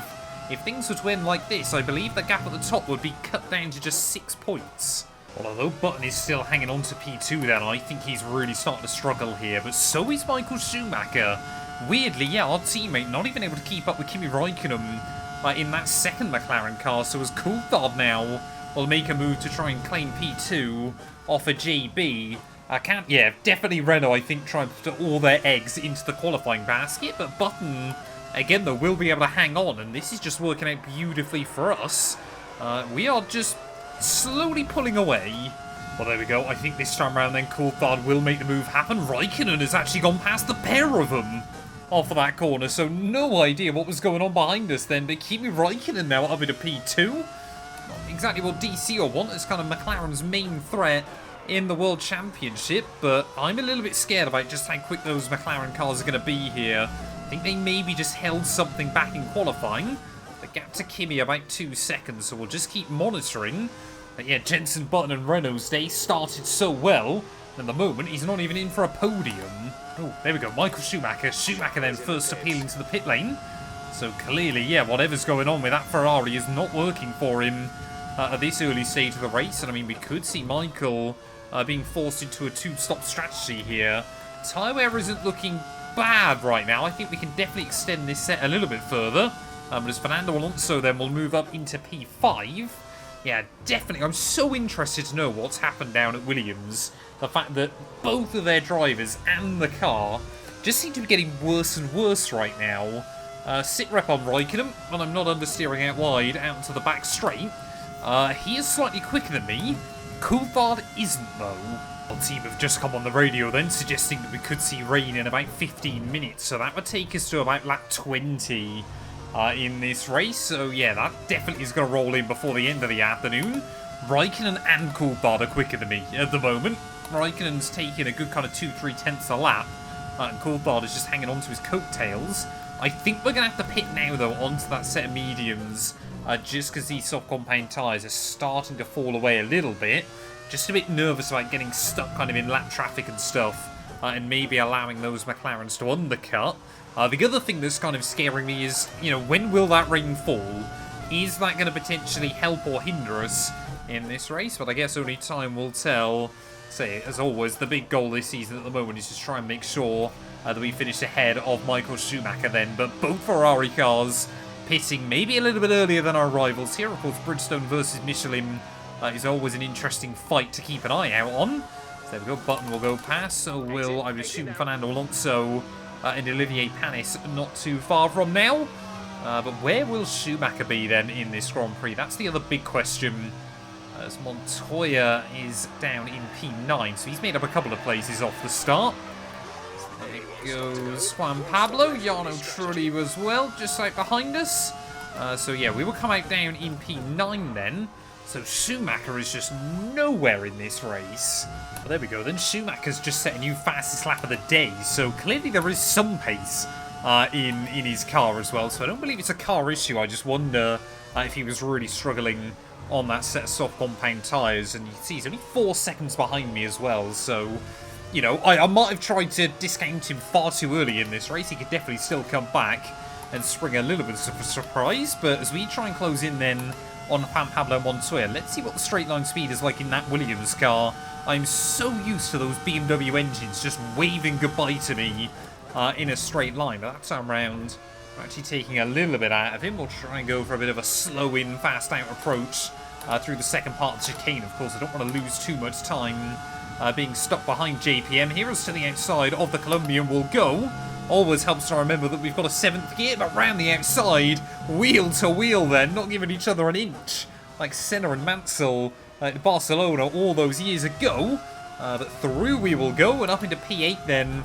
Hopefully we can try and navigate Zolt Baumgartner pretty quickly as well. But yeah, Renault again though, it just seems like they're close, but still not quite there at this stage of the season. McLaren, I think, are definitely kind of our big fight, our big rivals right now. And well, if it comes down to myself versus David Coulthard, then, well, as you guys that have stuck around with this series will know, there is beef there between myself and Ron Dennis then. But can we try and get a run on Zolt Baumgartner into the first corner? Hungarian will try and go defensive there and actually plant the car. Can way overcommit through one, and we will go round the outside through turn 2. That's why you don't defend from a Ferrari. Well, there we go then. Button in. Kimi Raikkonen into the pit lane as well. So where are we going to come out relative to the guys? There is Kimi, as we will set a new fastest lap at exactly the right time then. Well, that's one big scare dealt with in this GP. Did wonder maybe McLaren would try and go long until the wet period there, but we've still got track position for now then. But David Coulthard as well, if he can do one really, really fast in-lap, he might be right here to fight as well. Well, hopefully then, as we round the final corner, we are going to be back up in the lead of the Grand Prix there. As well, Raikkonen actually tried to have a look down the inside as Fernando Alonso, Alex Wurz, where is David Coulthard going to be? There he is. So looks like our top 3 remaining as they were. Button has come out ahead as well of Michael Schumacher. And Jarno Trulli, he can't have pit yet, surely. I don't think he has. He's running in P4. There we go, Trulli in, but so Schumacher. What is Michael Schumacher doing in this Grand Prix? Then in for his second pit stop. As Raikkonen and myself there will trade a new fastest lap of the day as well. But Schumacher, I mean, definitely McLaren are going on a one-stop strategy until the rain arrives. So no idea what Ferrari have got Michael doing. Of course, I think it was 2002. I want to say at the French Grand Prix they did a hilarious 4-stop strategy with the German. That was at Magny-Cours. This is Paul Ricard. They're 2 very different circuits, and the pit lane here is a lot longer. As Kimi Raikkonen, though, we have to start trying to use some rich revs to defend from him, because that McLaren is an absolute missile in a straight line at the moment. He's gaining on me as the circuit getting more and more overcast. But again, just can't quite get close enough to send it.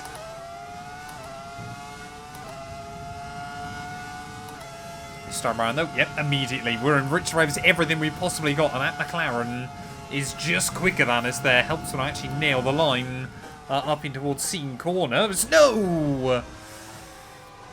Just that McLaren, say it's much quicker in a straight line, but it definitely does not have as much downforce as this thing. Or doesn't have as much downforce as when this car has a full front wing. Don't know how many front wings end plates I've lost on this and F1 24 recently. But that is not going to do us any favours. Here goes Coulthard as well then. McLaren, yeah, really have pulled a blinder this weekend. DC comfortably down the inside. By the time we got in towards turn 1, and we will just try and stick with these guys as best as we can. The race is far from over though. There is definitely still going to be that rain. Now it is. Both McLarens braking on my nose. We get a warning for it. Despite the fact Coulthard was out of control, and, well, what am I meant to do in that scenario? Completely been screwed over, but I want to try and wait for the rain. I don't think we can, sensibly, can I? Oh, this is going terribly wrong for Ferrari. I can only assume that Schumacher also picked up damage, which is why he had to box again so early in this one. But, yeah, we'll go with another set of the soft compound tyres. And now it's just a race of what can we recover. The pit lane will come then. Definitely did not want to be boxing twice, or if I was, the last one was definitely going to be to go on to a set of the intermediate tyres. Well, that's a rather ominous message as well from our engineer then, but we're going to bolt on a set of softs to hopefully be as quick as we can for as long as we can in this race. But a new wing having to go on the car as well. Just an absolute disaster. I don't sensibly think we've had the pace to keep up with those other teams as well here. I think McLaren are just a little bit too fast, but as Michael Schumacher might not even get the jump on me in this GP. He's too busy battling with Zob Baumgartner a little bit further behind, but we're just going to have to go for it here. There you go, both of them will go by me. So will Jarno Trulli and Juan Pablo Montoya. We're not even in the points right now. Michael Schumacher there, just a couple of seconds up the road.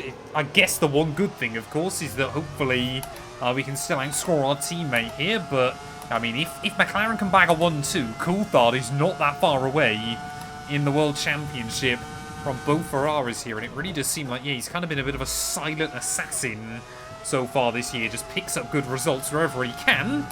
We've already gone around Montoya once in this Grand Prix. I've got no qualms with doing it again. Whoa! I think Montoya locked up and he's completely ran to the side of me. We've got a safety car. What is that? Well, Juan Pablo Montoya then, clearly desperate to not lose the place here as we make our way in towards the next corner, locks up the inside wheel. And, well, I mean, we kind of turned in a little bit, but we definitely gave him room on the inside there. But as you can see, rolls it in. I mean, looking at that from that angle, I was thinking he was going to attack the curb like the car's in front, but I think I've probably got in a little bit too aggressively as well there. But, I mean, he was out of control anyway. He completely locked up that inside wheel there. He is going to be out of the Grand Prix. And can this race get any worse for us? Oh, there we go. There's the rain. Lap 21. Oh, I don't know how bad it's going to get either. Could we see a switch to intermediates or wets? One of you guys actually reminded me as well that I'm pretty certain 2003 was the year that going into a weekend, teams had to pick either bringing intermediates or full wet tyres with them to the circuit. Now, we've had no wet races so far inside this game, so it hasn't mattered. But we are going to be sticking to that rule inside this campaign. The AI teams, they only get, I think, wet tyres. Ferrari do technically have the option, but we're going to stick with one or the other if we get any wet races in this campaign. Let's just wait and see those who get ready to go green flag racing. Definitely not damp enough yet for those intermediates, but of course we are on a set of the soft compound tyres. Hopefully, well, maybe to the end of the afternoon. So we'll try and go green flag racing once again then. And these final few laps are going to be very, very sketchy indeed. Schumacher, that is still the goal to try and beat in this race, but grip feels okay through turn 1 and turn 2. Staggered, we didn't pick up any damage from that accident with Juan Pablo Montoya, but can we take Jarno Trulli by surprise? Yes, we can. Throwing the car to the inside of him, and again, running into the back of another machine as well there, as just about hang on to the spot we'd gained. You can already see how much we're struggling for traction. Oh no, team are already saying team are already suggesting the intermediate tyres then, so maybe boxing would have been the call in this Grand Prix. We'll wait and see kind of what some of the other teams opt to do then, but yeah, now we are going to be in big, big trouble towards the end of this race, as we will try and look down the inside of Zon Baumgartner. Get it sent. Yeah, there you go. The high-speed downforce working well. Okay, so the team's saying the rain's meant to stop again pretty soon, so maybe it's not worth diving into the pit lane then. See what some of the AI doing. Everybody else looks like some is going in, some are staying out. Myself and Alexander Wirtz opting to stay out here then. I mean, we're going to lose bags of time stuck behind Schumacher anyway, but, oh, I mean, look at that. It's impossible. We can't even get the car in a straight line out of the final corner. There's everybody else opting for wets, but just 5 laps left of this race. Could we try and just hang on in there? I mean, we are all just crawling around at the moment. It's like being on an ice skating ring as Wirtz almost drops it from the lead of the race. We will say thank you very much. And up then into P1, but surely those guys on the wets are going to be much, much quicker than us here. Nick Heidfeld's trying to brave it out in his Minardi. That would be a big haul of points for them. Of course, scored their first of the season last weekend as well, but yeah, I mean, when we keep it under control, it's actually alright still. It doesn't feel too bad. Problem is, we just don't know how quick the AI are going. I mean, you just cannot do anything there. Raikkonen, he's already back on the relative 13 seconds behind, but it's Button that's flying along at the moment. Jensen Button now trying to make moves happen, but see, you can see on the gaps though. Oh yeah, no, they are definitely quicker. We're going to have to make the call. And the dry tyre isn't capable of moving that water out of the way. Looks like we're around the crossover point for the intermediates. Well, I think we're maybe a little bit past the crossover point, to completely honest with you, Mark, but yeah, you can already see the gap to Button and Raikkonen behind, down to less than 10 seconds here. So Coulthard, no, has been a bit screwed over as we've gone around. That is not what we need in this race. Alexander Wirtz will say thank you very much. We've got another safety car.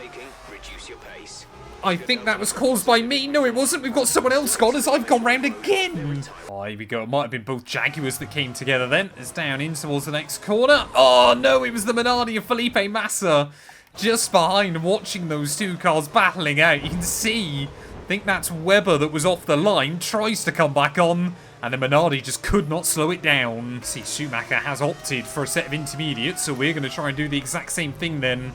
But immediately, because of those 2 spins, losing a pit stop to our teammate here. So it might be another race where we are kind of left wondering what on earth went wrong here. Webber's got a 5-second penalty for that collision with Felipe Massa. But where are we going to be out in this Grand Prix?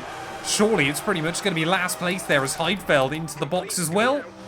Mark Webber again in for a pit stop here. So everybody just struggling to try and limp around on those tyres. I think we're going to be back out in P14. Oh, this is terrible. Nope, P15 as Ralf Schumacher will go by as well. The safety car then, I think Alexander Wirtz's day is going to go from bad to worse. I think he's retiring from the GP. He's definitely trying to pull over to the wayside. And yep, there you go. The Renault is out of it. So disappointment for Alexander Wirtz then. Who becomes, what's that, our third casualty of the afternoon.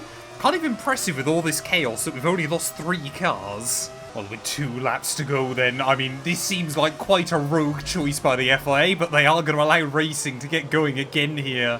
And to be honest, anything can happen in these last few laps. Everybody's on wets apart from myself and Schumacher, so we've got to hope that these intermediates are still the tyre to be on. I think it is still Raikkonen leading this one ahead of Jenson Button there, but no idea where David Coulthard is in this Grand Prix. I believe Michael Schumacher is running up in about 6th place at the moment, so you try and get the power down through the final couple of corners. Oh, I mean, you just cannot do anything with these cars right now. They're trying to short shift our way out of the final corner, and you can see Ralf Schumacher already struggling to put the power down there, so to the outside of the Jordan will go. Be able to get later on the brakes. Yes, we will. They're really just trying cadence brake in towards turn 1, but will it be the Inters? Will it be the wets that have got the tyre advantage? I think it's pretty even, to be honest, at the moment. I just want to see if we can recover to a points-paying finish here. As actually, yeah, they've definitely got a little bit more bite. Maybe it's just the mechanical grip of this Ferrari car. They're helping us as I am down the inside of Jarno Trulli. But clearly he didn't spot me there. We hold firm. Make sure that we don't come off second best in that scenario. As Giancarlo Fisichella then, in the Toyota, gets a little bit of a wobble. And, well, we are picking them off like flies at the moment. Takuma Sato could be points for Jordan. I think I'm going to have to upset them today. It's round the outside of Takuma. We will go then and up into the top 10 once more. And tell you what, we are flying along. Clearly the intermediates are still the tyre to be on, but we're also having to navigate a lot of slower cars. Goodbye Rubens Barrichello, and up then into P9. Makes me a little bit nervous though, because I'm like, is Schumacher able to do the same thing? Is he flying along towards the end of this one? As I definitely see, I think that's Coulthard battling with Olivier Panis. Of course, he knows how to win in treacherous conditions, but where is Michael? I think he's running in P3, so it looks like our teammate then might be able to keep the Ferrari podium streak alive so far this season. So there you go, going past Alonso so easily in the traction zone there, around the outside of Zolt Baumgartner as well. Definitely these tyres were the right choice there, but Schumacher, he might be challenging for the lead up in front. So despite a disastrous race for Ferrari, have we been completely saved by this weird little tyre rule here in La Castellet? There's definitely 3 cars battling up at the front of the order, but we've still got a few more to try and navigate. So that Villeneuve is going to be the first one there as we get the power down on the exit past him. As you can see, yes, Schumacher, look at that, he's going up for P2. As Jenson Button is still leading this thing. Kimi Raikkonen and McLaren, their pace is falling apart towards the end of this. So what is going to happen by the end of this race there? As definitely the intermediates are working better. I think the rain is actually getting slightly less as well at this stage, as Coulthard, will try and defend from us. Out onto the Mistral straight one final time. Surely Schumacher isn't going to win this race after everything that has happened so far this afternoon. Can we have a look to the inside of Coulthard? No, we can't. Schumacher actually... No, he doesn't lose a place, sorry. He is just tucked up right on the gearbox of Jenson Button there, as we will out-traction David Coulthard on the exit of the corner. One of my big title rivals. Olivier Panis having a really, really good race out up to this point. But look at the grip we've got around the outside. In through Scene Corner there. That is ridiculous, the amount of pace we have right now. Running a little bit wide through there, but Button, despite all the odds, is he going to become our 5th different race winner of the year? Schumacher is really trying to push him all the way home. Raikkonen, unfortunately for him, this race has completely come undone right towards the very end, just when we thought that it was going to be McLaren's day in the sun. Round the final corner, Button, never give up. Through the final turn, it's going to be a drag race between him and Michael Schumacher towards the line. Renault are going to be Formula 1 Grand Prix winners again. It's a well-deserved victory for Williams then after that breathtaking Grand Prix. Anthony Davidson, a resounding victory today. What set them apart from the rest? Well, they played the safety car to absolute perfection. There are so many factors to worry about once the race is neutralised. I mean, do you pit for fresh rubber? Do you have the space behind you? How much fuel can you save? If you answer all of those questions correctly, you'll have a good chance. And that's exactly what happened today. It looks like it's time once again to hand out the silverware as these successful drivers make their way to the podium. It was a gritty performance today by Williams, and they've got the race win to prove it.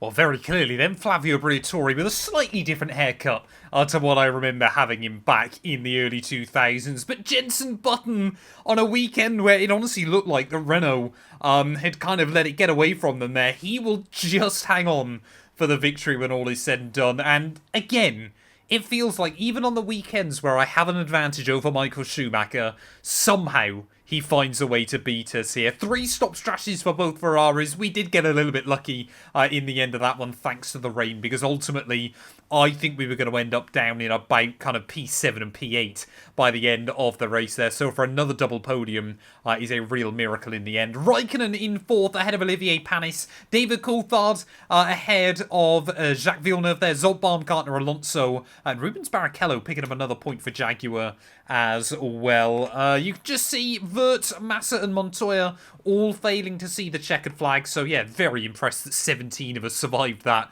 when how crazy things got. Schumacher now a 24-point lead at the top of the table. We have a 20-point buffer ahead of DC. Alonso still ahead of Raikkonen. Button with that victory, though, leapfrogs his way all the way up into 7th, ahead of Olivier Panis, Jacques Villeneuve even, and Alexander Wurz, as well as, I think, Zoltan Baumgartner losing a couple of spots as well. But yeah, already then, we've had more different teams win a race this season than we saw throughout the entirety of the last campaign. Ferrari 94 clear in the constructors. Renault could be a threat to Williams if they continue on like that, as Toyota will move back past Sauber and BAR, and Jaguar and Minardi will both jump Jordan. Thank you all so much for watching. If you have enjoyed, please do make sure to leave a like, get yourself subscribed, and we'll be back very soon ready for the Austrian Grand Prix. Hello everyone and welcome back to round 9 of our F1 2003 career mode. Yes, we're back this weekend here for the Austrian Grand Prix. Of course, if you missed out on the video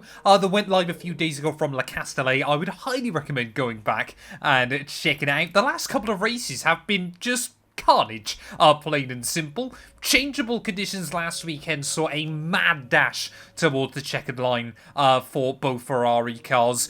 Jenson Button, though, finally gave Renault both his and the team's first win inside this series as well, meaning already we've seen more different teams win a race this season than we did throughout the entirety of 2002. Michael Schumacher has a 24-point lead at the top of the table after we finished 2nd and 3rd back-to-back race weekends as well, behind Kimi Raikkonen and JB respectively. Constructors-wise, Ferrari still absolutely dominating in the constructors. They're ahead of McLaren. Williams still in P3, ahead of Renault and Toyota. But yeah, as we return though to Austria, you know, we're over halfway through the season. Schumacher has still got, admittedly, only a small, but certainly a healthy buffer at the top of the table. And when you factor in, of course, that one DNF for him, he still hasn't finished lower than 2nd in a Grand Prix so far this year. So a really, really good run of form from our teammate. We're hoping we can try and get the better of him this weekend. Only time will tell, though. We cannot afford to let him build up more than a race wins margin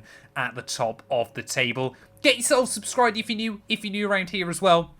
And if you want to help support us just a little bit more, you can click that join button. It costs just £1 a month. You get early access to all the videos, as well as a few other little bits and pieces. But yeah, without further ado then, let's return here to the Styrian Mountains.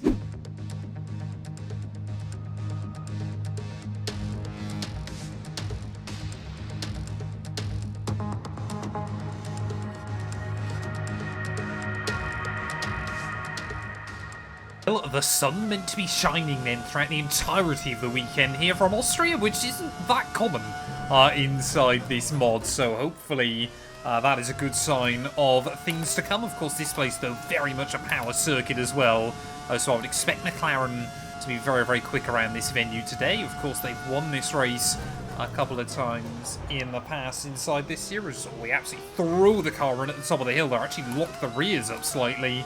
So I think I'm going to opt just to move the brake bias forwards just a little bit. But yeah, at the moment, of course, yeah, Schumacher and I still with a rather healthy lead at the top of the World Championship. So not so worried about McLaren just yet. Maybe if they start stringing together a few more victories. Of course, Coulthard this year hasn't probably been as out-and-out fast as Kimi Räikkönen, but has also been far more consistent as Jenson Button momentarily moves up into P1. So again, Renault really do seem to have a lot of straight-line speed in those cars as well. We're starting to see more and more teams really, you know, kind of fighting up at the front of the order there. As a little bit of curb use through that final turn, run towards the line. Then Button is going to be on pole.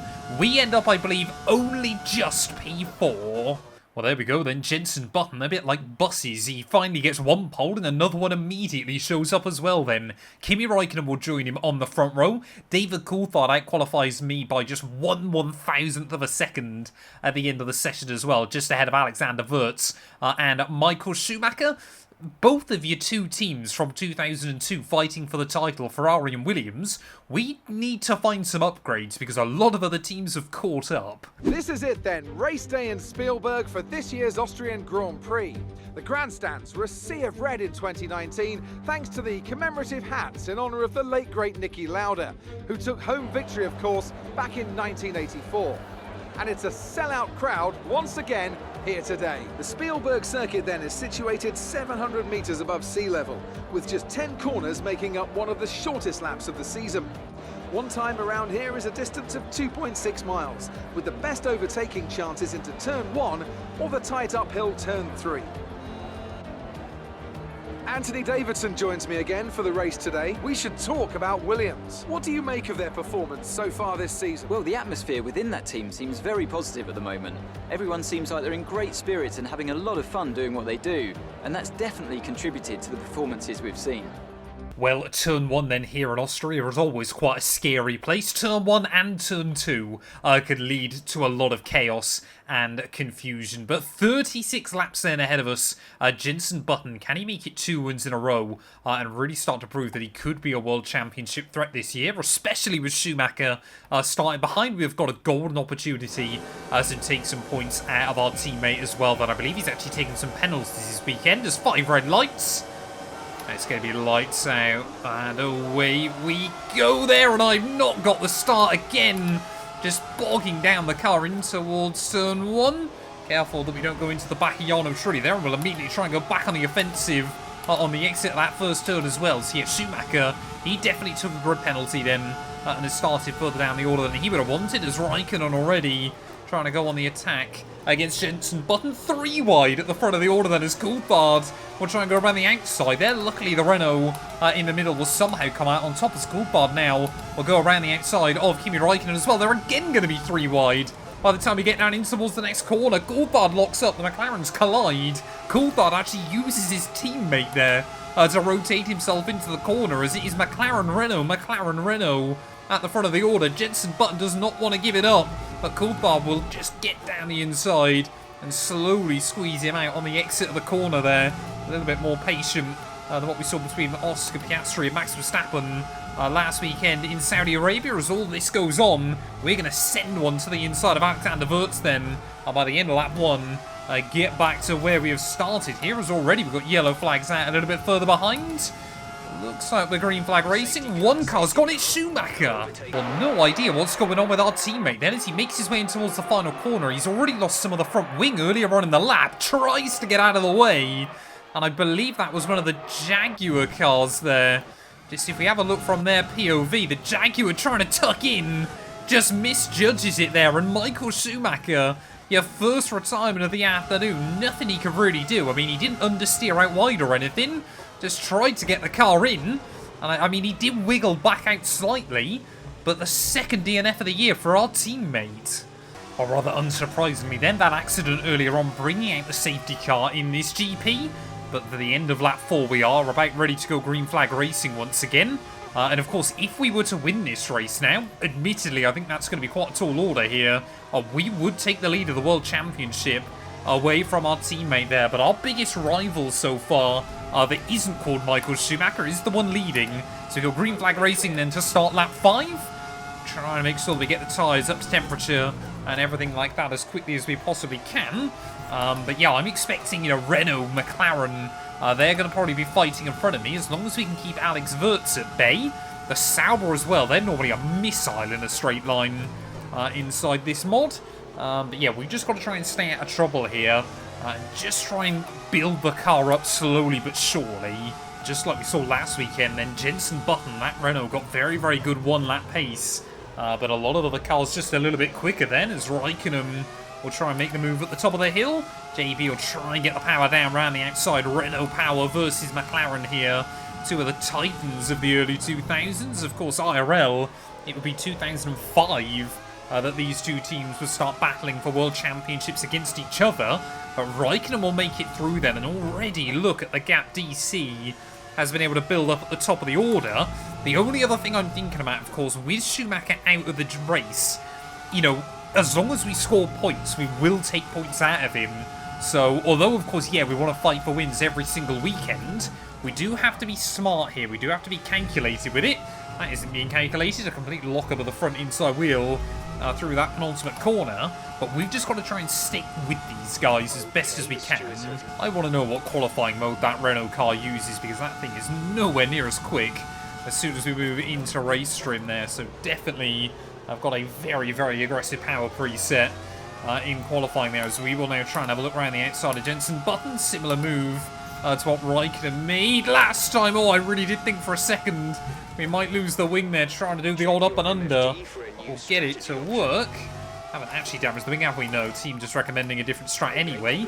They want us to go a bit longer. That safety car will allow everybody to extend this first stint.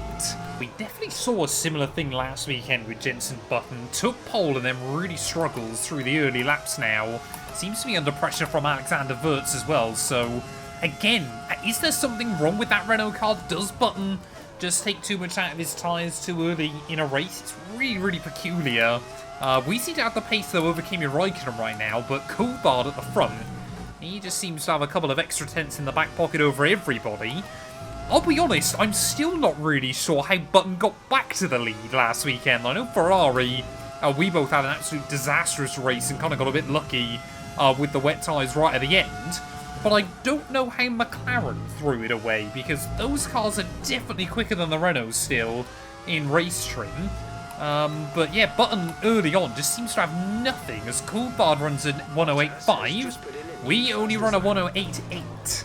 But as we get closer and closer then to the pit window here, just starting to think about what we can do to try and get the jump on Kimi Raikkonen.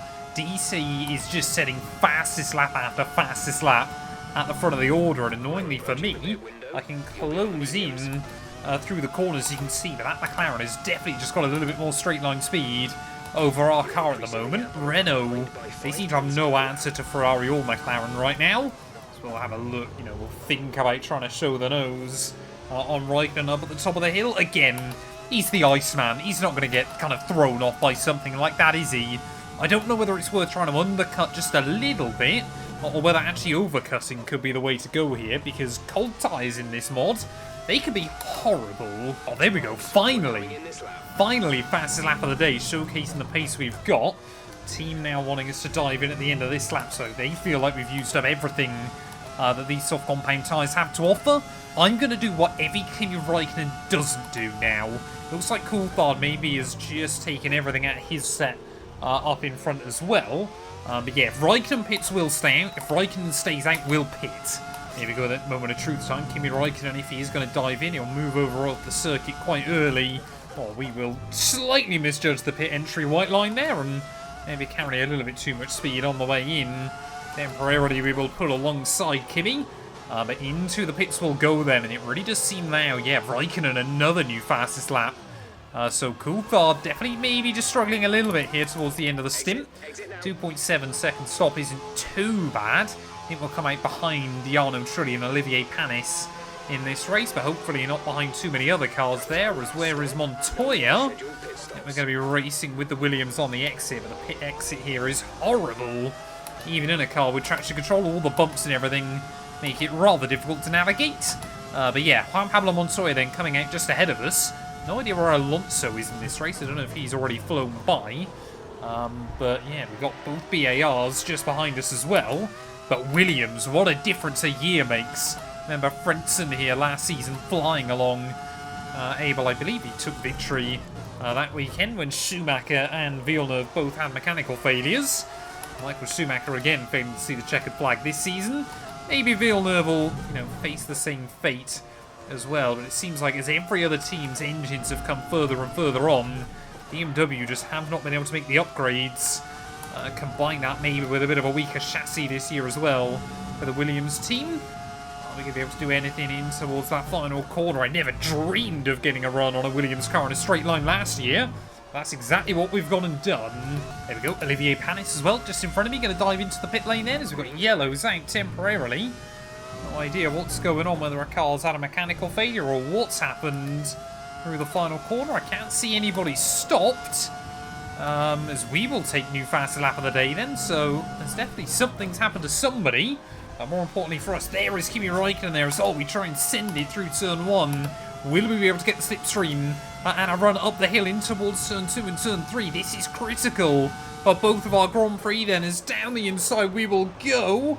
Very, very hot on the brakes there, but we'll use the traction control to rotate the car around and sliding our way then up into a net P2 of this Grand Prix. Coulthard's still yet to pit, but here comes Räikkönen back at me. Is he going to return the favour in towards turn 4 there as we try and go down the hill? Bouncing a little bit off the curbing there. Räikkönen will try and keep the nose up the inside. Won't be able to hang on though. And on that colder tyre, we took the pain a little bit early. Was able to start, kind of unleashing the pace that the car had underneath it. I assume we're going to see the rest of our runners into the pits then at the end of this lap as there are still yellows out. So I wonder if that's just the AI trying to get into the pit lane. I think that's sometimes what it is here, because the game gets a bit confused back on F1 2020. But there was Coulthard making his way back out to the circuit then. I can just see him up the road in turn 1. So he's made that strategy work. Still maintains a 4-second margin, but we are now between the McLarens. We'll have to deal with some lapped cars then, as you can see Coulthard closing in on one immediately. Another new fastest lap for us though, so now we're at the dirty era. Kimi Räikkönen, we are really, really flying along. But so far this year, lapped cars haven't really worked for us very well. Montreal is probably the best example of that. So I'm hoping, trying to chase down another McLaren, we're not going to face the same fate again. Thank you to Scuba Sato, that's exactly what we need. The AI there letting us by in a straight line. Hopefully Sato, he doesn't... he did definitely outbrake himself there and almost ran into the back of me, but as long as he doesn't dive bomb me or crash into me, that should be okay. Gap to DC, 3.5 seconds, as he's definitely just been held up a little bit more by another lapped car. And Felipe Massa doing exactly the same thing as Sato did one lap earlier. Oh, again, it's just when that proximity arrow flashes red for a brief second, my heart rate just spikes. Ralph, come on, man. why move out the way one side and then decide actually you want to move out the way the other there? Very, very weird. And yeah, there you go, Ralph Schumacher.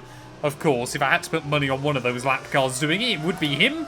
I don't know whether Michael's just kind of spread rumours to him or what, but obviously Schumacher and I haven't been best of friends in this game. So clearly, yeah, Michael's brother Ralph, also not my greatest fan. Oh, we're yellows, I think Coulthard, no, Räikkönen, sorry, Räikkönen. Is he out of the Grand Prix? He's definitely had something happen to him. What's happened to Kimi? Well, riding on board then with Kimi Räikkönen here. He's just behind us. He's got a full front wing. I think that car's blown up. Kimi Räikkönen slowing down then with less than 10 laps to go of the race. And that is a really, really disappointing moment for him. Has he had a puncture? No, he's definitely pulling over then. Räikkönen is going to be out of the Grand Prix alongside Michael Schumacher. Oh, safety car. I mean, that works well for us. I'm not going to complain about that right now then, as I don't know whether the safety car will have come out ahead of Coulthard here. If it hasn't, might try and see if we can claim a cheeky pit stop. But yeah, that's suddenly Coulthard's advantage at the front is going to be absolutely deleted, and both of our cars seem fairly close on pace at this stage. Well, whoever wins this race then out of your top 3 is going to join Michael Schumacher in the repeat winners club this year, as there is Kimi Räikkönen's stricken McLaren car. But we are going to take the gamble then. We're going to try and peel into the pit lane at this stage of the GP there, get onto a fresh set of the soft compound tyre, and hopefully have a big advantage over Coulthard towards the end. Ferrari, we have nailed these strategies before, but will we have a chance to do it today there? As I think McLaren thought about doing the same thing with Kimi, with DC as well. As we annoyingly, we are going to let some of those lapped cars by again. I hadn't really factored those in, so that might be a little bit awkward. But where is Jenson Button then in this Grand Prix? He's gaining. But luckily, yeah, we will re-emerge in P2. Well, DC then is going to lead us away with just 6 laps to go then. Felipe Massa, he's the only lapped car between us though. But we have got a fresh, soft compound set of tyres on the wagon. We should hopefully have a huge advantage over DC. If he can hang on to this, then yeah, he is definitely a big World Championship threat there. As Felipe Massa, hopefully he's going to let us out of the way pretty much immediately. Yep, get over the start-finish line. And then Minardi will pull to the inside of the circuit then. Hopefully not going to dive bomb me back into turn 1. We are just going to have to try and take a couple of corners, hopefully only, to get these tyres back up. But yeah, Button and Alonso waiting in the wings. Of course, Williams, sure they'd love to try and snooper away a win today.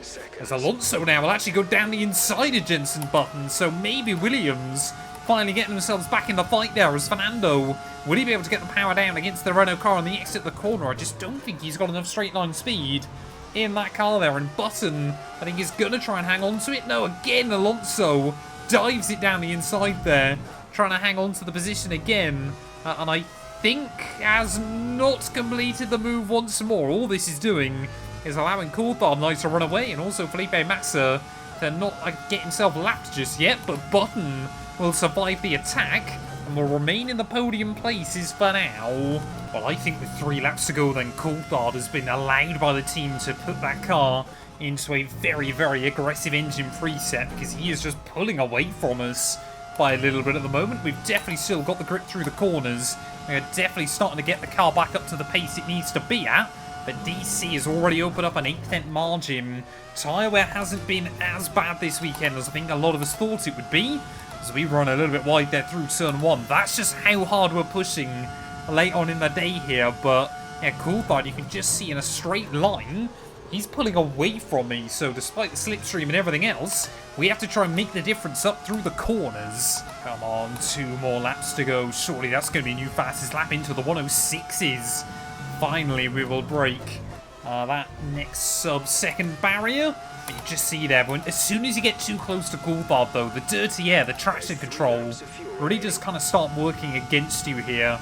You see, we don't lose as much in a straight line. We certainly gain a lot still on the brakes there, as again the back end trying to break free.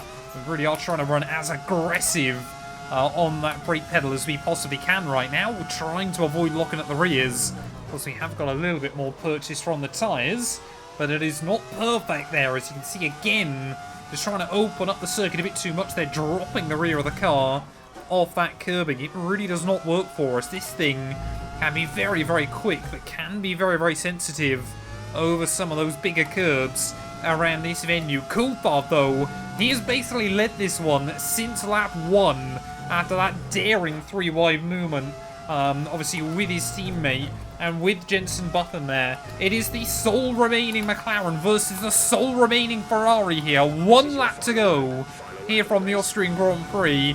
Is it going to be DC? Is it going to be us? Either way, you are going to see your 2nd repeat winner of the year joining the club, currently only occupied by Michael Schumacher. His championship lead is going to be absolutely slashed, whoever takes victory today. But I really would love to try and take the lead of the World Championship for the first time this season.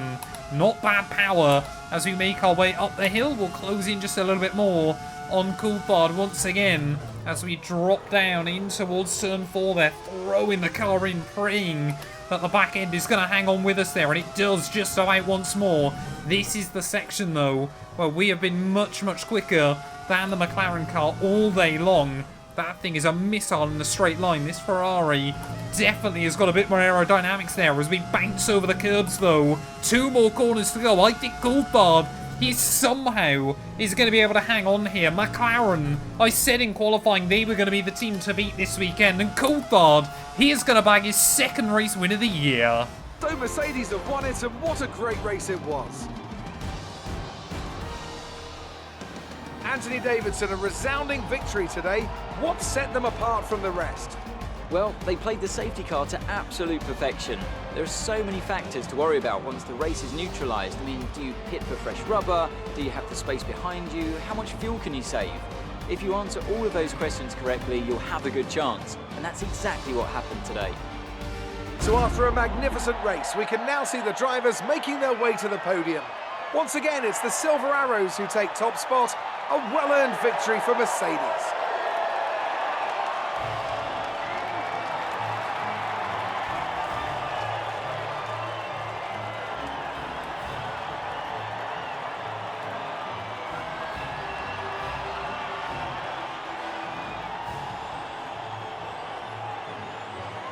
Well, there we are then, just 0.4 of a second covering the top two come the checkered flag, but it is David Coulthard who will become our second repeat winner of the year there. We follow him home in P2 just ahead of Jenson Button. Fernando Alonso Wirtz there just ahead of both Saubers with Davidson, Montoya and Zob Baumgartner rounding out your top 10. Once again, Fernando Alonso comfortably better than his Colombian counterpart. Giancarlo Fisichella beats out Jacques Villeneuve. Both Jaguars and Nick Heidfeld remained on the lead lap there with just Massa and Sato one lap down. Ralf Schumacher, Michael Schumacher and Kimi Räikkönen all failing to see the checkered flag. What does that do to our championship standings? Well, it means the gap at the top now is down to just 6 points between Michael and myself. They're Coulthard only 19 behind as well. The ever-consistent Fernando Alonso hangs on to P4, and Räikkönen, he just cannot seem to get any luck going his way so far this year there. Button jumps Montoya in for P6.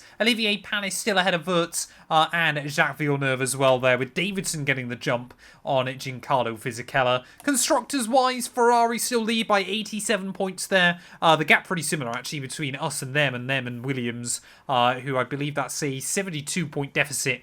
Williams in P3. Renault and Sauber now both ahead of Toyota. I mean, Renault very easily could get Williams by the end of the campaign as well. Thank you all so much for watching, though. If you have enjoyed, please do make sure to leave a like, get yourself subscribed, and we'll be back very soon when Formula 1 returns ready for the British Grand Prix. Hello everyone and welcome back to a brand new video, and welcome to round 10 of our F1 2003 career. Yes, we return this weekend for my home Grand Prix. We're back at Silverstone. Of course, if you missed out on the video that went live a few days ago from Austria, I would highly recommend going back and checking it out. It's safe to say kind of the last 3 or 4 Grand Prix have been utterly fascinating inside this series, and it really does seem like things are becoming more and more unpredictable right now. Michael Schumacher, despite his second DNF of the year, still leads the way at the top of the table, 6 points ahead of myself, but David Coulthard is only 13 further back. We have definitely got a 3-way scrap going on at the moment. Kimi Räikkönen, if he got a little bit more luck, he probably should be in the fight as well. But yeah, so much bad luck for Kimi so far this year means that Ferrari is still pretty safe in the Constructors' Championship at the top of the table as well right now. But yeah, returning though to Silverstone, I believe this is the penultimate race obviously before the summer break. Ferrari, we are definitely going to be bringing some big upgrades ready for the second half of the year as well, to hopefully try and, you know, kind of get back to the top. We've missed out on a couple of wins recently, and I really don't want that to kind of become the theme, especially with how close Coulthard is as we cross over half distance this year. Of course, if you're new, please do make sure you leave a like, get yourself subscribed to the channel. We are trying to hit 140k before F1 25 comes out. Also, if you want to help support us a little bit more, if you want early access to all these videos, for just £1 a month, you can click the join button down below. Like I said, you get early access to everything, and a few extra little perks as well. But yeah, without further ado then, let's return here to Silverstone. I don't think I've ever won my home Grand Prix in this series. Maybe 6 times the charm.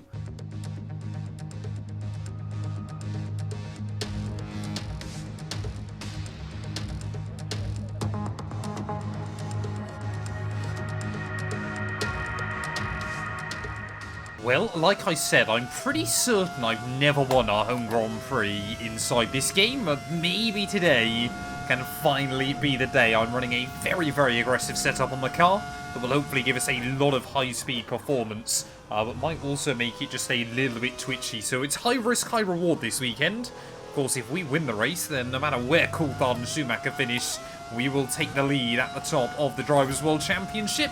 but 26 laps ahead of us tomorrow afternoon. It's going to be a long old race around this circuit nonetheless there. I think we were fastest through Sector 1, but again, just like we saw at Austria, McLaren have got a very, very quick car in a straight line and around, Austria, Le Castellet, here, Belgium, Monza as well, after the summer break. They're going to have a very, very quick car, of course. It feels like more old-school F1 circuits, but kind of more power-focused. And a lot of kind of the modern venues now as well are kind of more focused on aerodynamics and everything like that. But as we throw the car through Magda Beckett, it did stick beautifully that time around. Like I said, it feels quite sensitive, it feels quite twitchy, but qualifying, where you've got the peak grip in the car and everything like that, hopefully it is going to work well for us there as Jenson Button temporarily flashes up in P1. Of course, we've got 3 very competitive home heroes this weekend in myself, Button, and kind of David Coulthard. But as we get the power down then out of the final turn, is it going to be pole position? Yes, it is. Well, there we go then. Again, qualifying decided by fine margins, but we deny Jenson Button 3 pole positions in a row and instead claim our 3rd pole position of the year by just 0.08 of a second. Come the end of the session, Kimi Räikkönen will line up in P3 ahead of Michael Schumacher. Alex Wurz there, 1/1000th of a second clear of Olivier Panis. Again, Williams nowhere. Coulthard as well, rather shockingly, all the way down in P8. So quite a mixed up grid then as we head into this one. There's going to be a lot of quick cars trying to fight their way through, but a fantastic start for us. Welcome along then to Great Britain and the Great Silverstone Circuit for today's Grand Prix. The 3.6 miles of the Silverstone Circuit in Great Britain is hallowed ground to the Formula One faithful. We have 18 corners that wrap around this former World War II airbase and some good passing opportunities at the end of the DRS zones. Also here, of course, is Anthony Davidson. Let's have a chat about Williams. What do you make of their performance so far this season? Well, the atmosphere within that team seems very positive at the moment. Everyone seems like they're in great spirits and having a lot of fun doing what they do, and that's definitely contributed to the performances we've seen. Well, I'm not sure why Anthony Davidson thinks Williams are happy with the results they're getting this year, but I guess for his personal interest, it's a couple of extra cars that he wants to try and beat out each and every weekend. But ready then, like we said, 26 laps ahead of us here from Silverstone. This is going to be a tough old race as we take the pole position. Button and Räikkönen just behind us. It is 5 red lights.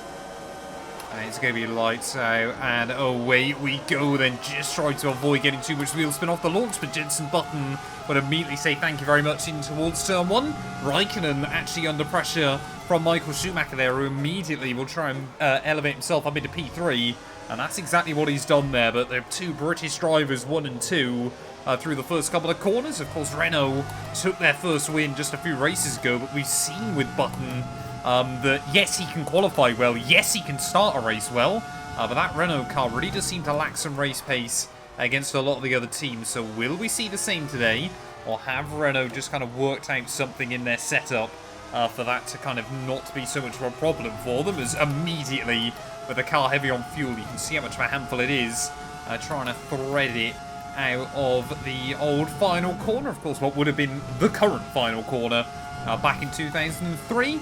It would have been great to race on the old Silverstone, but I must admit, from playing it on F1 Championship Edition, the new layout, in my opinion, much, much better. Well, I wonder if Schumacher might be a little bit of a cork in the bottle. I know it's still very, very early on to be kind of discussing that, but yeah, Schumacher already just dropping away from Button and myself there, as we will set new fastest lap of the day. It seems mad to think that these cars are only a couple of seconds slower around here than what we get in modern machinery. And of course, obviously, 2003, at least in this mod, they've actually slowed the cars down a bit. Of course, I'm sure for 2004, we will see some very, very quick machines. But yeah, we've definitely got a lot of oversteer in the car. We seem to be struggling with a bit of understeer, though, through the loop as well, which is not ideal. And of course, Ferrari would famously build the, I think it was SF14T. That car used to understeer and oversteer, but this one wasn't known for it. Especially with how little wing we're running as well, you really notice the dirty air when you're tucked up right under the gearbox of the car in front. You just see how much time Button can gain. We were quick through there in qualifying. We had very, very good pace in the car through the twisty sections. You can see again in a straight line though, that dirty air working in your favour once more. But again, immediately, just the wash you feel over the front end. It's like the front tyres are barely doing anything. So that's not what we wanted to do. A little bit of a slip up. We locked the rears up. I was a bit scared of going into the back of JB. And only a little error. Luckily, we'll keep going in P4. Well, apart from me making a mistake, it looks like the only person that's really been able to move up through the order so far has been David Coulthard, as you would expect him to. I think his worst result of the year so far was P5, I want to say, earlier on in the season. So if he finishes there, it would be a new worst race for him so far this year. But yeah, definitely now starting to kind of get a better understanding of what the car's capable of in race trim. Still just misjudging it ever so slightly though in a couple of places, as Kimi Räikkönen now might be trying to line up an attack against Michael Schumacher down this back straight. See, Button now has got a lot of free space in front at the top of the order there. And Räikkönen gets all under our teammate's gearbox, but cannot do anything with it. But now I'm getting a little bit concerned as well, because Coulthard seems to be closing in just behind us there. But look how much more confidence we've got round the outside of Räikkönen. Through turn 2 there, and then up into P3 once again. Oh, Räikkönen! Hello! Clearly doesn't want to give it up as easily as I thought he would, as we will try and give him the space on the inside there. Have to really cut him off, though, on the exit of the loop to make sure that we don't lose any speed against our teammate. But back up into P3 then. Hopefully Schumacher, I mean, it seems mad, doesn't it? The first 5 or 6 races, we really struggled to match Schumacher's pace. Ever since then, though, as other teams have become a bit stronger, Schumacher's struggling more and more with the other car. And, well, his World Championship lead, admittedly, has been damaged more through a couple of DNFs, but definitely at the moment is not operating at the same level he was at the start of the year. Tyre wear definitely seems to be a bit better than the team were expecting, but that has been the story all year so far, as we will now try and do what Kimi Räikkönen couldn't and get a run on our teammate then. Out onto the hangar straight here. Will we look left? Will we look right? Let's find out. Will Schumacher try and place his car a bit defensive? No, he won't. And at the last moment, like Senna and Mansell, I think it was back in there. No, Mansell and Piquet, wasn't it? Sorry. Diving down the inside of our teammate. Up into P2 again then. Let's go hunt back down Jenson Button. Well, this lap time is hopefully going to serve as a reminder for Jenson Button and Renault what we're capable of. A 1:31.1. We take a good 3/10 out of him. And again, a lot of that time seems to be, through the first couple of corners. The gap now back under 2 seconds, as, I mean, Michael Schumacher has immediately fallen back into the clutches of Räikkönen and Coulthard behind. DC could genuinely still get a podium here. There we go, Räikkönen's made the move. I don't know how he's made the move, but he has through the S's then. And heading out onto the hangar straight. Are we going to see Schumacher able to come back at him? Closing just a little bit in towards the corner. But Räikkönen, I think, has held on. They're definitely still battling, but I think Räikkönen has done it. So going to be very, very interesting to see what the McLaren car's pace is like, as Coulthard will go through as well. So Schumacher just dropping down the order like a stone at the moment. But we are still trying to go quicker than JB. Oh, Coulthard. Coulthard, I think he might be gone. Is Coulthard out of the Grand Prix, or is he just pit? I got no idea. Haven't had anything flash up on the MFD, so he might have just pit. But why on earth would McLaren want to opt for a 2-stop strategy? Unless there was contact between Coulthard and Schumacher that I just didn't know about. Either way, yeah, Coulthard in for a very, very early pit stop. Räikkönen is definitely going just a little bit quicker than me. But Schumacher now under pressure from the second Renault of Wirtz. It's just another weekend where nothing can go right for the German. Oh, there we go. Räikkönen's in as well. What is going on at McLaren?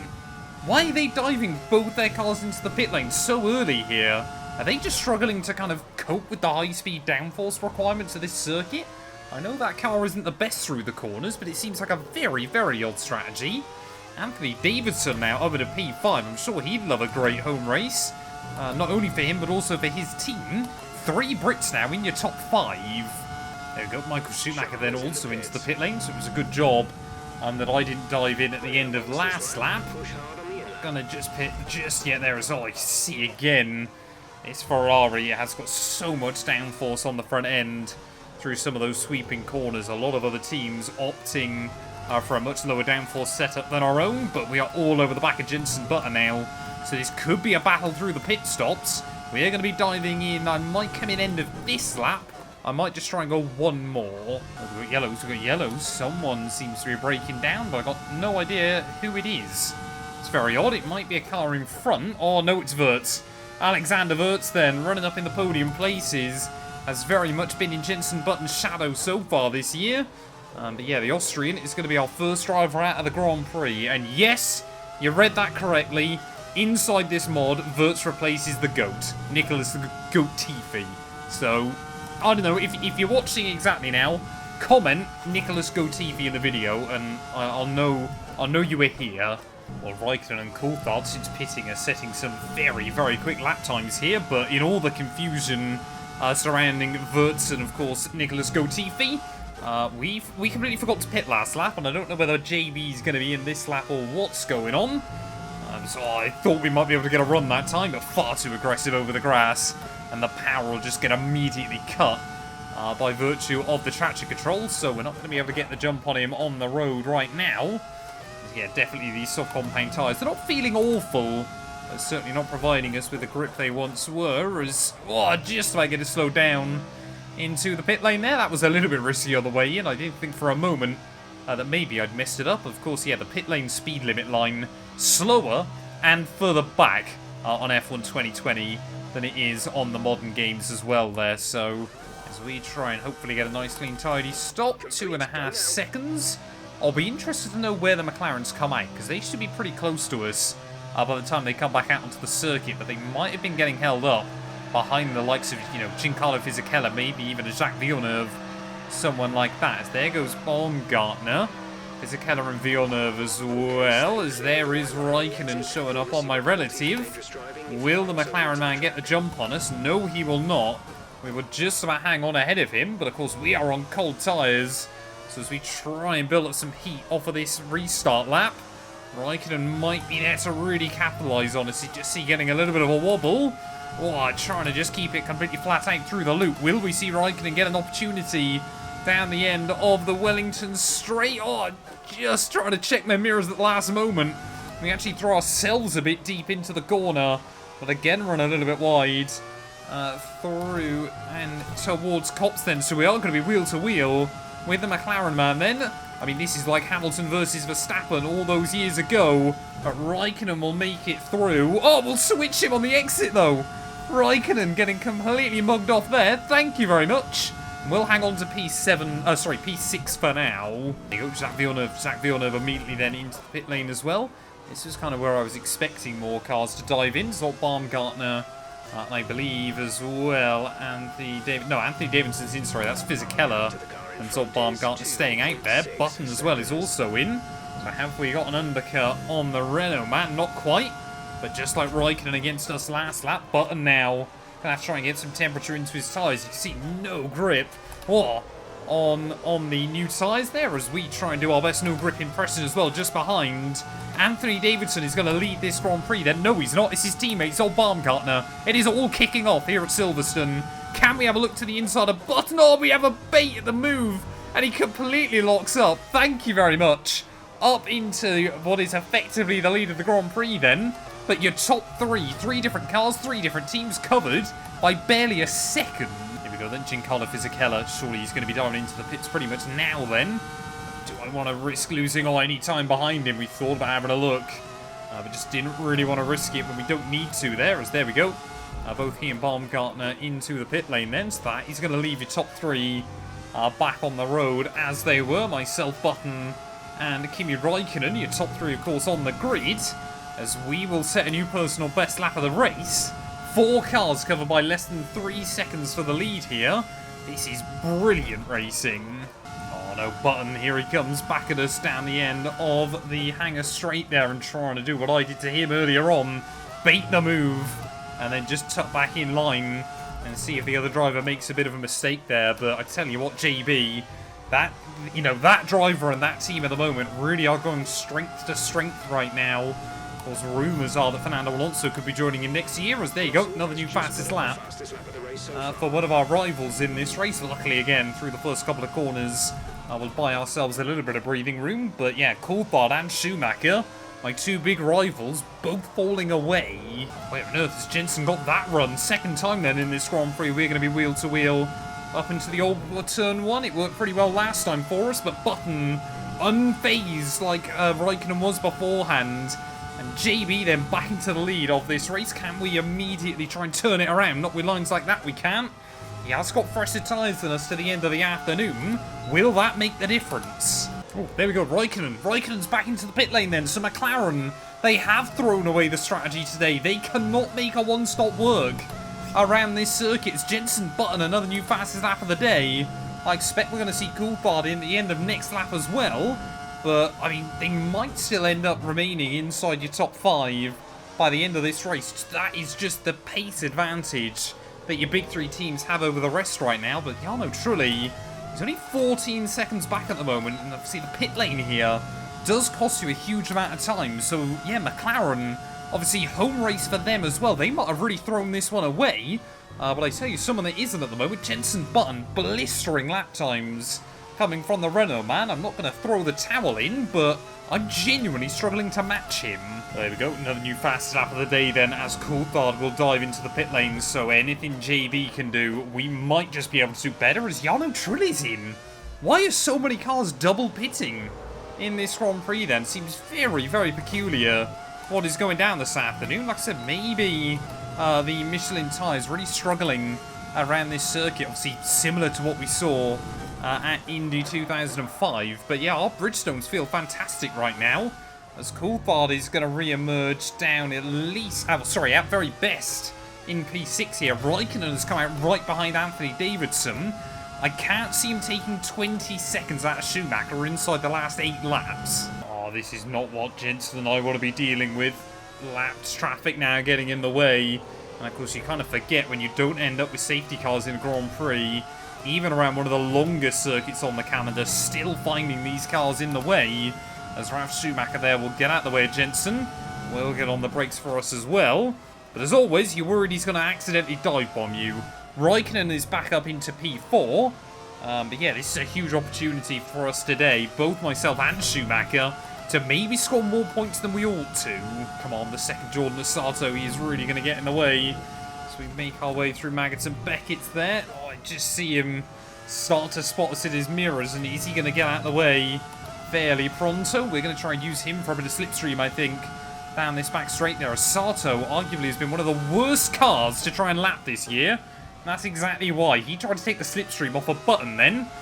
Is he just not aware there's a battle for the lead going on? I don't want to alarm the Renault team here, but I think Button might have problems. I think with 5 laps to go, Jensen Button might have some kind of power issue on that Renault car, because suddenly we are taking a lot more out of him in a straight line than we ever should have been.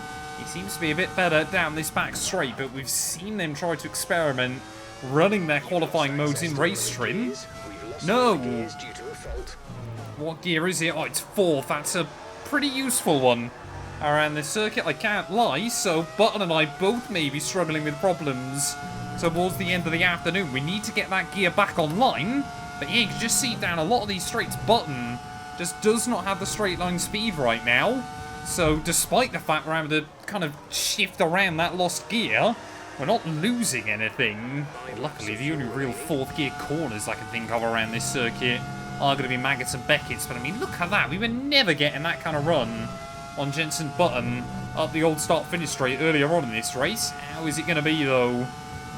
Through this section of corners, we'll go down 1. I think we'll have to try and leave it in 5th gear through the rest of them there. It should give us a nice drive off the corner, but certainly doesn't quite give us the rotation we want through it. It's JB then closing in on one of the Minardis. I don't know whether it's Heifeld or it is, yeah, Felipe Massa. That's another corner that is 3rd gear only, or sorry, 4th gear only, as Massa will get out of the way. But he'll get out of the way right on the racing line. With just 2.5 laps to go then, our 4th gear has come back. But really, yeah, today, all 3 of your big teams this season have suffered with their own issues.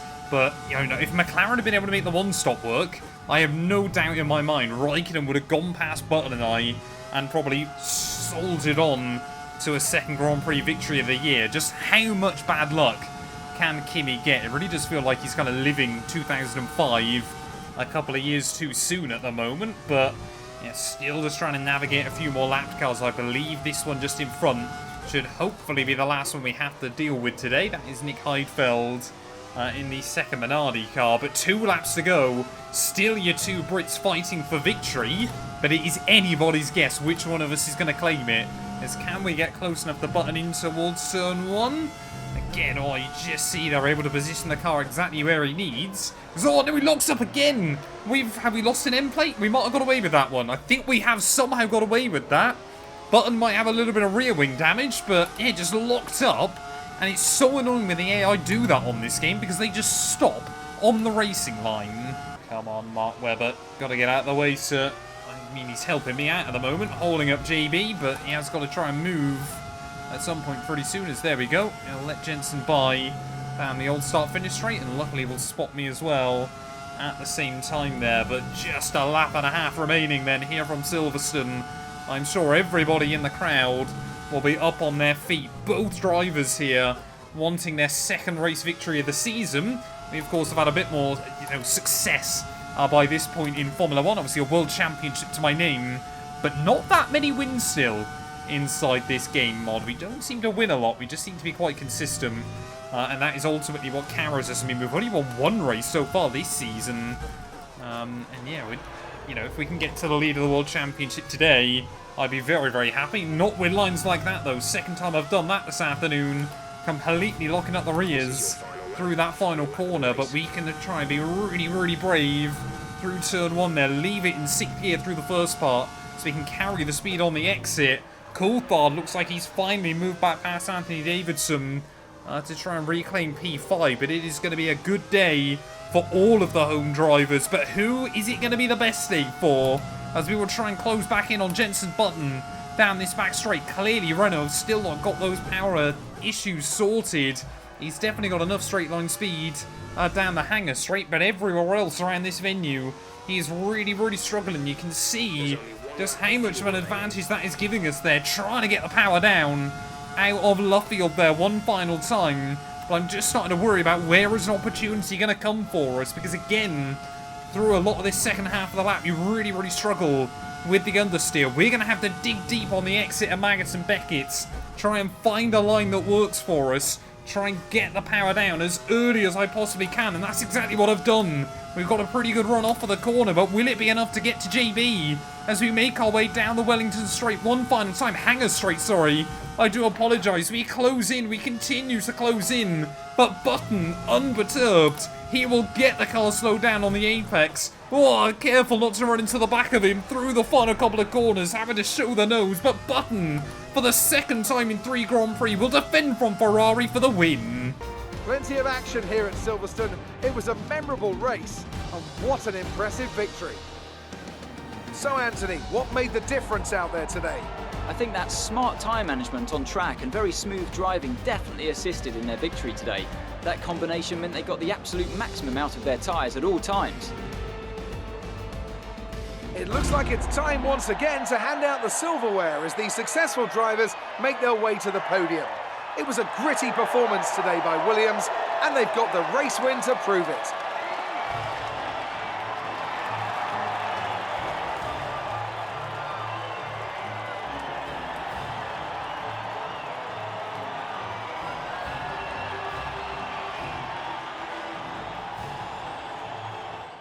Well, there we are then. Jensen Button took his first Grand Prix victory at his team's home race, will take his second victory at his home race there, and what a way to do it. Defending, we gave it everything there. I really, really did want that victory today, but ultimately, yeah, the Renault car just too fast in the end, had enough straight line speed still, and with those gearbox problems, there was nothing we could do. P2 for ourselves. Schumacher returns to the podium in 3rd, ahead of Raikkonen and Coulthard, but ultimately, yeah, those McLarens, they should have won this one, to be completely honest. Davidson in 6th, ahead of Zob Baumgartner. Fisichella, a good drive through the order to get ahead of Alonso, Panis, and Jacques Villeneuve will again make it another... no, sorry, he won't. Jacques Villeneuve will narrowly miss out on points there, denying Toyota another double points finish as well. The one driver, though, that failed to see the checkered flag was Alexander Wurz. in today's Grand Prix. What does that do to our World Championship, though? But it means now just 3 points the gap at the top of the table between myself and Schumacher. Coulthard still within a race wins margin of the top of the table, and there is definitely still a couple more circuits that should suit the McLaren car as well. Alonso still somehow in P4, ahead of Raikkonen and Button there. Montoya still ahead of Panis and Wirtz, with Villeneuve still just inside your top 10. Still, 3 drivers yet to score a point this year. Schumacher, Heidfeld and Mark Webber. Constructors-wise, almost a 100-point buffer again at the top of the table, ahead of McLaren. Williams still ahead of Renault as Sauber will jump BAR and Toyota with that big result as well. That battle for 5th is going to be very, very exciting to look out for. Jaguar still ahead of Minardi and Jordan. Thank you all so much for watching. If you have enjoyed, please do make sure to leave a like, get yourself subscribed, and we'll be back very soon ready for the Hungarian Grand Prix. Hello everyone, and welcome back to a brand new video, and welcome to round 11 of our F1 2003 career mode. Yes, we return this weekend here for the Hungarian Grand Prix, of course. If you missed out on the video that went live a few days ago from Silverstone, I would highly recommend going back and checking out. It's safe to say this World Championship keeps ramping up, keeps getting more exciting, and we have got the final race before the summer break this weekend, and it is still all to play for. 3 points in it between myself and Michael Schumacher. David Coulthard just 24 points off the top of the World Championship as well. We are definitely in for a 3-way fight right towards the end of the year. Alonso still ahead of Raikkonen, Jenson Button now ahead of Juan Pablo Montoya after he claimed his 2nd race victory in the last 4 Grand Prix. I've still only had 1 win this season, but we haven't finished off of the podium since Bahrain all the way back in round 2. Consistency is really paying dividends for us at the moment. Michael Schumacher had his worst finish of the year with 3rd place last weekend at Silverstone, but to be honest, he was quite lucky to finish there. McLaren double stopping their drivers, could not make the one-stop work, ultimately cost them a lot during last weekend's race as well. But yeah, the Hungaroring though, we've claimed I think 2 pole positions here before, so hopefully we can make it a 3rd this weekend. Get yourself subscribed if you're new. We're trying to hit 140,000 subs before F1 25 comes out. Also, if you want to help support us just a little bit more, click the join button down below for just £1 a month. It massively helps us out. You get early access to all the videos and a couple of extra perks. But yeah, without further ado then, let's return here to the Hungaroring.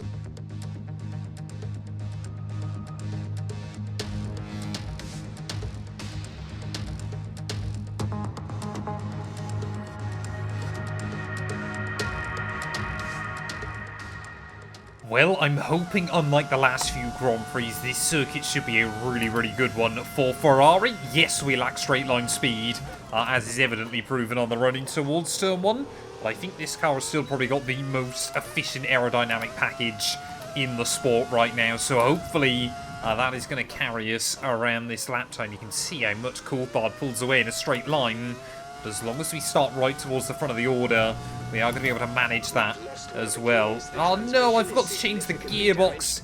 That's not ideal. No idea which gear we've lost then. Oh, it's 4th gear again, just like we lost at the end of last Grand Prix.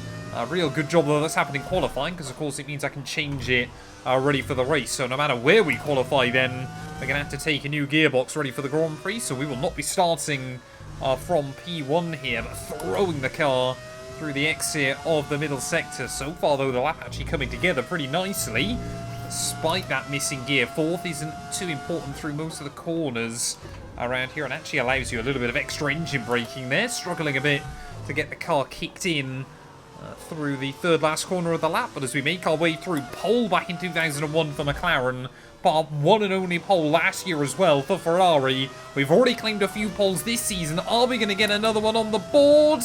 Yes, we are. Well, there we go then. P1 by half a second here at the Hungaroring. I knew the car was going to be good around this circuit, and at least we've proven that on Saturday afternoon. Raikkonen will line up, though, effectively from pole position, with Jenson Button in P2 there. Schumacher down in 6th place, so we're going to still be alongside our teammate ready for the start. It's not often you put 9/10 on Michael Schumacher, but I'm not going to complain about it.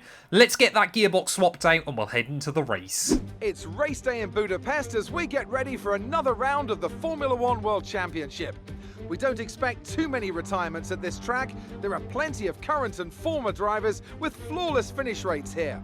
In particular, Ralf Schumacher. He made it across the line in all 10 of his Hungarian Grand Prix starts. 14 corners then for our drivers to navigate at the 2.7-mile Hungaroring today. It's 6 lefts and 8 rights around a lap here, with average speeds in the region of 120 miles per hour. With me today, of course, is Anthony Davidson. Let's have a chat about Williams. What do you make of their performance so far this season? Well, the atmosphere within that team seems very positive at the moment. Everyone seems like they're in great spirits and having a lot of fun doing what they do, and that's definitely contributed to the performances we've seen. Oh, I'm an idiot, man. I forgot to change the gearbox, and as soon as you click to load into a Grand Prix, there's no way we can do it. Oh, dearie me, this is going to be bad. This is going to be really, really bad. I don't believe there's a way we can do it in the game setup either. So we're just going to have to try and suffer through this Grand Prix, probably with a missing gear throughout the most part of it. I guess, on the other hand, we've got pole position, but this was a really, really stupid blunder by myself. And, you know, that could be World Championship defining come the end of the season as well. But let's do this thing then. 35 laps here from the Hungaroring. We need to try and hold on to P1 at turn 1. 5 red lights. And it's going to be lights out and away we go then. One of my better starts inside this game. But look at Button. Oh, a little bit of contact as he tried to make it 3 wide there, down towards turn 1. Immediately the straight line speed of some of those other cars playing into their hand, as we will lose 1, 2 and 3 there as Alonso will try and come through down the inside as well at turn 1. Can we return the favour on the Spaniard in towards turn 2? Yes, we can. Gotta get the elbows out early here. I cannot afford to get stuck behind some of these other guys. There was a bit of a wobble out through turn 3. Had to keep the foot in, though, because, again, we do not want to be vulnerable there as struggling immediately. It's always the Renault that seems to kick up the most turbulent air on this game. I've got no idea what it is, but I noticed it at Silverstone last weekend as well. But yeah, with that old gearbox though,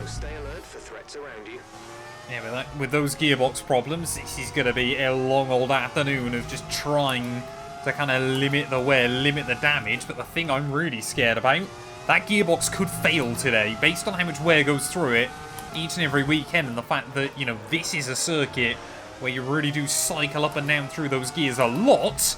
We could be in real trouble. Anyway, let's just see if we can get a run on Button through the final couple of corners.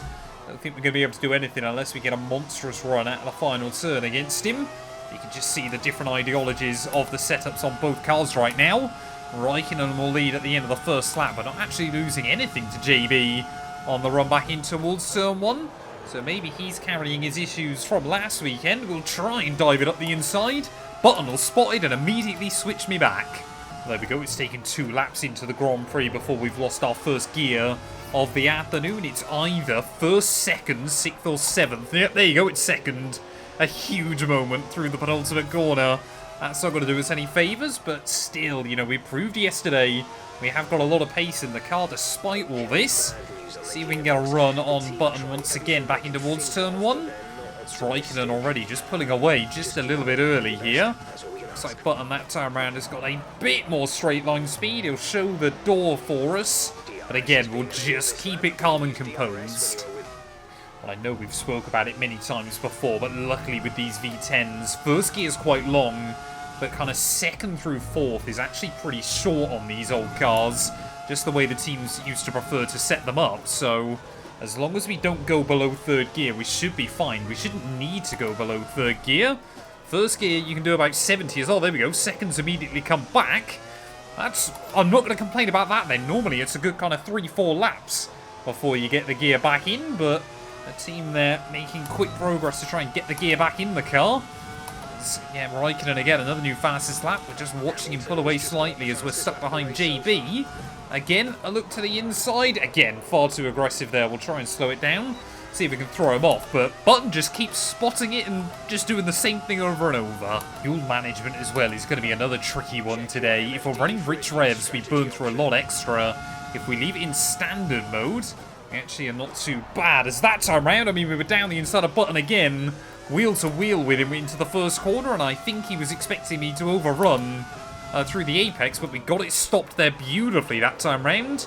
navigating JB, and now we can chase down Kimi for the lead. There we go, Raikkonen new fastest lap, and we will immediately go quicker there, despite having to overtake on that last run. So we've definitely got the pace still to compete. Like I said, it's just a question of what gear we're going to lose throughout this race. But I guess the good thing for us is that both of my championship rivals, terrible qualifying for Schumacher and Coulthard. So even if we were to finish second here, still we'd take points out of both of them. Well, I've been managing the gearbox wear, then just keeping an eye on it. I believe on this game, if I remember correctly, anything over 75% wear, and then at any moment it can fail. I think looking back, that's what happened to us. If you guys remember the 2001 Singapore Grand Prix, I think that's still the only DNF we've had in this series up to this point, which is pretty good going, actually. But yeah, I think anything over 75%, then it can just RNG just go on you. But yeah, we've rocked back up to the rear of Kimi Raikkonen. Jensen Button, just as we would normally expect from him. Very quick over one lap, very quick in the early laps. And then the pace has fallen apart from the Renault. Doesn't seem to be under much pressure from Fernando Alonso, but certainly, yeah, dropped away from Kimi, and I like a stone. If you had told me back in Baku that could have been Michael Schumacher's last victory of the season, I never would have believed you, because he was absolutely in control that weekend. But since then, Schumacher just seems to have taken a step backwards. Talk of the devil. Michael into the pit lane then for a very, very early pit stop in this race. I want to extend to about the end of lap 15 there, as you see Raikkonen struggling to look after those Bridgestone tyres, I believe, on that car. As can we try and capitalise and get a run through one of these corners? Just see there through turn 3, able to keep it completely pinned, but not quite able to do anything against Kimi.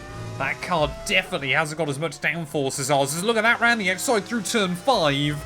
Surely not there. Raikkonen going to try and defend the inside line in towards the chicane. Oh, he sends it. Didn't know where he was going to go there, whether he was going to bobble out over the curbing, but a very stout defence by the Flying Finn. Oh, there we go, Raikkonen. Okay. Was not expecting to see him into the pit lane so early in this race, but clearly the tyre wear not looking great. Button's in, Alonso's in. Everybody's diving into the pit lane, so maybe our tyre wear a lot better than I thought it was going to be. But I'm not going to complain then, claiming P1. Well, it looks like Raikkonen as well then has been caught out behind Alexander Wurz by the time he makes his way back out into the circuit. So this provides us with a golden opportunity. We've got to try and work a little bit of an undercut here. I remember we had to do this against Williams, I think, a couple of seasons ago, and kind of stole victory from underneath them. Can we do the same today? Is already Raikkonen has lost over a second behind Wurz. This works out fantastically, as whilst he's doing that, we are still setting new PBs through Sector 1 and Sector 2. Already then with a 6-second gap over David Coulthard. Even Juan Pablo Montoya's in front. And a 21.5. That is exactly what we need to be doing. Coulthard's going to peel into the pit lane as well. So I really wonder if the AI are going to be two-stopping this race. But we are going to try and stay out just a couple of laps longer. But Raikkonen already 23 seconds back. He is losing bags of time. He's not going to be any more, though, because they've all dived into the pits. So he's now got a chance to try and kind of re-undercut me. Well, end of lap 15 then. We have just been setting the pace right now, really giving it everything we possibly can to make sure that we are going to safely get the jump on Kimi Raikkonen here. And at the moment, things are looking pretty good. Just really, really surprised that they've all boxed as early as they have. Genuinely wouldn't surprise me if they're all on a two-stop strategy. So not only have we had more pace, but we've also got better tyre wear around this circuit at the moment. And, well, that is just really boding well for us. Obviously, Michelin versus Bridgestone was a big, big cause of controversy time and time again back in the early 2000s. If you're setting up a motorsport series, this is wise words. Never allow more than one tyre manufacturer. Just have one. It eliminates so much of the chaos and confusion there. As I thought that was Raikkonen going by, but it's actually a lapped car. So we'd already put someone a lap down then in this Grand Prix. We should come out ahead of Kimi as well, which I think we will. What is going to be the gap then to Kimi Raikkonen? It's going to be a good 5 seconds or so. 5 seconds the gap to Kimi as we get back out onto the circuit. Whether they've got a pit or not, we are in control right now. Well, Nick Heidfeld then, not too sure if he's got some front wing damage on that car or some other issues, but this is the kind of circuit that really does expose Minardi and their lack of pace in that car right now. He seems to have a full front wing, so yeah, definitely just struggling, but to already be a lap down, well, not even a half distance yet technically. It's going to be a long afternoon for the German. Well, there is still a little bit of movement going on behind. Oh no, Button's gone! Jenson Button's out of the Grand Prix. What on earth's happened to him? Renault, a second race victory of the year last weekend, but this has not been an unfamiliar sight for them either. Plenty of power, but a lot less reliability in those cars. Jenson Button, our first retirement of the afternoon. And yeah, his slim, albeit admittedly very slim, World Championship hopes are definitely over. Well, that is going to promote then David Coulthard up into P4. Fernando Alonso up now into third. And we've got eyes then on Michael Schumacher as well, a little bit further behind. But as the gap now opens up to 10 seconds ahead of Kimi Räikkönen, I really do feel like the only thing that can stop us is going to be that gearbox this weekend. But we haven't lost a gear again in this race. So very, very weird that as the gearbox has become more warm, it's become more reliable again. Make that make sense. Oh no, as soon as I say that, we've got a much worse gearbox problem now in the car. We have got the kind of weird lag that sometimes occurs as well. So now effectively you've got to be downshifting and upshifting way before you think you need to. That is going to cost us a lot of time. Luckily we've probably got about a second in pace near enough over Räikkönen right now, but I might have jinxed myself. There we go, taking less than a lap and it's fixed itself, and in that time we still pulled out 3/10 on Räikkönen. No idea what is going on with the AI today, but yeah, luckily that gearbox issue very short-lived. Well, Ralf Schumacher then, he's been thoroughly outclassed by his teammate, so is his brother so far this weekend. Ralph's caused me a lot of problems though trying to get round him in recent races. Oh, again, the understeer really does catch you by surprise, but another car lapped in this race. How high could we lap up to here? The pace is just so good. Well, there we go. Räikkönen back in again then for his second pit stop of the day. So, it looks like Alonso following him in. So, Michelin just cannot get their tyres as far as Bridgestone this weekend. And again, that is going to hamper McLaren's races as we go past Kumasato. Of course, every other car, I'm pretty certain, in this mod is on those Bridgestones. It's only us on Michelin's. Sorry, vice versa even. We're the only team on Bridgestones, not Michelin's, inside this mod. That's going to help Michael Schumacher then temporarily. He's going to be up into P3. Surely that'll become P2 though after Coulthard pits. But Räikkönen is only going to be 5 seconds behind him. There we go, Coulthard into the pit lane as well then. So Ferrari out of nowhere. We're going to be up into a 1-2 situation. Will Schumacher be able to hold on though from Kimi towards the end of the afternoon? I'm not optimistic, but by lap 25 then we have got a 30-second lead over our teammate Michael Schumacher right now. Despite all the issues this weekend, our race pace has been more dominant than our qualifying pace. Admittedly, that comes with a huge asterisk over it, and I hope that this tyre wear difference isn't going to be a problem in all of the races between now and the end of the season. But it is just another reminder of the political game that used to be played back in Formula 1. You know, these kind of tyre rules did make changes in World Championships. 2003 was notorious for it. Well, Michael Schumacher then is about to get caught by Kimi Räikkönen. He's still running about a second a lap slower than Kimi right now. And that gap now down to just 3 seconds here. But I believe for the first time this season, we're going to be lapping up into the point-paying positions in a moment. There is a huge train of cars that is all just line astern. If any of these guys have been able to make the one-stop work, then you're in for a really, really good race out here. I think it was Toyota and Fisichella did that last weekend at Silverstone, where a few teams had to two-stop. Toyota were able to stretch the one-stop because their car seems to be quite gentle on its tyres at this stage of the season. But making our way around Zob Baumgartner then, looks like Anthony Davidson is hanging on at the front of this little group of cars. No idea who's in 6th place then, as Olivier Panis will also move out the way. Thank you very much, buddy. Some of the lap traffic here has actually been pretty good, dare I say. Right, come on then, Jarno. That Sauber car, yeah, this is not a circuit that suits their strengths at the moment, as that thing is very, very quick in a straight line, but definitely doesn't have the downforce of a lot of other teams. So, I mean, look at that. He's actually got a run on me back into turn 1, despite the fact he lifted off to let me through. So, yeah, Jarno Trulli, that thing has definitely got some ponies underneath it. Just starting to wonder whether Raikkonen will, A, get back to Michael, and even if he can get to him, whether he's actually going to be able to find a way by. Schumacher, again, might be able to cheese himself a really good result.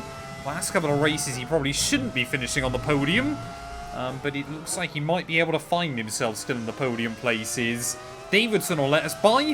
Hopefully, that's the last car we've got to lap this afternoon. Well, less than 2 laps to go then, and only really one way to describe this Grand Prix. And that has been total domination here. If you've been watching, though, and you've kind of been thinking, wow, the tyre difference between, you know, the Ferraris and everybody else seems ridiculously unfair. Genuinely, go back and research the end of the 2003 F1 season, because, honestly, this is pretty much exactly what happened. The Michelin teams of Renault, Williams and McLaren looked really, really strong against the Ferraris, and then the FIA changed the rule, and Ferrari suddenly were back on top and completely in control. I mean, it might not have changed the World Championship outcome, but it certainly didn't help Kimi Raikkonen right at the end of that campaign, or Juan Pablo Montoya, for that matter as well. So, yeah, that genuinely, this is just what used to happen in Formula 1. Rule changes would come in, and momentum would swing so wildly from team to team. You know, we haven't had the fastest car over the last couple of weekends, but I knew this weekend, I hoped that we were going to be strong. I really did worry that forgetting to put the new gearbox in might completely dog us of a big result today. Michael Schumacher, though, has got just a lap and a half to go to try and defend from Kimi Raikkonen, but this might be the biggest winning margin we've ever seen inside this series so far from 1998 onwards. I think Monaco last year we won by a similar margin as well, but you bring us back to these high downforce circuits and the Ferrari car absolutely flies along. I never liked the Hungaroring, apart from, well, in this series an F1 Championship edition. And it's just because these cars are so much lighter, so much more fun to kind of chuck around a venue as well. Now, suddenly this circuit makes sense again. These big, heavy, modern Formula 1 cars just are not enjoyable to bring to venues like this. But Schumacher, down towards turn 1, was probably the last bigger danger zone he was going to have to try and hold off, and I think he's going to, from Kimi Raikkonen now. In towards the final few corners, though, the Hungarian Grand Prix. 45 seconds, despite the gearbox issues. It probably could have been even more had we not been held up early on as well. Dare I say it, we could have been close to lapping the entire field today. That has just been the domination of this Ferrari car. Finally, it is going to be win number 2 of the season as well. At the final corner, we head into the summer break with the perfect result, P1. Well, what a drive that was to take the win for Ferrari today. And talk to me, what do you think it was that sealed the win for them? I think that smart tyre management on track and very smooth driving definitely assisted in their victory today. That combination meant they got the absolute maximum out of their tyres at all times. And here we are, a team that is no stranger to the podium, taking their place on top once again. A sublime race today and a stunning win for Ferrari.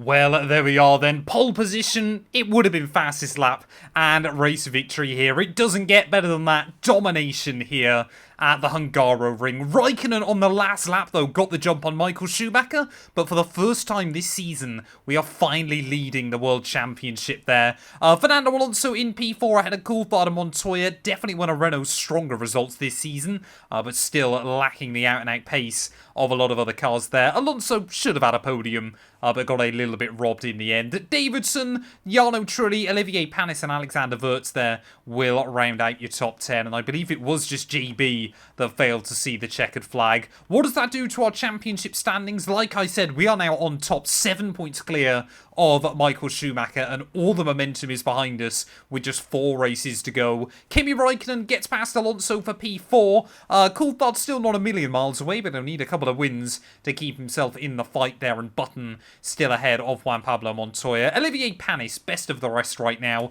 Constructors-wise, Ferrari 110 ahead of McLaren. Hopefully we're going to be wrapping up that Constructors' Championship in the not-too-distant future. BAR with the big points today, get the jump on Toyota, and are now just 4 points back from Sauber as well. Thank you all so much for watching. If you have enjoyed, please do make sure I leave a like, get yourself subscribed, and we'll be back very soon when Formula 1 returns ready for the Belgian Grand Prix. Hello everyone and welcome back to a brand new video, and welcome to round 12 of our F1 2003 career mode. Yes, we're back this weekend here for the Belgian Grand Prix. Of course, if you missed out on the video that went live a few days ago, I would highly recommend going back and checking it out. We've been through the summer break, and Ferrari, we have brought 4 upgrades to the car, which, if you watch the Hungarian Grand Prix, we might not need at the moment, because we absolutely dominated proceedings last weekend. We just had the best car, to be completely honest with you guys. This car struggles a bit in a straight line,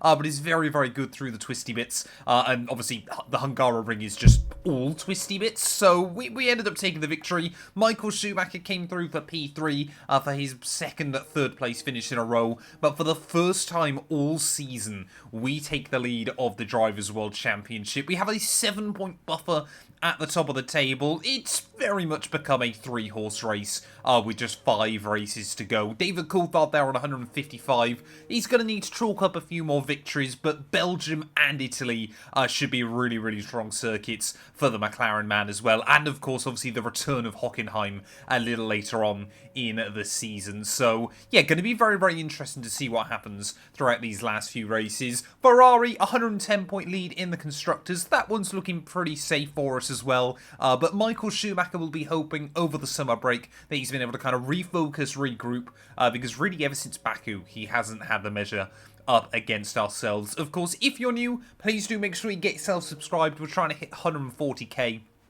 before F1 25 releases now in just a couple of weeks. And also, if you want to help support us just a little bit more, you can click the join button for just £1 a month. You get early access to all the videos as well as a few of the little perks. That'll carry over into F1 25 as well. So yeah, definitely, hopefully it's going to be very good value for money at the moment when we're posting out lots of videos in the not too distant future. But yeah, without further ado then, let's head here to Belgium.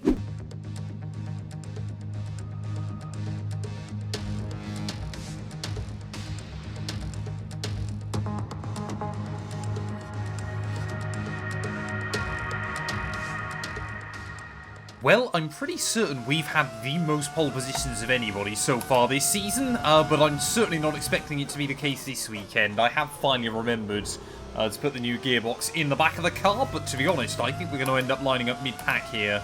Again, obviously the huge Kemmel straight in Sector 1, the uphill run back towards the bus stop at the end of the lap as well, all are going to be very, very bad for us, but this is Belgium, so there is changeable conditions on the radar ready for tomorrow afternoon as well, so how that's going to affect things, only time will tell. I've tried to make sure that we've got a well-balanced car that we can push throughout the entirety of the lap. You can see 3/4 of a second down on David Coulthard by the end of Sector 1, and as we make that curbing through the exit of Les Combes, this is going to have to be the part of the lap where we try to claw back the time against the AI as well. A little bit of a kick of oversteer to make our way through Malmedy as well. But yeah, I mean, this circuit, again, I seem to do really well on the circuits that I'm normally not a big fan of inside this game. Obviously, the Hungaroring I hate, but, you know, we just seem to have really good races there.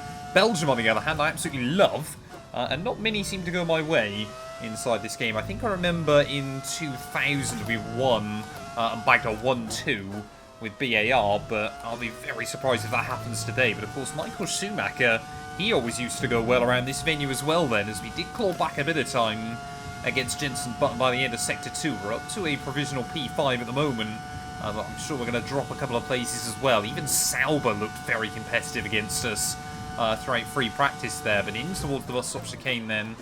Really got to try and throw the car at the curbs through the entry and the exit. Lean on that traction control. Try and get the power down on the exit. P8 on the grid. That is a disaster because that'll be P13. But I felt like there wasn't much more time I could find. Well, there we are then. Jenson Button, he will join me in the 4 pole position club so far this season. David Coulthard up in P2 ahead of Kimi Räikkönen. But yeah, like I said, the Sal was very, very quick here. Olivier Panis up in P5. But again, it's a bit tricky because obviously we brought all these upgrades to the car. And a track like Belgium just isn't going to suit it anyway, so we'd have no idea whether all those upgrades are working very well or not. But yeah, today is sadly going to be damage limitation, I feel. But with changeable weather, anything can happen. Welcome along then to the Belgian Grand Prix, the race that gave us the maiden victory for the Jordan team in 1998. And in the same team, the phenomenal debut of a young Michael Schumacher. There's always something special around one of the many corners of this fan favourite circuit. So here we are once again, ready to go racing through the Ardennes forest. 4.35 miles of long straights, fast corners and massive elevation changes. It makes this not only one of the most exciting circuits on the calendar, but one that makes for some consistently high quality racing as well. Simply put it, there really is no place quite like Spa. Anthony Davidson joins me again for the race today. Let's talk about Mr. Monaco. There's a new gearbox in the back of that car, which means a grid penalty. And hopefully some excitement as they make their way through the field. Fingers crossed that's one failure they won't have to worry about today at least. There's not much of a silver lining to starting down the field with a penalty, but I think they'll be able to make some of that back up over the course of the race. Well, here we are then, down in P13. Quite unfamiliar territory for us so far this season, but like I said, rain is predicted right towards the end of the afternoon. Could we try and gamble? No, of course we can't because we qualified inside the top 10. I always forget this was still a rule inside F1 2020 that you have to start on the tyres you qualified on. So definitely no chance of an alternate strategy today. I believe David Coulthard is also taking grid penalties. So yeah, there we go. One of our championship rivals in trouble as well. 5 red lights on the grid here in Belgium. It's going to be lights out, and away we go there. Michael Schumacher has been promoted up to P3 then with all those penalties, so he'll be looking for a good start on the run in towards Turn 1. I just want to try and stay out of trouble. So immediately there we have a little bit of contact with Giancarlo Fisichella, who didn't fancy give me any room on the inside. Maybe I was a little bit cheeky to try and keep the nose there, but to be honest, I'm just happy not to lose a place. Well, on lap 1 as I thought everybody would be easy flat through there, but apparently not. Giancarlo Fisichella having to lift out in his Toyota ever so slightly right up towards the limiter then to make our way up the Kemmel Straight, and we will try and get past Zott Baumgartner as well then. So an aggressive start. Coulthard getting a little bit caught out behind, I believe that was Fernando Alonso getting out of shape, so immediately up into the points and ahead of one of our big championship rivals. So that is critical of the start of the race there, and Coulthard actually seems to be really struggling through those first few turns, trying just to gather it up there, maybe taken a little bit by surprise that we went for the move where we did. Don't think there's been as much movement up towards the front of the order. But yeah, really, really interesting start then here. I think it's still Button leading the way ahead of Kimi Räikkönen there. So obviously Räikkönen used to love this venue as well. I don't believe Jenson Button ever won here, but I do know that he took his one and only pole position for McLaren around this circuit as well at the 2012 Grand Prix. So yeah, Button clearly likes this place over one lap. But a lot of rambling on lap 1. Some fun facts for you all as well, as we're going to try and get a run then on Jarno Trulli to the inside, ready for Blanchimont there. And well, we were committed. Well, I was not going to be backing out of that, and Jarno Trulli forced to bail. So then, that Williams car neither quick in a straight line or particularly quick through the corners. Of course, it was really 2004 that the Williams downfall began, but seems to be happening 1 year early, as this time around to the outside of Blanchimont then. And similar to Alonso against Schumacher back at Suzuka a couple of years after this, round the outside we will go in a brave, brave move up into 8th place then, as Schumacher actually setting fastest lap of the Grand Prix. I tell you what, the upgrades are working on this car. It does feel a bit quicker in a straight line. We've really kind of tried to focus on that. Although, of course, everybody else's, qualifying fuel modes and everything will really help them. Yeah, we've got a pretty quick car now in a straight line. If we try and stay on board. And look at the relative to Anthony Davidson. I know we make up a lot up through Eau Rouge and Radion, but even when we get out to the Kemmel Straight as well, you can see Anthony Davidson, we've actually got a bit more top end. It seems to get to VMAX a lot quicker than it used to. So, yeah, clearly I think these upgrades are working. Well, it has been a bit of a shame that BA are just falling away pace-wise this season. It was great seeing Anthony Davidson as kind of the giant killer over the course of last year's campaign. But, of course, this is the reality of Formula 1. Teams ebb and flow in terms of performance. But one thing remains a constant. Ferrari are usually fast. 2001. Oh, no! Davidson's hit me. What on earth's happened? He's out of the Grand Prix. A couple of weekends ago then, obviously we had a weird little collision with Montoya where he locked up, but I probably kind of moved in, and it was a bit of a racing incident according to you guys. What do we make of that one? I mean, it feels a little bit to me like Hamilton with Alonso, if you guys remember back in 2022. There is a car's width on the inside there. We kind of realised that at the last moment. He could have taken a bit more curb.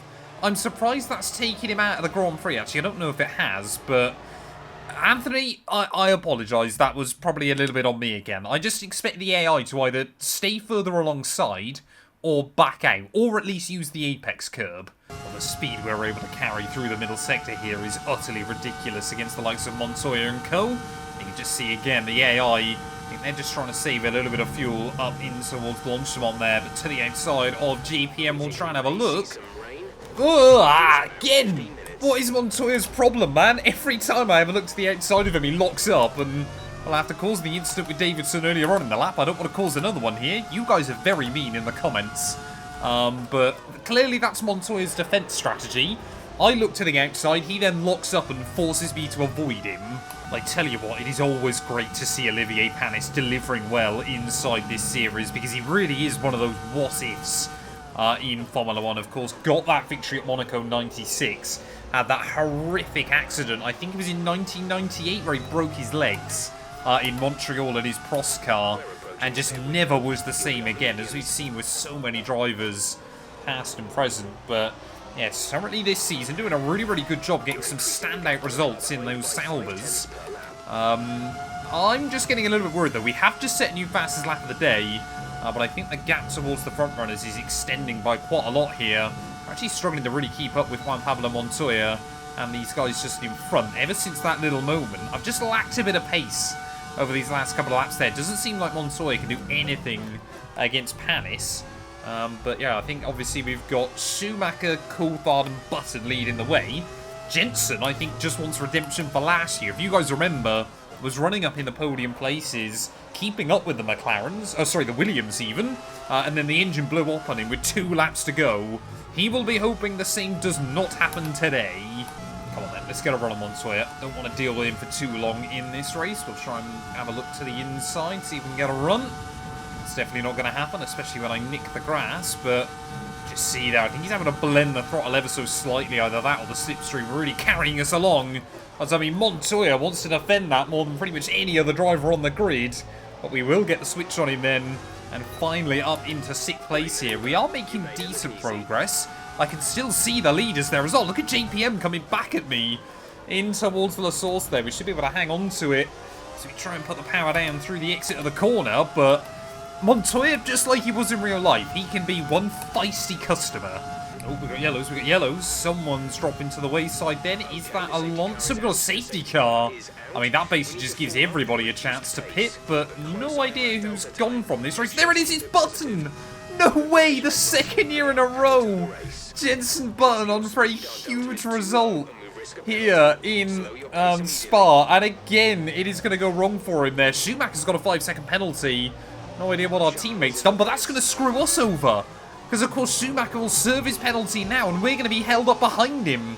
So this is an absolute disaster, then, in this Grand Prix. Is Schumacher being held, and, well, we're going to be at the back of the field, surely, by the time we come back out. If I'd known he had the penalty, I probably would have waited. He's got to put a front wing on the car as well.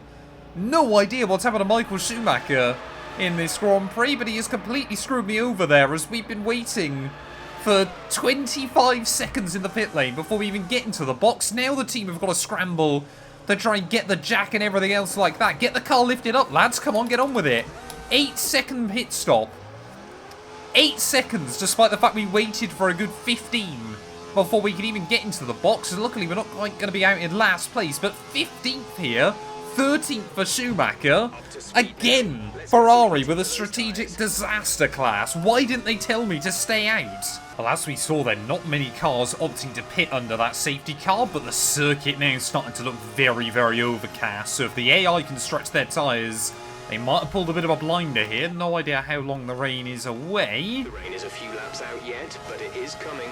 Be careful. Dry. Oh no, that doesn't bode well. Although that being said though, so far this year, Ferrari have absolutely had the wet tyre advantage over everybody else. So Schumacher and I, just like we saw back in La Castellet, we were having a terrible race out and were able to recover in the end to both scoring a podium.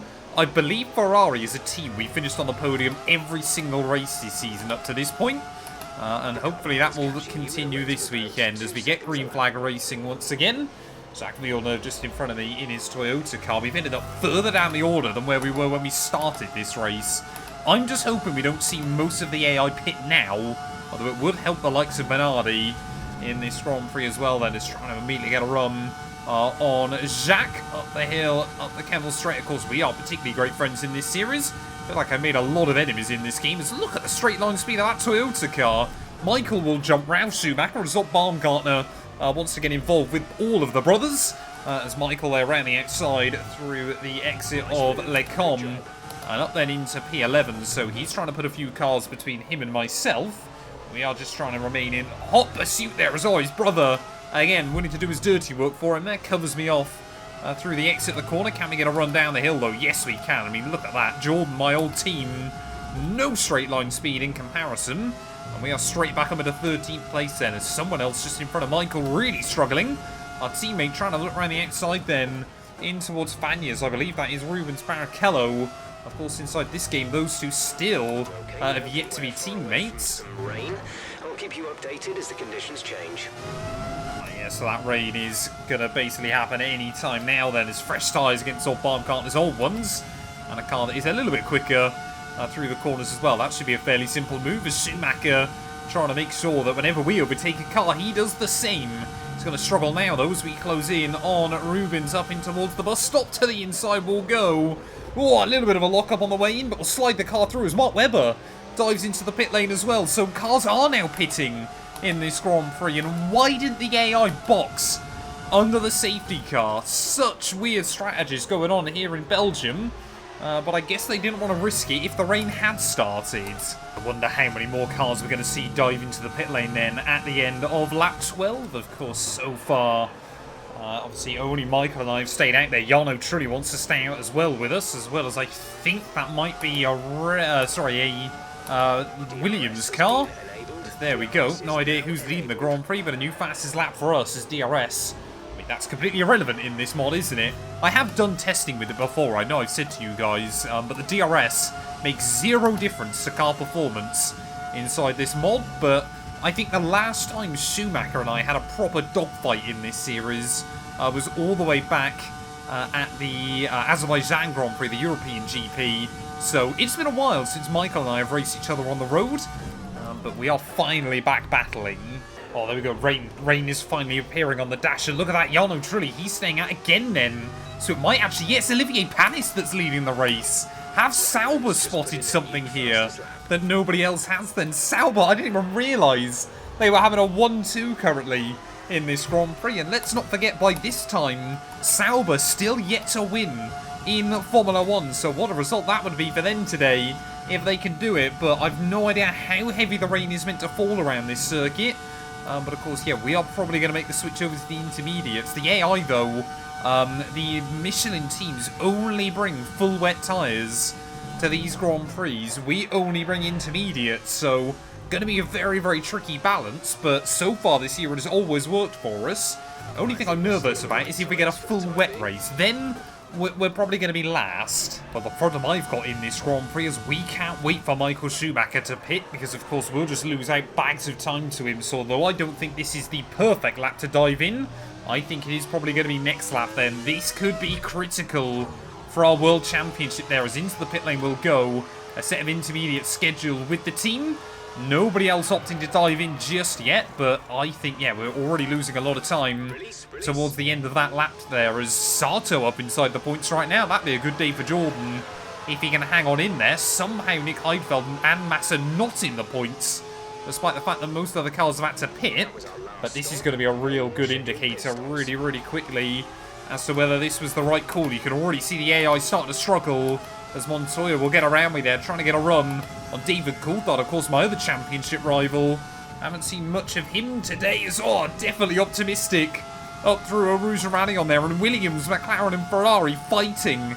This was the real storyline of 2003 there, but have we got any kind of advantage? Can we get temperature into the tyres?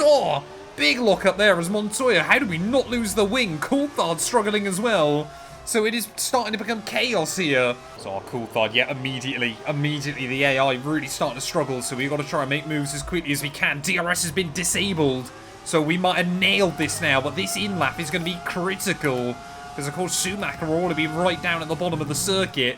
So he won't have far to make it back to the pit lane.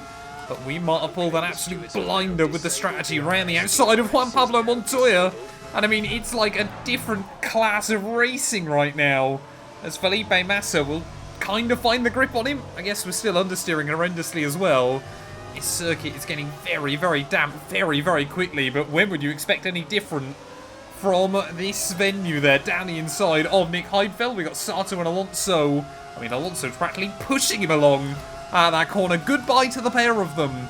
And back up then inside the top 10 very, very quickly. Schumacher peels into the pit lane, and Olivier Panis, we might be about to deny him a second Formula 1 Grand Prix victory there, as you can just see how much time we're gaining on Alexander Wurz then. So we have nailed this, as you just, my brain can't even work out kind of how slow the AI going to be in some of the corners. Someone stayed out.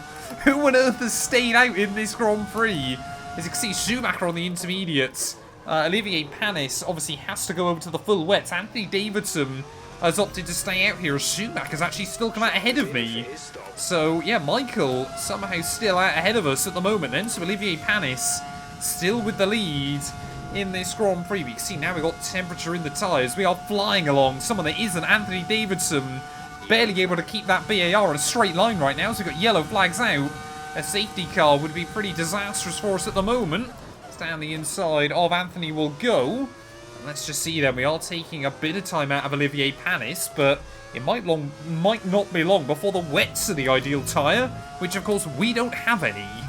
Well, I'm pretty certain then it was Jarno Trulli that opted to stay out there. And look at that, yeah, he's lost a pit stop in less than a lap here at the moment. Jarno Trulli really struggling, and we will spot the gap and get past all three of them then on the exit of the corner. Olivier Panis now trying to find a move around his teammate as well then. But Ferrari back into P1. Michael Schumacher still being held up behind Jarno there. So he's going to have to try and find a way around him pretty soon. Otherwise he's going to lose bags more time. But Panis now down to P2. And somehow from 13th on the grid, we lead the Belgian Grand Prix. We've done the easy bit though. Now we've got to try and stay on the island. Anything could still happen inside these last few laps. Well, Jeff's already come over the radio twice on this lap telling me that the rain is getting worse and worse. They still think our tyres are the quicker ones, and the gaps would go to show that. But yeah, might not be long before the full wet tyres have got the advantage. So we've just got to try and stick out here at the moment. There's nothing we can do about it. Yes, Michael Schumacher might be able to claim a set of full wet tyres, but it's something I refuse to do. Because of the tyre rule in this game. The AI, apart from Michael, have to stick to it, and therefore so will I. If it means that he absolutely cheeses a victory, I'll be a little bit upset. But at the moment, we've got a 5-second buffer with 5 laps to go. 3 laps remaining then, and they don't call Michael Schumacher the Rainmaster for nothing in Formula 1. That gap already down under 4 seconds. So he is still definitely the quicker Ferrari driver right now. Doesn't look like the pace is offset though. Doesn't look like the wet tyres are going to work out. So I'll be honest, I'm a little bit gutted for Olivier Panis here, because it looked like he might have pulled a blinder of a strategy until late on. But we've just got to try and bring the car home now. No big risk Nothing like that. Schumacher's still going quicker than me, but we have got enough in reserve just to hang on. Well, one more lap to go then, and the first race back since F1's summer break. It's Belgium. It's always going to be chaos, isn't it? And there were just so many great races around this venue. Whenever there's changeable conditions in the air, you always know you are going to be in for an absolute cracker here. But we have learned a lot this weekend. Number one, the upgrades on this Ferrari have absolutely worked. And although we might still not have the same qualifying pace as a lot of other teams around us, race pace, we are still absolutely there. Number two, Michael Schumacher has taken time over the summer break to regroup, refocus. And although he has been a little bit unlucky today, yeah, he is definitely going to bring the fight throughout these final 5 races of the season. Still not many points in it. It still could go either way. Number 3, Olivier Panis, whether it's game or real life, just has an uncanny ability when, you know, when racing gets crazy, just to kind of stick on the road and end up in a really, really good spot. The same can be said for Zob Baumgartner this weekend. Disappointment though for Coulthard. This race might be the one that effectively knocks him out of the World Championship fight. I think mathematically it's done the same to Jenson Button as well, thanks to his DNF, and you just wonder what the Renault man could have done here had things gone his way. But Ferrari, we've lacked pace, with that win at the Hungaroring really gave the team some motivation over the summer to get those upgrades on that we knew would make the difference for the second half of the year. I can't help but feel, though, that the gloves are going to come off completely between myself and Michael Schumacher next weekend, because, of course, we'll be back in front of the Tifosi. I don't know the last time I won 2 races back-to-back inside this game.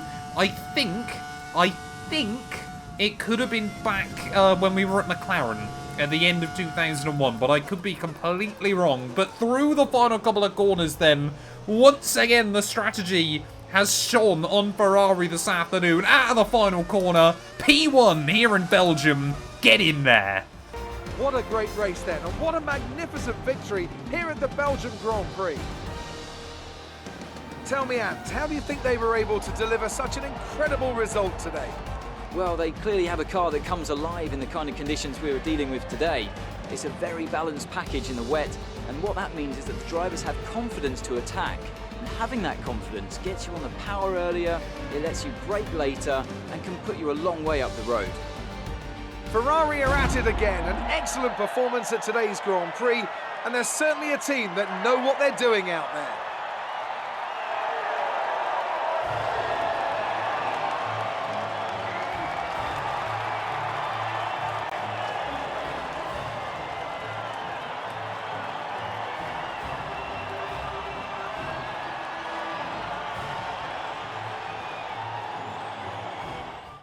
Well, there we are then. Despite everything that happened, Ferrari bag yet another 1-2 here from 13th on the grid. I completely forgot we started there, to be honest with you guys. We will claim victory. Michael Schumacher, 3rd to 2nd in the end. Olivier Panis, honestly, I think is my driver of the day. Sauber should have nailed the strategy with him, but unfortunately got a little bit caught out. Zob Baumgartner in 4th, ahead of Raikkonen and Alex Wurz. Jacques Villeneuve gets more points for Toyota, ahead of Alonso, Trulli, and Giancarlo Fisichella makes it another Toyota double points haul. Takuma Sato narrowly misses out on points this weekend, just ahead of Nick Heidfeld there as well. And you can just see Jenson Button, despite all the chaos, the only driver that failed to see the checkered flag. David Coulthard, I didn't realise it had gone that badly for him, stuck behind Anthony Davidson right the way through to the end of the afternoon there. World Championship wise though, it means we've got a 14-point lead at the top of the table. With 4 races to go, it is now a 4-way fight between both Ferraris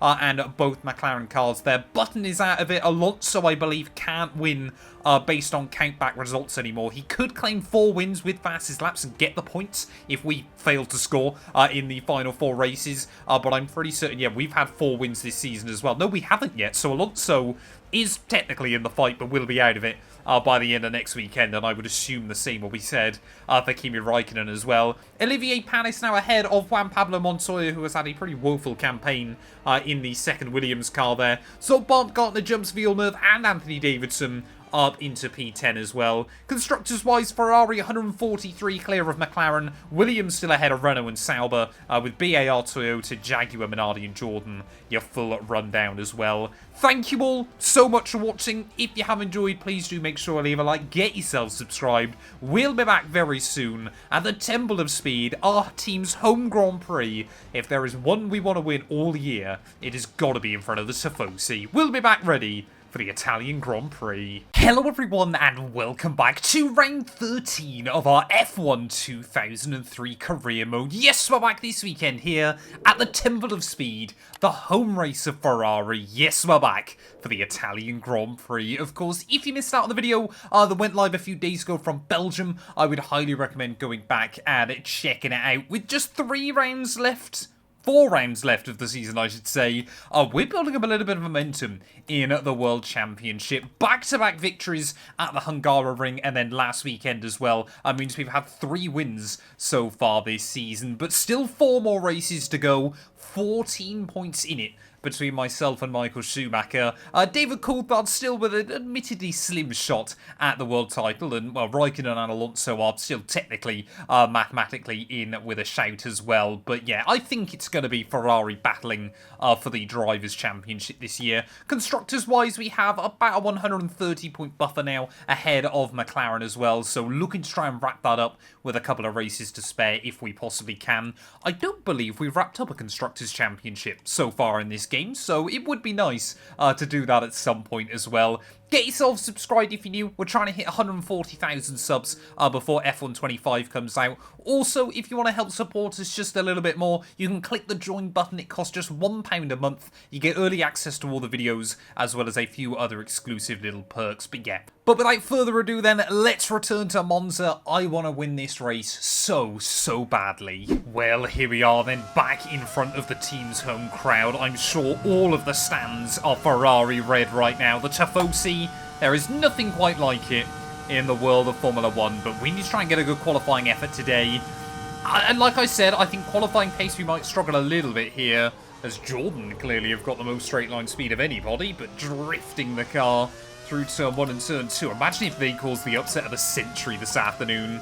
That would be quite funny. Nope, immediately Kimi Raikkonen, he's going to try and deny them that. But yeah, my goal, a bit like Belgium last weekend, just qualify as well as we can, and then kind of see as to how the race pans out. They're just really trying to risk it over the curbs through the first part of the lap. I think the biggest thing, of course, with just 4 races left, though, you know, is that we just try and make sure that we beat out Schumacher as reliably and as often as we can there, as now Alex Wurz in his Renault starting to set the pace as well. So definitely a lot of teams in the fight at the moment then, but well, at least mine Ferrari is not one of them, a few tenths away. So we'll try and catch back up a little bit of time. Oh, through the chicane there, a little bit of a wobble on the way in. Very ragged on the way out, but somehow we gather it up and avoid ending up losing even more time there. 1 more corner to go then. With the Parabolica, we're still just nestled inside the top 10 as Raikkonen will try and storm back through. Are we going to see Alex Wurz get his very first Formula 1 pole position on the run back towards the line? Yes, he is. Wurz on pole. We will only claim 8th yet again. Well, yet another pole position then for Renault in this series, but this time round it's Alex Wurz. And, well, as I've said before, Wurz actually replaces Nicholas Latifi in this game. So, technically, according to F1 2020, that is a Nicholas Latifi pole position, which is rather impressive. Raikkonen will line up second, though, just ahead of David Coulthard. I think if we absolutely nailed it, we could have been around Schumacher and Alonso. But, of course, as always, my focus is on race pace inside this game. Jordan, they have a huge opportunity at lining up 10th and 11th there as well to score some points, because I believe they are still tied with Minardi, aren't they? They're actually behind Minardi on countback right now, so even if they got 1 point today, that could do them a huge favour. But let's get into the race. It's time for the Italian Grand Prix once again, here at the beloved and iconic Autodromo Nazionale di Monza. With the lowest downforce and drag of any circuit in the season, expect to see drivers making the most of the slipstream effect here today. We're 12 miles northeast of Milan for today's Grand Prix at a Monza circuit where we can expect top speeds of around 215 miles per hour. 11 corners on this 3.6 mile track, with 7 of those coming in the form of chicanes. And with a good slipstream and DRS open, there should be plenty of opportunity for some passing here today. With me today, of course, is Anthony Davidson. Let's talk about Mr. Monaco. What do you make of their performance so far this season? It's been a really solid year so far. There have been some incredible standout performances, but what's really impressed me has been the consistency. With this kind of form, I'm expecting another great race today. Well, here we are then down on the grid, ready for the Italian Grand Prix. 27 high-speed laps ahead of us with the V10 singing. I really do think this must have been one of the most special places to go watch a Grand Prix back in the early 2000s, because just imagine how far away you could hear those V10s. But draped in Ferrari red then, the Tifosi here will be supporting 2 drivers. Neither of us had a particularly great qualifying, but hopefully we can deliver in the race. 5 red lights on the grid for the Italian Grand Prix.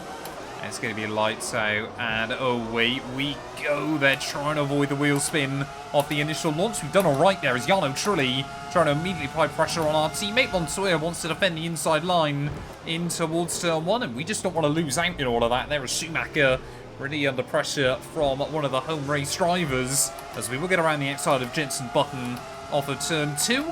Olivier Panis there, disappointing qualifying for him after a podium last weekend, but he will move back up into the points straight off the start, as I believe that Vert, has held on the start there as the McLaren is just behind him, similar to what they did last year, going side by side into that chicane. So we've got yellow flags out immediately. Could that be a safety car? I think everybody has made it through without any problems.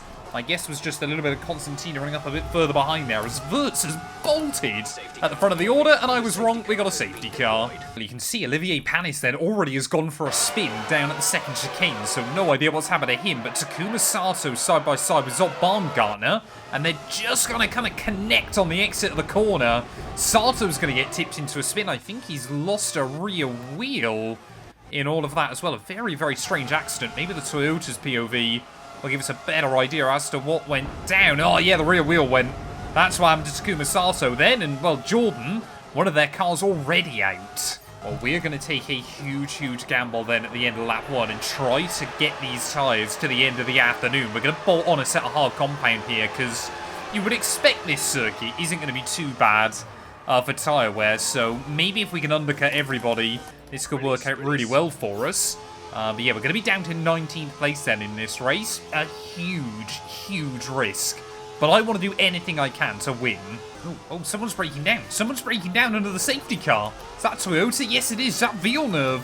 Clearly, Toyota can't handle the heat this weekend. And we got our second DNF of the day. We're making up places without even having to do anything right now. Well, the only thing that is making me a little bit nervous here is I thought we would be out ahead of Olivier Panis. We know how quick that Sauber is in a straight line. So if we struggle to get around him, we might struggle to get around some of the other cars here. We've got plenty of spare fuel, though, so we can afford to leave the car in rich revs for quite a while.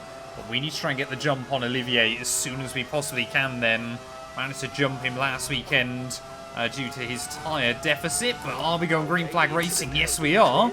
Have we got any kind of jump on him? I think we've got a little bit of speed, but you can see immediately, though, Mark Webber in the Jaguar struggling on the run back down towards turn 1, but everybody just reaches the same speed as Felipe Massa there tries to move out on me. We got yellow flags out as well through the first corner, so no idea what's going on. Nick Heidfeld's picked up a 5-second penalty. Somehow we've still been able to cleanly make the overtake on Massa, so up 3 spots then immediately. But yeah, these next few laps, though, are going to be absolutely critical in this Grand Prix. Let's start burning it off, please. Yep, already on it, Mark. But yeah, we've just got to try and move our way through, as I'm pretty certain Jaguar, I could be wrong, but I thought they got a podium here in the IRL 2003 Grand Prix. I know they did one year. It's Barrichello trying to have a look for a move on Nick Heidfeld. Oh, I wanted to maximise the run, but unable to do so there. We should still get the speed over the pair of them down the next straight, and I'll actually give you an idea as just the different power levels inside this game that is going on here. They're almost 4 wide as the Jordan is holding up both of your Hondas down in towards the final couple of corners. Oh, Fisichella, a little bit of contact Got to be very, very careful. We could see someone lose a wheel there as Davidson tries to get the elbows out with Zolt Baumgartner. We'll have to give the place back up, as I'm pretty certain I overtook him off of the road. But yeah, Anthony Davidson already with a 5-second penalty in this Grand Prix, so not too sure he's managed that. Zolt Baumgartner, no idea where he's trying to go. Oh, big lock-up from Zolt. He's going to hit his teammate again. Even more contact between the two BAR cars. This is chaos early on, as have been so many races recently inside this series. But as we make our way then through Curva Grande, oh, Anthony Davidson trying to give me a real squeeze down in towards the next chicane there, but we cannot afford to wait behind these guys. Could also afford it not to have spun. That's going to cost us a few places again, and we are straight back down to the rear of the field. I think this is going to be one of those frantic races that we sometimes get inside this series. Felipe Massa, actually going defensive there in the Minardi car that time round. There's just still battles going on everywhere. Webber now trying to look past Nick Heidfeld. I would expect this again to be a pretty weak circuit for Minardi, but they did pretty well in qualifying last weekend. Almost could have had some points, but yeah, still those cars really struggling against everybody else. As try and have a look then around the outside of one. Maybe we can try and have a look around the outside of Webber and Heidfeld as well, but I mean, it's just, you can't really do a lot when the AI just dive bombing each other. So around the outside of Mark Webber, somehow we'll find the avenue. I guess we'll make that one work then, as Barrichello now trying to fight with Heidfeld, but Ford's works team here battling with Minardi's at the rear of the field, as we will try and find an avenue around the outside. They're two wheels on the grass, way too late in towards the corner there, and well, both of them will get back past me again then. Heidfeld down the middle, somehow making it work, but we are making a hash of it early on in this Grand Prix. Olivier Panis has bolted, and yeah, 20 laps to go. We are just not where we need to be. I think now we've left the Minardis and Jaguars behind just to battle with each other, because I think those two cars are a good 3 seconds a lap slower than basically anybody else here. Only other problem I've got is, yeah, that spin early on has actually done a lot more damage to the tyre than I expected it to. So we might actually be, you know, quite risky on the tyre, where by the end of the afternoon we're also running about half a second a lap slower than the McLarens. So even if we get ahead of them after they pit, we're going to have to defend a lot towards the end. Oh, Davidson's gone. Anthony Davidson going for a spin then, so him and Zolt Baumgartner clearly still not friends today. So a bit of an opportunistic look to the inside of Olivier Panis, but like, what is going on between those two? They've had a complete falling out here. I've seen them crash about 4 times so far this afternoon. There we go, a couple of cars starting to pit them. Raikkonen's already in. Don't say the AI are doing a 2-stop strategy again. That'll be the dumbest thing I've ever seen if they keep trying to do that at the moment. Tyre wear here, yeah, isn't fantastic, but it's also not that bad, as you would expect them to kind of get to the end of lap 12 at the earliest. But Olivier Panis then having a look to the outside of Zolt Baumgartner up in towards the second chicane. And is this where we're seeing all that contact? Yes, it is. You can actually see it's the car on the inside bobbles out over the curbing and actually understeers out wide into the other machine there. So to be fair, if that's exactly what happened the lap before, don't think you can really blame Zolt Baumgartner for it. But either way, 2 cars have crashed into him. I'm sure there's some side pod damage on that car. Monza is becoming a bit of a crazy race. There we go, Schumacher also in. Schumacher into the pit lane, so everybody looks to be making a stop then very, very early on here. But to be honest, that might actually work out all right for us, because I'm not convinced we'll get to the end of the race on this set of tyres, or if we do, they would be very, very slow. Baumgartner staying out. Ralf Schumacher there was running up in the points as well, as Michael Schumacher we will be out ahead of, so a few of the AI trying to make it work, but not all of them. So mixed up strategy here, even from the same tyre manufacturer, as Baumgartner, yeah, just ran into the side of me there, as I believe it's Jarno Trulli then leading at home. That's not ideal for us then. David Coulthard running kind of 6-7 tenths a lap faster than me right now, and he's already back on our relative. So if we've got a pit again today, which I think we probably will, it is going to be a very, very close fight between myself and the McLaren man here. Some of the AI have been able to make it work, though. Jenson Button is one of them. I believe it's Jarno Trulli that's leading this race.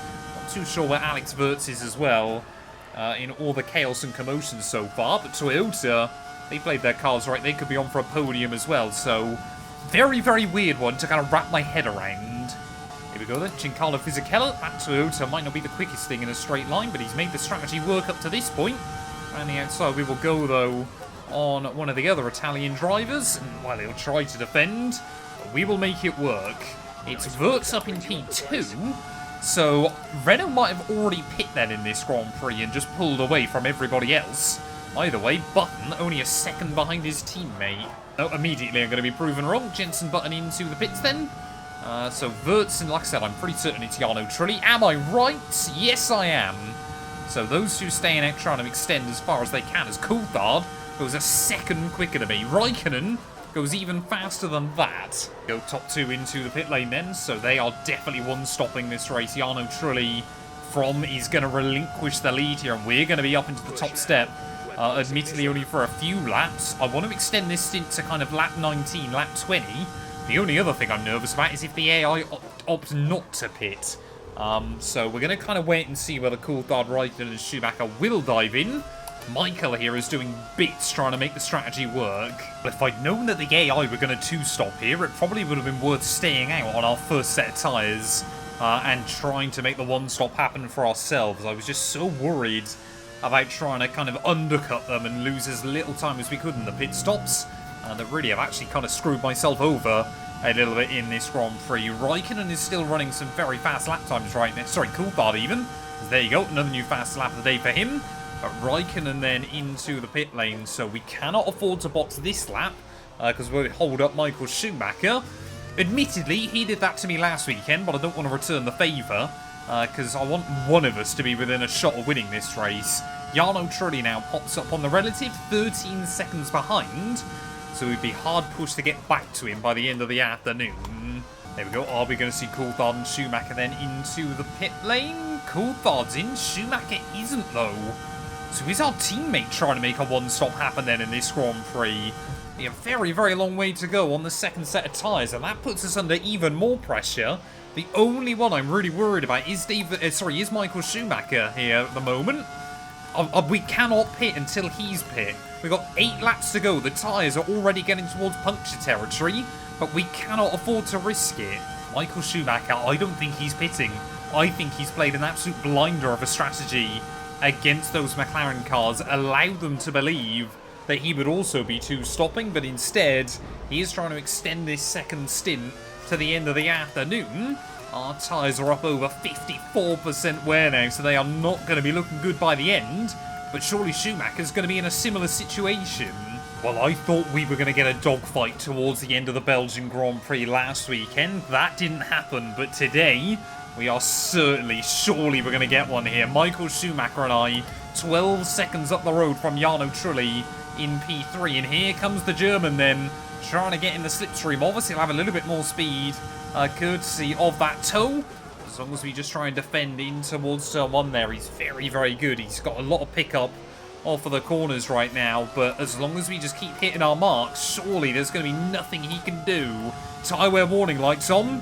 The team don't know if these tyres are going to make it to the flag. Well, it is really this final sector of the lap where we lose bags of time to Michael at the moment. And here he comes again then. Our teammate there gets right to my diffuser. Going to try and have a look to the inside, sorry, the outside line even. We've got to give him the space. We cannot afford to come together towards the end of this race here. But 4 laps remaining then, and your Ferraris side by side across the start-finish line there. Schumacher's made it through though, and up into the lead of the race. Will we be able to try to attack back though? Back into towards turn 1. We know it is now or never. We know this is our best shot at a win around this circuit, but Schumacher defends perfectly down in towards turn 1. We will have the slipstream advantage now, but will it be enough? The tyres, they just don't have any grip on them. Well, all we can hope is that maybe one of these lapped cars gives us a bit of a helping hand as well.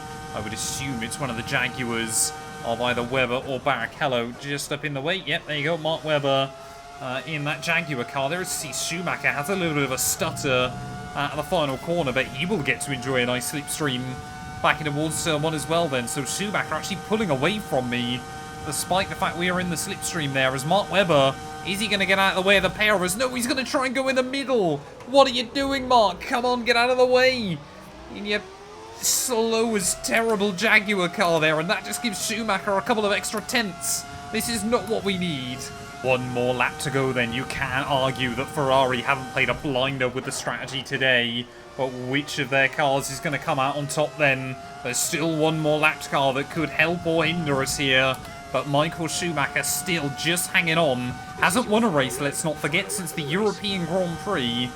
Way back at about, what, round 6, round 7 of the World Championship? But what a way to turn it around and get back towards the top once again this weekend. Just after we've taken the lead of the World Championship, Schumacher, he has come back swinging, and as you can see, just really struggling to manage the tyre wear towards the end of the afternoon here. Wirtz trying to deny a second straight sour podium inside this series, but we are just looking at Rubens Barrichello up in front and praying he can do something to slow down Michael Schumacher. Ferrari, I'm sure, will be happy with a 1-2 finish here. They want to let us race as best as they can, but they did tell us both that we cannot come together this weekend. Schumacher, though, down in towards the final few corners, just nailed it. Absolutely nailed it. Got past me in the one chance he had, defended beautifully into the next corner, and we just have not been able to get another look in. Staggered that the tyres have held on towards the end of the afternoon as well. 75% on that rear. I normally wouldn't risk it this much, but one more corner to go then. Michael Schumacher back on top for Ferrari here at the Temple of Speed. It's a pretty special moment for a Ferrari legend out of the final corner. Schumacher will win it. It's a Ferrari 1-2. Not just victory today then, but the championship as well. What a spectacular season they've had. Congratulations to the whole team.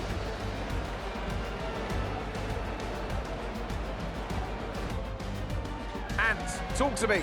What do you think it was that sealed the win for them?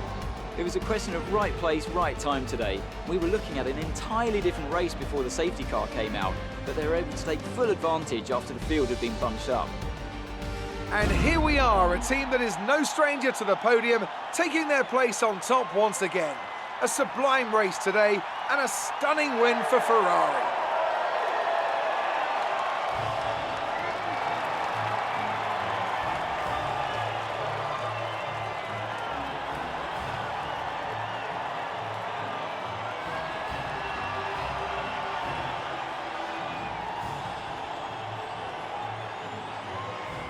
So, Anthony Davidson, who would you rank as your driver of the day? I have to give it to Mr. Monaco. They did a great job at getting the most out of their tyres without losing pace, something that's a very handy skill to have in modern day Formula One. So then, Ferrari have now moved out of sight and out of reach. It's another triumph for the Italian team as they claim the World Constructors' Championship. Well, there we are then, and as you would have heard there, Crofty saying that we have wrapped up the Constructors' World Championship as well, and what a way to do it here at the Temple of Speed. The two Ferraris take the victory, and an Italian joins them on the podium. That's pretty special there. Jarno Trulli in his Sauber hangs on ahead of both Renault cars. Coulthard ahead of Raikkonen. Montoya, Panis and Fisichella will pick up yet another point for Toyota as well there. Zob Baumgartner, Anthony Davidson, Ralf Schumacher ahead of Alonso down in P14, so no idea what happened to him. Villeneuve, that was Sato, wasn't it, who failed to see the checkered flag this weekend. Championship-wise, well, our gap at the top has been halved. 7 points now in it between myself and Michael.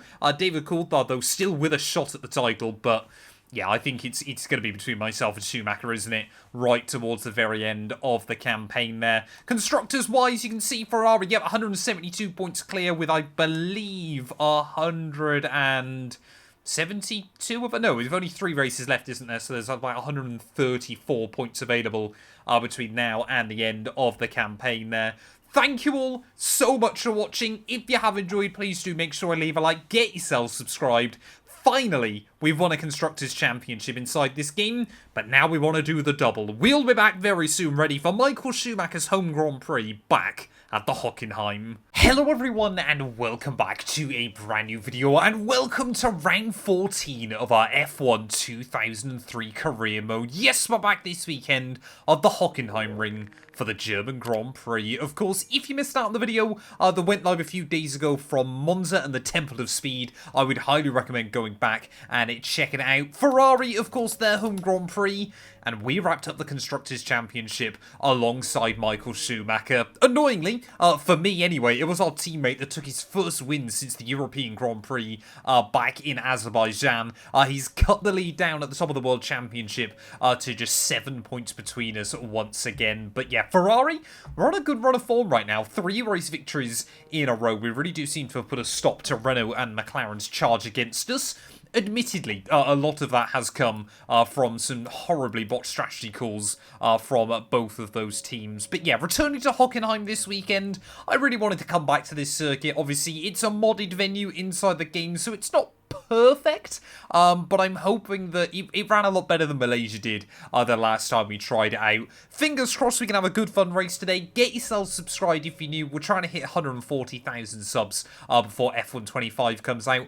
Also, if you want to help support us just a little bit more, for £1 a month, you can click the join button down below. You get early access to all the videos, as well as a few other little bits and pieces. But yeah, without further ado then, let's head here to Hockenheim. Well, I might have forgot about one glitch when you come back to this circuit. Although Malaysia you can load onto the track all right, Hockenheim you couldn't with this mod. So the only way you can actually get it to work is by either doing a grid start or coming out of the pit lane.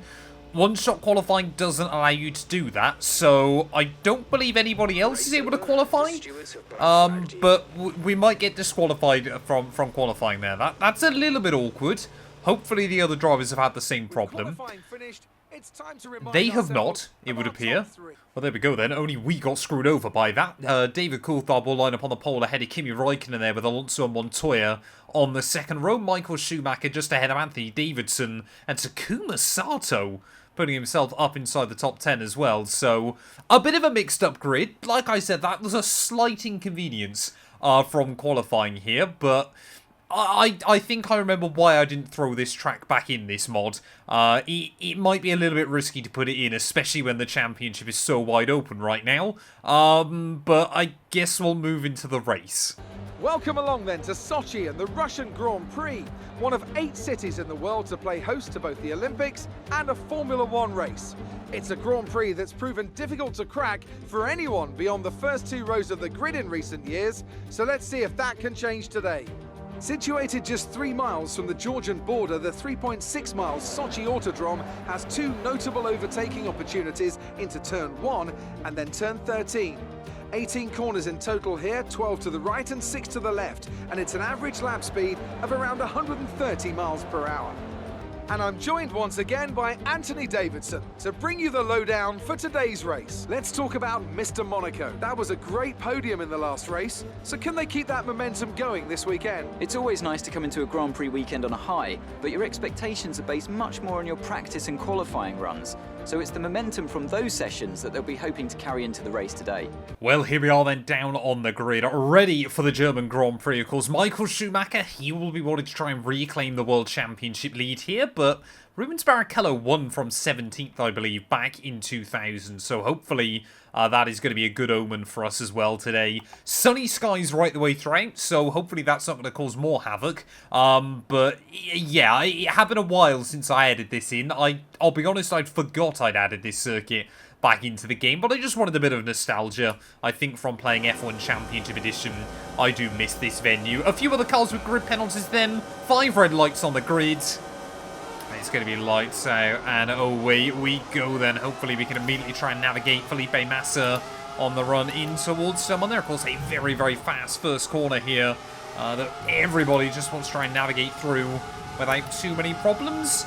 Up into towards turn 2 though, yeah, very, very mixed up grid as well, almost into the back of Nick Heidfeld there. We'll try and find an avenue around the outside as we do get a warning for a collision. Yellow flags out on lap 1. I think as everybody just tries to feed their way through, but Alonso seems to have dropped down the order then, so I think he took grid penalties ready for the start of this one. As Jarno Trulli, of course, a podium last weekend. So more yellows out as everybody concertinas up in towards the hairpin. And we've got a safety car. No idea why, no idea who's out. Well, my best guess then, and it was something actually going on behind us here, down towards the hairpin, 3 wide. There's a bit of contact there and a lot of bunching up, but everybody has made it through. And then a few cars stop on the exit. I think everybody just got a little bit confused, and the FIA might have falsely flagged something. Safety car coming in then at the end of lap 3. Didn't opt to do any weird and wonderful strategies this time round, simply because I got no idea what's going to happen throughout the rest of this race. But Schumacher then running up in 2nd place right now, so he would take the lead of the World Championship if things were to finish like this. I've got no intention for things to finish like this, though, as hopefully now, with obviously everybody in a single file restart, things can be a little bit calmer off the launch. So we're trying to look down the inside of Jarno Trulli, and again, yellow flags coming out in Sector 1. Seem to go away pretty quickly, though, so not too sure what caused them. So we'll try and time a run then, get past Jarno Trulli. You can see Ralf Schumacher really struggling through those first couple of corners. Look at that BMW. That Williams BMW car there of Alonso flying along, as we've got a warning with somebody in this race. Apparently we had a collision with Ralf Schumacher somewhere. I don't really remember that happening, but apparently so. As luckily that time around we will navigate the hairpin without too many problems. I do think it's mainly a problem with the first half of the lap. As down the inside of Olivier Panis we will slide. Yeah, they would put both Saubers behind us here, and yeah, hopefully as the field spreads out a little bit more, it becomes less and less of a problem, as Alonso and I really just trying to carve our way up through the order. Still see, though, a lot of kind of confusion and chaos at the moment, as Mark Webber trying to defend from the Williams. And he's apparently just going to completely park the nose on me. Somehow we avoid front wing damage that time round. That's 2 warnings for collisions we've had in this lap there, as Schumacher actually leading the race then. So Michael Schumacher flying at the front of the order at his home Grand Prix, is again back through turn 1 there. Sato and Button that time round losing a whole lot of time. And again, we're all just kind of forced in through these first couple of corners. Yeah, this might have been a bit of a mistake, I'll be honest. As Alonso trying to make moves happen on the Jaguar. We will try and then get the jump off the corner as well, and hopefully not get done for an illegal overtake. I think this is why the AI sometimes get 5-second penalties here. It's just because they get done for so many illegal overtakes that occasionally the FIA tells them off for it. But like I said, once it spreads out, we should be okay. I should have learned from last time. I'll stop adding these track mods into this series. Sadly, I thought you could disable penalties, like for one race only, because that would have fixed the problem. But apparently you can't do that, which is a little bit of a problem. Let's come have a look to the inside of Fernando Alonso then. Oh, big dive there as he tries to give me a squeeze. Sato's gone, I think. As we will get a warning. No, he's not. Sato's still running then, apparently. We definitely jumped him during a yellow flag zone there, and because of that, we'll bring out our own. But Schumacher is just controlling things at the front, so at least our championship rival isn't kind of getting screwed over by the game right now. As past Takuma we will go. DRS enabled. Come on, we need to push on. But I don't know whether Jaguar have brought some upgrades this weekend or are just, you know, a bit more competitive. Maybe they've been helped along by a lot of grid penalties for other drivers. But yeah, both of their cars running much better and higher up the order than they would want. My guess is basically we're going to try and get towards the front, and then we're basically going to be in for a dogfight against Michael here, as he's done an 18, I think that was an 18.4 last lap. We are going to run an 18.4 as well. Oh, Anthony Davidson. Anthony Davidson, I think, has got problems here. What on earth is he doing? He's just let Jensen button by. Now he's going to let us through as well then. So, don't know if the BAR man's breaking down or what's going on. Definitely seems to be some weird bits and pieces of some of the AI kind of letting you through and others not. But yeah, Jensen and I, they're not complaining in that little British three-way scrap here. But yeah, as the field kind of spreads out a bit more, definitely see less yellow flags there. As around the outside through the Sachs curve we will go, using that camber to the best of our ability. And up then into 6th. We've made light progress early on, but Schumacher is still fast. Well, the other thing I'd also forgotten, of course, is this race is actually shorter than any other on the calendar as well, because it's obviously replacing Sochi. It's only 27 laps this one, around a track like Hockenheim. That's actually pretty short there, as there we go, 1:17.4. Starting to get some good lap times on the board now. As yellow flags becoming few and far between, luckily for us. So Baumgartner, though, defending down in towards the hairpin again. Oh, can we try and time the run? So we will get around him there. Have we done it genuinely? Apparently we have. Not going to complain if the team and the FIA are happy with it, but he's actually going to come back at me then. Up in towards the next corner. So Baumgartner defending the inside line. In towards the hairpin there. Nice and easy on the exit of the corner. And we will again go by. Oh, Mike Schumacher. That's a very, very early pit stop then in this Grand Prix. But he did that last weekend at Monza and it worked out alright for him. As what tyres? Oh, he was on soft, so yeah, I think that is a legitimate one-stop strategy still. Coming from the Michael onto a set of a hard compound tyre. How is he going to cope though, trying to carve his way back through the pack? As Montoya, Raikkonen just in front, David Coulthard. He basically needs a win today to keep his championship hopes alive. But he also needs Michael and I not to score. Oh, we've got a safety car. Safety car! Fantastic news. Sato's gone. No idea what's happened to him. Let's go take a look. Well, we've seen a few weird moments so far in this race, but Takuma Sato then, the engine on that Jordan just going pop. So very, very disappointing end to his German Grand Prix. Yeah, see a lot of smoke pouring out the back. Well, this is basically the perfect time then for everybody to dive into the pit lane. And Michael Schumacher, he has been massively hampered by that. Will we see everybody else, though, trying to get to the end of the afternoon? That is the all-important question here, as Montoya, Raikkonen and myself all in. Don't believe David Coulthard could, though, because, of course, he was already past the pit lane entry. So let me go, please, team. Thank you. Slightly illegal pit exit there. We probably would get a penalty for that IRL. So we try to join into the side of Zot Baumgartner. But there goes Michael Schumacher, then, so... he's not going to be out at the front of the field. He is going to be between Montoya and Raikkonen and still ahead of me. But yeah, his advantage has been absolutely eroded. Well, I'll be honest then, as the safety car gets ready to peel back in, the timing of that couldn't have worked out better for me and worse for my championship rivals. We were starting to plan, well, when we were going to make a pit stop in this Grand Prix there. Coulthard hasn't boxed, and we've got a 5-second penalty. We barely skimmed Kimi. How on earth we both got a penalty for that? I have no idea, but didn't even realise we made contact with the flying fin then. So that might make our race a whole lot more difficult. As Coulthard then, even at the front of the order, is going to absolutely try and bolt immediately. Schumacher still looking very, very competitive as well, as well, locking up the rears. So try and put the power down out of the first couple of corners, but nice to actually be racing some competitive machinery here. Try and tuck up in the slipstream of Kimi down this back straight. Obviously in towards the hairpin there. Can we try and have a look for a move? No, we can't that time round. As everybody just tries to file through nice and tidy there. And yeah, Kimi definitely able to get the power down, of course. Obviously we're so used to running rings around a lot of other cars that we battled with up to this point in the Grand Prix. But Williams as well. Yeah, definitely seem to have had a bit of a resurgence of form this weekend. Montoya able to battle right at the front, so maybe this is a good omen. Ready for 2004. So, I thought about it. I wanted to see if we could throw Kimi off, but again, the flying fin completely unfazed. There we go, Coulthard diving into the pit lane then, so I don't know if they have at any point this season, but either way, Williams even now leading the Grand Prix. Imagine if they were able to get a win here. 4 different teams winning races this season. So can we try and get a run on Raikkonen up in towards turn 2? Try and have a look around the outside late on the brakes. Maybe we just got it done before the yellow flags came out. Yes, we did. But still a little bit worried about that penalty and how that's going to cost us here. But now we are right behind our teammate, the home hero, as he tries to close in on Juan Pablo Montoya yet again. Still not entirely sure where I want to be braking there. I don't think the F1 Championship Edition line works, as Montoya's going to let Michael bite. We're going to follow him through.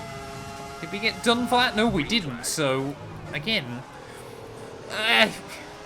I'm sorry. I've made an error putting this race back in this game, hoping it doesn't cause too much damage in the championship battle between myself and Michael.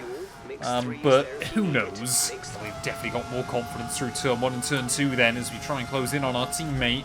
Just over half distance here, but Michael Schumacher, if anybody's going to be able to defend from us, surely it would be the German there. Or as soon as I say that, gets a little bit of a wobble.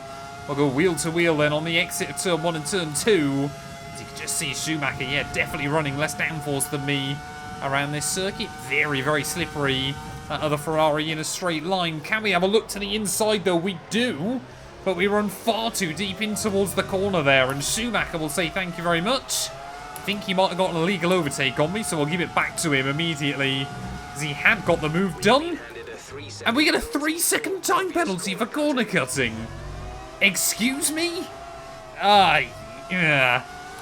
I'm sorry. I don't know how many times I'm going to say it in this video. But I think adding this race was definitely a mistake. It's such a fun track, though. That's the problem. But we've got 12 laps to go then. We're going to try and pull out an 8-second margin now over Schumacher. But honestly, looking at our pace so far, that might not be impossible. Oh, no. That's so bad. No. Safety car's been called out. And of course, you know, we've got the pace. We had a 2-second margin there over Michael. But if we keep getting safety cars, then we're not going to be able to pull the advantage we need. Well, just under 10 laps to go then of this race, and we have got to try and control the field, ready for the restart here, but yeah, not feeling particularly confident right now that we're going to be able to pull the margin we need. Going to really try and pull away from Schumacher, get the jump on him where we can, but we need a second a lap. But what I feel really sorry for is actually Kimi Räikkönen, because to be honest, I've screwed him over. Hey! Michael? I'm saying I'm gone yet, buddy. You can't jump me before the race, before the start-finish line, can you? I don't know what the rules are back on F1 2020, but around the outside we'll go, and I'm not having that. Just completely jumped me whilst I was still meant to be controlling the pace. And Schumacher then has a look again down the inside, or in towards turn 3. So we will just try and hang on there over the curbing on the exit. So try and get the power down out onto the next straight then, and I think now we should be safe, but the audacity of Michael Schumacher, he did it, if you guys remember, I think it was the 2010 Monaco Grand Prix as well. Tried to jump Alonso at the end of a race when there was a safety car out. It didn't work for him then, hasn't worked for him today. Let's try and pull away and pray we don't get another safety car. Oh, Schumacher! Schumacher's got a penalty! Oh no! Michael now with a penalty, and we got a VSC. That doesn't do us as much damage, but now, if things were to finish like that, it would be Button that wins the Grand Prix. By virtue, I mean, Button in P4 winning the race would be absolutely insane. Don't mind having a VSC as long as it's not a full safety car, but yeah, Michael and I, or Ferrari, are getting very screwed over right now. Thought about this before we came into this Grand Prix as well after qualifying. Yeah, we've had another gearbox issue, so that seems to happen kind of every 3 or 4 Grand Prix, so we're going to have to take penalties next weekend as we head towards, I believe it's Japan, isn't it? The penultimate race of this season. But we've got the gap we need over Schumacher now. We've got the gap over Räikkönen and Montoya, so it is still Button that's the one we're watching. It's a real shame that this circuit is so broken still in races, because it's so much fun to drive on. 5 laps to go though. I think hopefully we're still going to win this. Well, I'm pretty certain the only driver then that has won their home Grand Prix this season will be Jenson Button back at Silverstone, obviously after that great late race fight between myself and the Renault man. But yeah, just a handful of laps to go then here, and well, Button again, he's not quite going to get the victory I don't think today, but his pace has looked fantastic throughout most of the afternoon. But this circuit is so fun to try and throw the car around, get laps on the board. No, it's not quite the old Hockenheim, but it is certainly still a very, very fun venue, and I hope it comes back to Formula 1 in the not too distant future there. But you can see we've got the gap up now to 7 seconds over Michael. But yeah, Jenson Button is actually not dropping away from either he or Kimi Räikkönen right now, unlike Montoya, who's kind of, Alonso even, who's slipped back in P5. JB is doing the business here late on in the day, and although he might not have the pace to beat us, he's going to have the pace to beat everybody else. I'm still not entirely sure how I feel about the fact that we're going to outscore Michael Schumacher here, but honestly, I think irrespective of the penalties, our pace probably has been good enough this weekend. I do love this circuit, but at least then irrespective of Schumacher's penalty today, we would have had the pace over our teammate. And we built up the gap despite our 2 penalties that we've picked up this afternoon. But one more lap to go then here from the Hockenheim ring. A 1:15.5. That's not a bad lap going late on in the afternoon. But I've learnt my lesson again. It took me a few seasons to have the courage to add this circuit back into the mods, and I made an error with it. Yes, I'll hold my hand up and admit, we probably shouldn't have done it, but that being said, it is really good fun, and unfortunately there's no way of having, I believe it's Vietnam inside the game, or obviously Sochi inside the game with this mod applied anyway, because these circuit overlays automatically come with it. So, yeah, I was actually looking at ways to try and run Vietnam inside this series. Of course, the Lost Formula 1 Grand Prix, and maybe down the line I might just be able to do that as well. But through the final few corners here of the German Grand Prix, Ferrari, we're going to make it 4 wins in a row after so much kind of mid-season disappointment and that huge slump. We have really come back in a big way. It's not quite going to be a 1-2 this weekend, but it probably should have been when you consider the pace we've had there. But through the final corner, in front of Schumacher's home crowd, we are going to take the victory. It is P1. That's a spectacular victory then, and with it, the championship is secure. It's been a magnificent season, and they thoroughly deserve the cheers of the crowd here today. Tell me, Ant, how do you think they were able to deliver such an incredible result today? Well, the safety car completely changed the race, didn't it? It's hard to say exactly what would have happened without it, but there's no question that they came out of that situation in a good position. And here we are, a team that is no stranger to the podium, taking their place on top once again. A sublime race today, and a stunning win for Ferrari.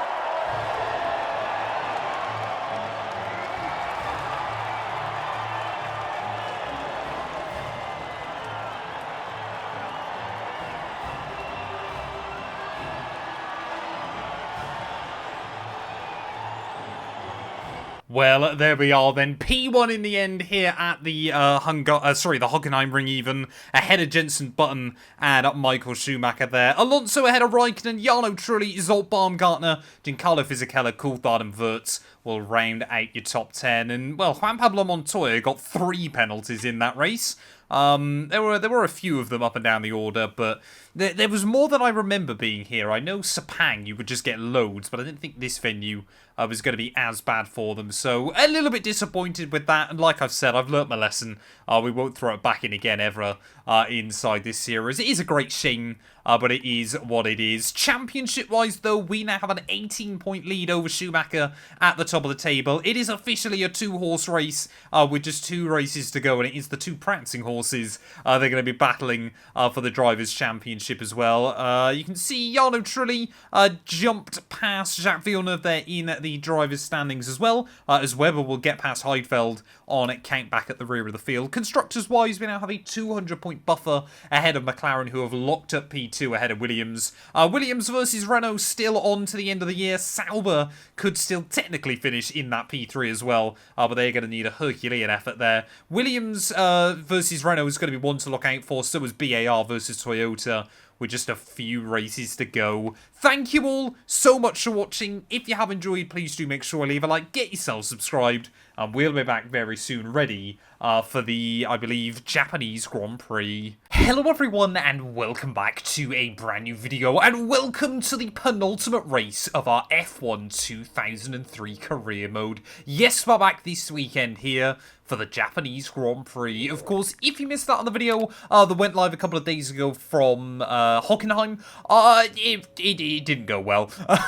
we took a gamble. We put one of the modded tracks back in this series, and it might have broke on us slightly. It did work out well for me, though. We were able to claim the victory ahead of Michael Schumacher, and I believe it was Jenson Button who ended up P2 on the podium there for his 4th podium of the campaign so far. It is, though, officially a 2-horse race between ourselves and Michael. We have an 18-point lead at the top of the table, so if we were to win this weekend, I believe we would guarantee ourselves the World Championship, because we have 4 wins. Michael actually has 5 so far, So we need to win with fastest lap, or Schumacher come any lower than second, and the World Championship would be wrapped up before we head to Brazil next weekend. Of course, obviously, if you're new, please do make sure you leave a like, get yourself subscribed to the channel. If you want to help support us just a little bit more, you can click the join button for just £1 a month. You get early access to all the videos, as well as a few other little exclusive perks as well. But yeah, without further ado then, let's head to Suzuka. Hopefully, maybe, we can become world champion.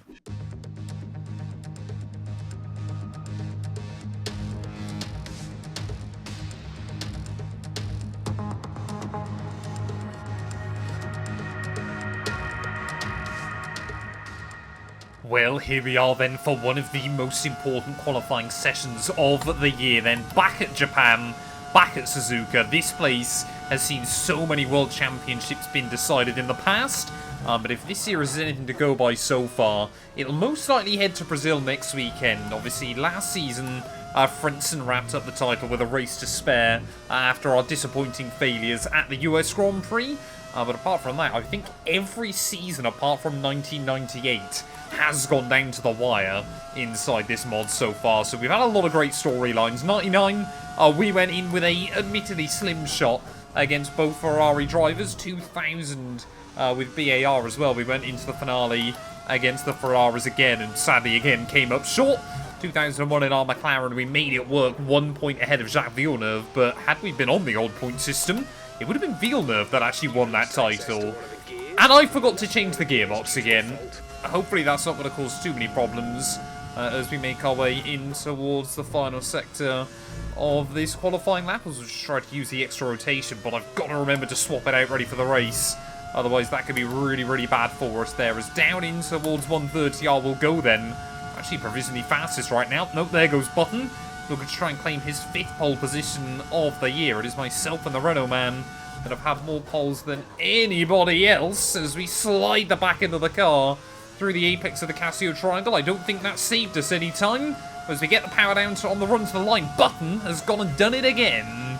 Well, there we are then. Jenson Button by just 14 thousandths of a second. Qualifying here is always quite a close affair, but he will take his 5th pole position of the year then. 3 drivers from 3 different teams making up your top 3 as Kimi Räikkönen will line up on the 2nd row there. But of course, yeah, with our grid penalties, we're going to line up just behind Michael Schumacher. Not bad, but not ideal.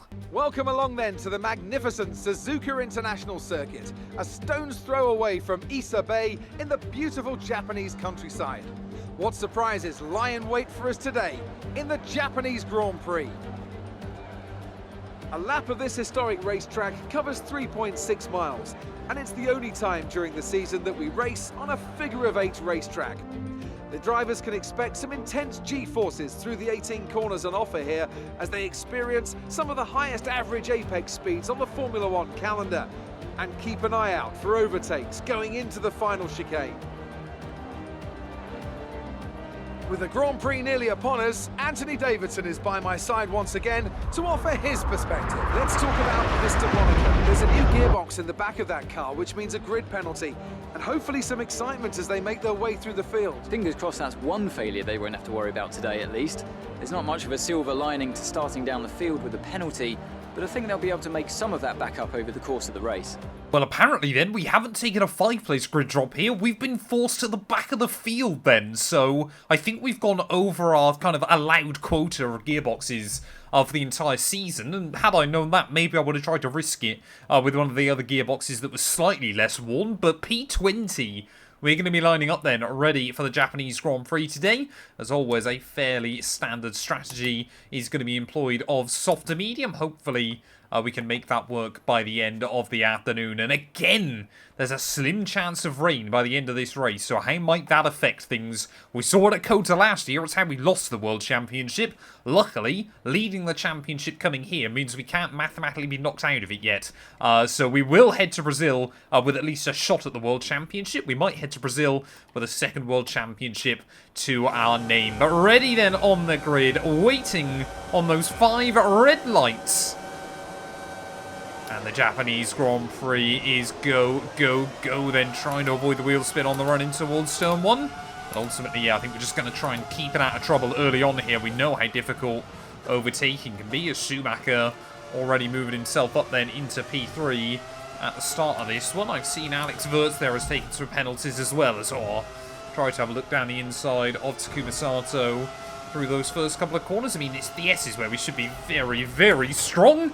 Not want to get out on the grass, though, and, well, that could have been the whole front wing gone in just the first few corners there, so very, very lucky to kind of escape that one. Now we can get the power down. And, banging wheels with Takuma. Of course, home Grand Prix for him, so I'm sure he was hoping for a bit of a better start than the one he's had there. And down to last place then off the launch. Let's see if we can have a look down our teammate's younger brother and Mark Webber then in towards the hairpins. So, like I said, trying not to make too many big risks early on. You know, we've got to be pretty decisive with our moves as well, though. We've got to try and get past guys. At least we know heading to Interlagos next weekend that we have no risk of taking a grid penalty there. So, I guess that's pretty good for us. Sort of just running a little bit wide through Spoon Corner. But we saw at Monza a couple of weeks ago just how good the straight line speed is in this car relative to some of our back markers. I mean, the Minardi shouldn't really be much of a competition, should it? It's to the inside of Felipe Massa as well then. And, well, by the end of lap 1, we have gained 5 spots here. So, happy with the progress we've made off the start. Raikkonen will lead the way, so that works well for me. We just don't want Schumacher to win. Can we get a run then on Rubens Barrichello back in towards T1? Tucked up in the slipstream, reaching VMAX. No. Schumacher will not have that one there, as Zot Baumgartner locking up right in front of Jacques Villeneuve. Just see how out of place that Jaguar can get there. And, well, once again, the superior downforce of the Ferrari car working wonders for me. Down the inside through Dunlop we will go. That's another one gained. Trying to get a run then on the Toyota car down in towards 130R. Yet again, it's not really where I want to be going for all the overtakes today, but it might have to be the case there. Just trying to get underneath the Canadian, then down in towards the final couple of corners. Got to be very, very careful not to run into the back of Zot Baumgartner as well. But yeah, obviously back then, there were a lot of Japanese drivers and teams on the grid, or a lot of Japanese influence inside Formula 1. Toyota, BAR Honda, Takuma Sato. Jordan was obviously Honda-powered as well, so yeah, it was a good time to be a Japanese fan of the series. That being said, though, although Honda did claim a few victories during their time in the sport, and neither team would see a huge amount of success, neither team would ever really fight for a world championship, of course, until Honda was sold to Bahrain GP. But trying to do a bit of a bold and ballsy move there on Zot Baumgartner. That one didn't quite pay off, but it will open up the run in towards the hairpin. And, well, if first you don't succeed, try again there. Zolt will try and hang on to it on our outside. We're almost back into the points already. Well, I know most of the iconic moments here from Suzuka are obviously back in the late 80s and early 90s, but this place in the V10 era as well really was something very, very special. We're trying to have a look to the inside of Giancarlo Fisichella back in towards turn 1.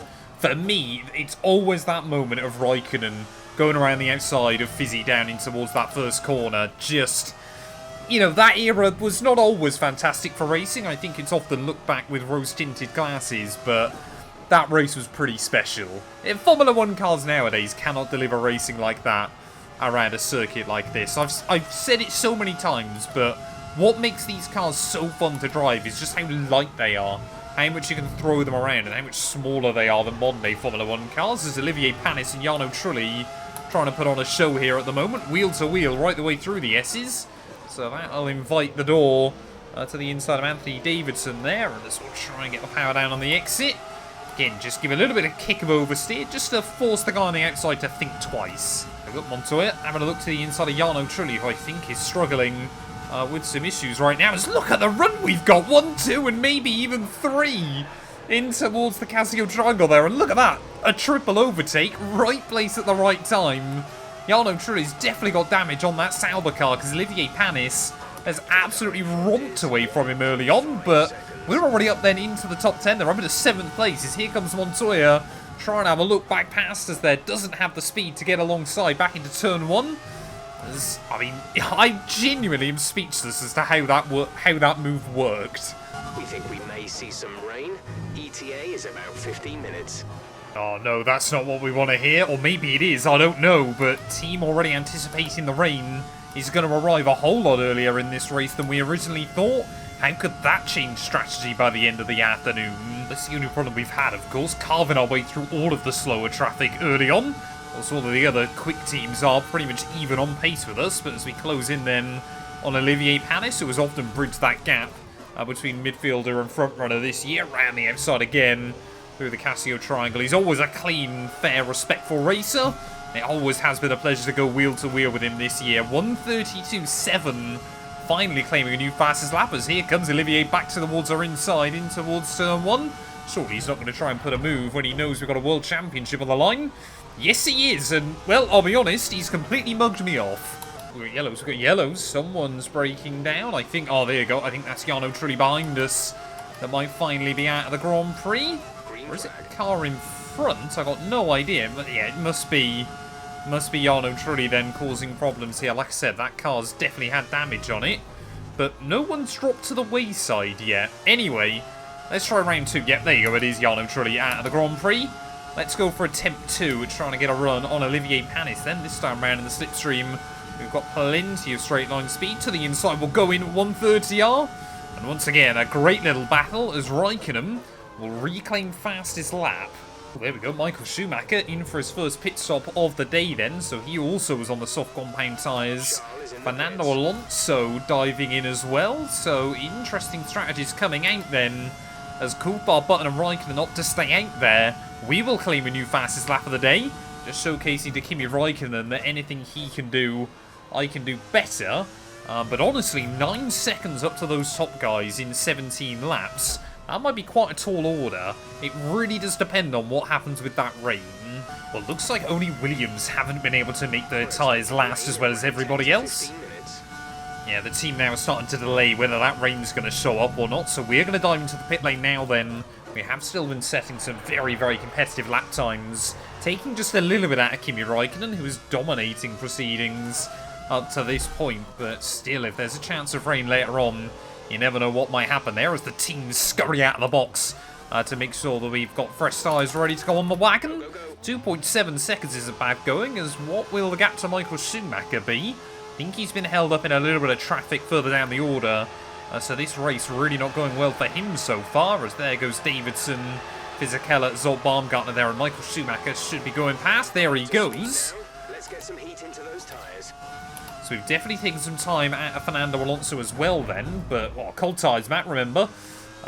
Easily one of the best things though about this circuit, with it being a figure of 8, is the fact you can hear the other cars at various other points on the track. It is so cool going under, obviously, the crossover point and hearing the V10s going down in towards 130R.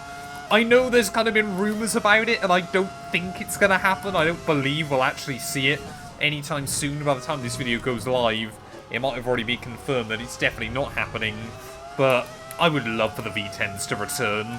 There we go then. Michael Schumacher actually seems to be struggling a little bit right now. Jacques Villeneuve is not dropping away from him, as Fernando Alonso might try and consider a move to the inside of Jacques in towards the final few corners. Not quite able to get there that time round, and we will have to just sit in and watch on. As yes, Schumacher's actually dropping back into the clutches. What with the Canadian right now? As Jacques suddenly decides he's going to peel into the pit lane, then Alonso and I both have to take evasive action. And that might kind of unleash Schumacher again. The only other thing I'm wondering about is when are those McLarens and Renaults going to box? Because they might be trying to go to the wet period, but it's still a long way out. Well, Michael Schumacher then, yeah, he has definitely got issues in that Ferrari car. I don't know if it's a little bit of front wing damage or what, but he is way down on straight line speed at the moment. So his reliability once again seemingly going to dog our teammate here, as Alonso's going to try and look for a move. And we're going to try and follow him by if we possibly can then. Oh no, Alonso, come on man. Having to push him past our teammate. That was not quite what I wanted to do. In towards the final few corners there, as Alonso again will lock up. We will try and absolutely springboard ourselves out of that final corner. And you can just see Schumacher unable to put the power down there. As a few more cars dive into the pit lane then. But at the moment, yeah, World Championship hopes rapidly dissolving for Schumacher there, as down the inside will go. He's definitely got damage on that car. There's no way I should be able to have a look to the inside of him through the first corner here. Hopefully we can get past Alonso as well pretty quickly. Just want to put a little bit of space between ourselves and our teammate, but not there. Well, a little over 10 laps to go then. If you take a look to the skies, it's still not getting overcast at the moment, so yeah, I don't think we're going to see rain just yet, as Jenson Button has now peeled into the pit lane and come out still 5 seconds ahead of me. Alonso is running a very good race in that Williams at the moment, but obviously we know that he'll likely have to pit again pretty soon, unless they're trying to go for a very, very unorthodox strategy. But that's one thing this weekend that Williams has still had enough of, and that's straight line speed. So we try to rock up to the back of him in towards turn 1 there. Can we try and find an alternate line through the S's to make something work? The understeer can be pretty terrible in these cars, but if you can just find the line and just try and throw him off, you can make something happen. Sadly, not that time again. Well, sensibly, our best shot has got to be down in towards 130R, hasn't it? As we rock up to Fernando, you can definitely see those grey clouds slowly coming into the circuit, but this was originally when the team anticipated that the rain would start there as a big send to the inside. We get it slowed down though, and up then into P4 of the Grand Prix. David Coulthard now has claimed fastest lap of the day.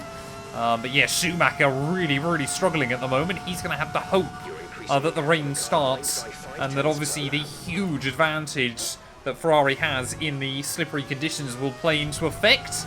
We are going to try and chase down Jenson Button and those McLarens.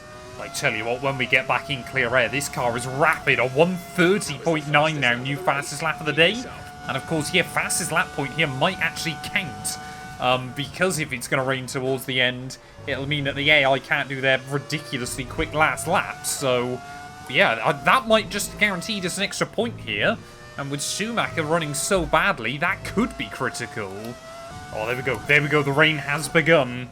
How heavy is it going to fall, though, towards the end of the afternoon, as we are still seeing purple first sectors at the moment, trying to push on and close this gap down. These conditions are making the line a bit greasy, but we're still nowhere near the changeover point.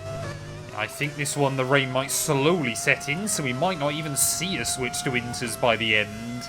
Has to take long then before the team feels the other way to what I just said. Yep, intermediate's going to be going on the wagon at the end of this lap. There you just see the grip immediately. Despite the fact, obviously, we've got groove tyres on these cars, just have nothing. Car slip sliding around though, down in towards the final few corners, but will we see the AI do the same thing? Of course, they only have wets, I only have intermediates here, so if it does continue to rain more and more, then the advantage might swing back towards them. Oh, just trying to keep the car on the island right now. You know, any stupid error could give Schumacher an eye back into the World Championship. So, yep, everybody diving in.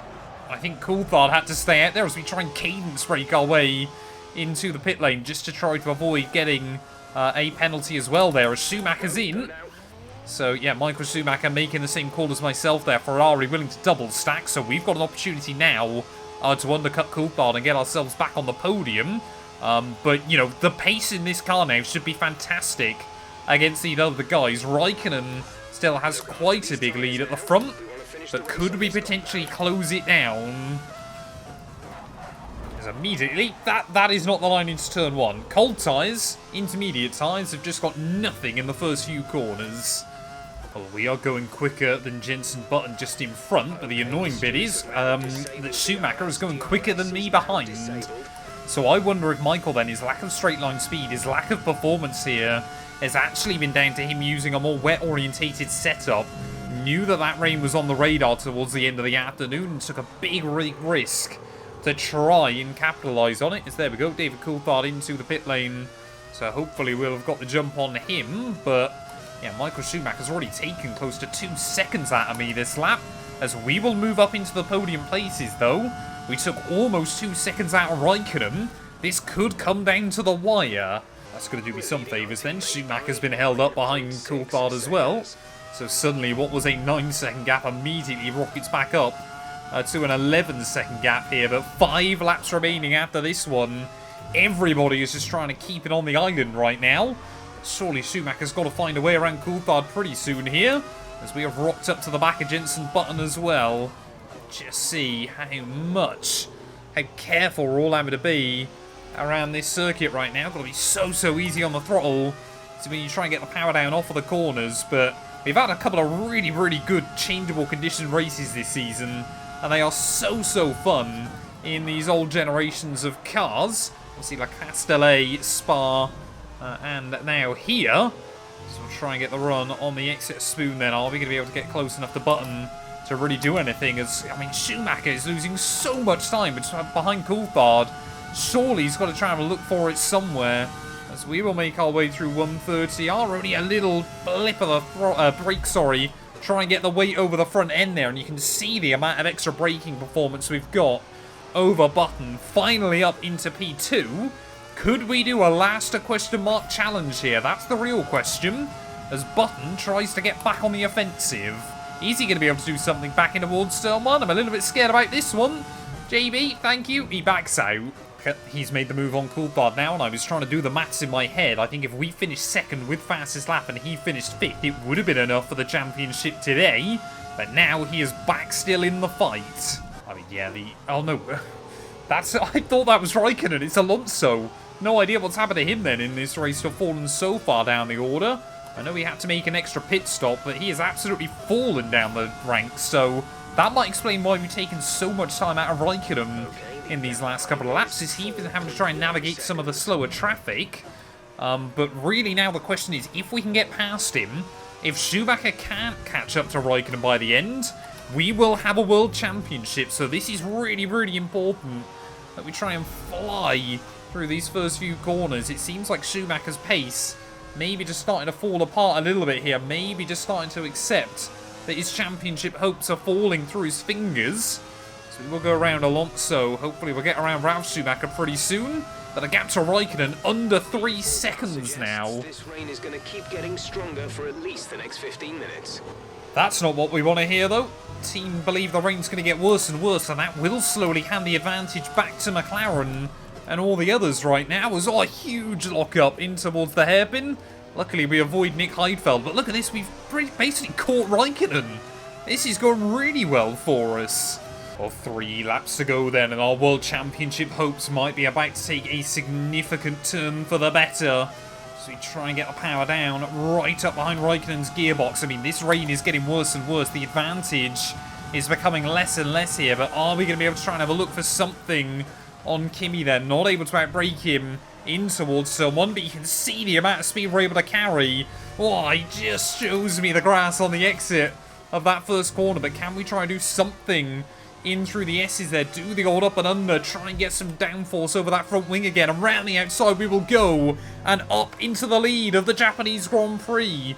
But Schumacher, he needs P2 now. If we were to finish in this position, there's a 13-second gap back to Michael, but he's still got a lot of lap traffic to deal with. Of course, on the other hand, if the advantage goes back the way of McLaren, which it looks like it could do, then, well, if we finish second, Michael only needs to finish 4th in this race. So much at stake here late on in the day.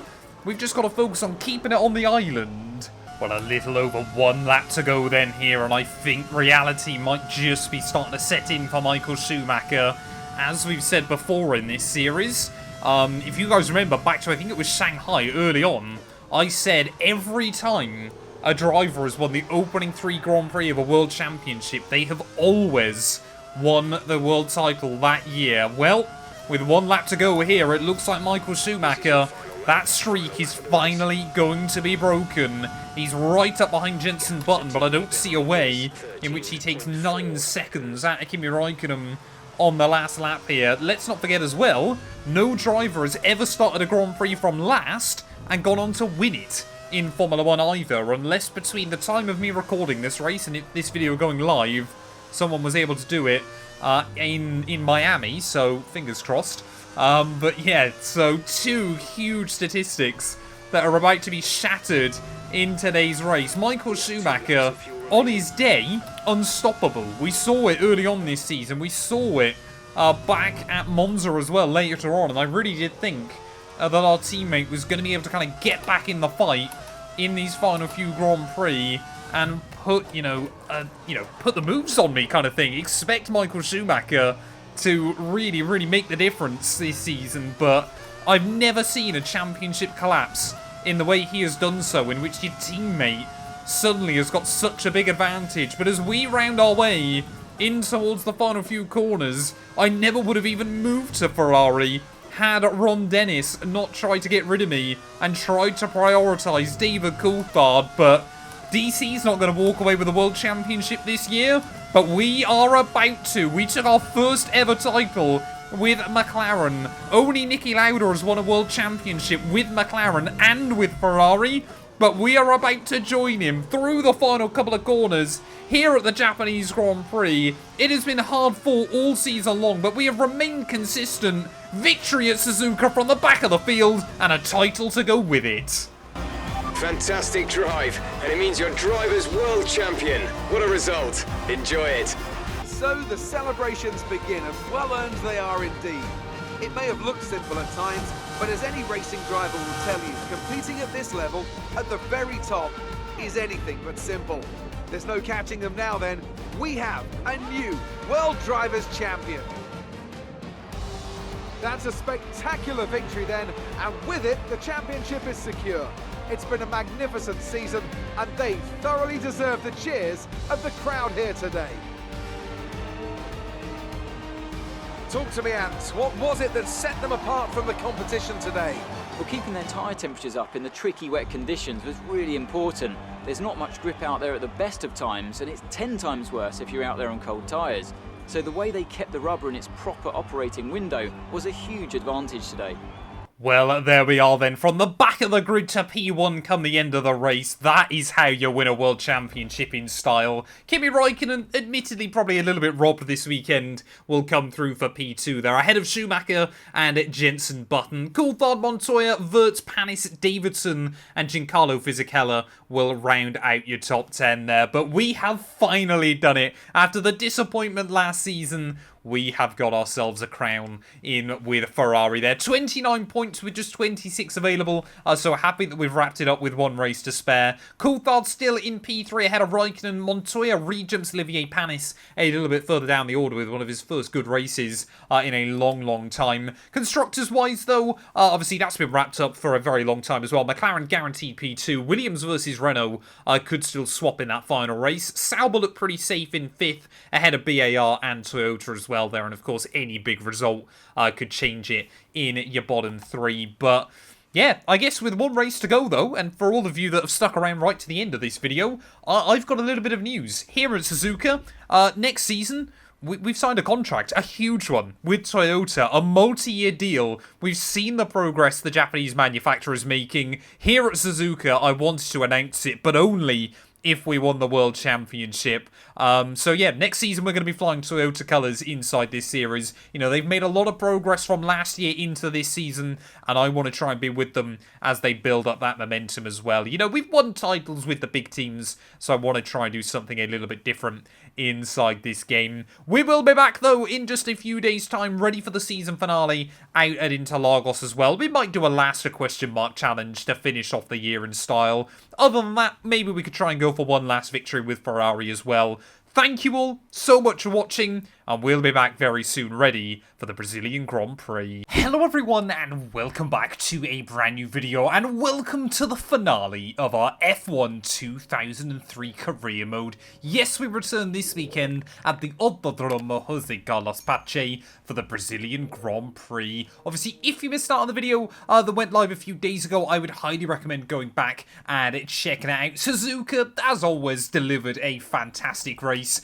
and we, more importantly, walked away with a World Championship as well. The gap 29 points to Michael Schumacher with just 26 available. It means that Ferrari have done the double this season, have returned to form for the first time since 2000 as well. So very happy with the season that we've ran. We've guaranteed first, Schumacher's guaranteed second. Coulthard is basically guaranteed third ahead of Räikkönen. Button and Alonso, they're still having a bit of a battle a little bit further down the order. And also Juan Pablo Montoya, Olivier Panis and Alexander Wirtz as well are all very bunched up. Constructors-wise, Williams have a 9-point lead over Renault heading into the finale. Toyota, with a bit of a miracle, could jump BAR, and you never know what might happen down at the rear of the field as well. But yeah, for us, the pressure's off this weekend. We can go out there and enjoy ourselves. Obviously, obviously, if you watched the last video as well, you'll know that I mentioned that we won't be continuing with Ferrari come the end of the season. I've won a title with the team. I'm going to be moving on to a different organisation for next season, and of course that is going to be Toyota. So very, very looking forward to obviously racing with them. Of course, our final race for Ferrari though, I want to go out with a bang. Get yourself subscribed if you're new. We want to hit 140,000 subs before F1 25 comes out. Also, if you want to help support us just a little bit more, click that join button. It costs just £1 a month. You get early access to all the videos, as well as a few other little perks. But yeah, without further ado then, let's head here to Brazil.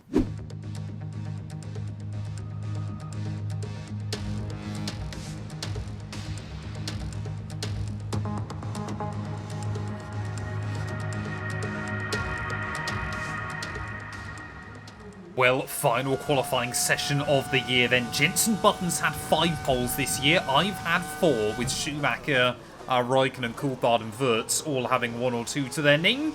But yeah, with changeable conditions here though, you would expect it to be a battle of the Ferraris, and that's exactly what I'm hoping for, because I want to try and match Button. Schumacher and I, even have each had 5 wins apiece this season, so if we were able to claim pole and the victory today, it would be a very, very good way to cap off a very, very successful season with most wins, most pole positions, and of course most points this season. But we'll wait and see as to what we can do. Schumacher looking very, very competitive. Of course, not happy with the way this season has gone, but he will probably be sticking with Ferrari ready for next year as well. Nonetheless, you know, Michael and the team, such an iconic duo, and of course he has proven on occasion this year that, you know, he is still certainly capable of winning a world championship. Just too many times this year did he have some quite anomalous results, but running very, very wide down in towards the final couple of corners then. Basically nothing between your 2 Ferraris on the entry to that final turn, but we've bottled it on the exit, and I think Schumacher is going to claim pole position about number 2 or 3 this year. He hasn't started from P1 very much, but he is today. Ferrari will look out the front row.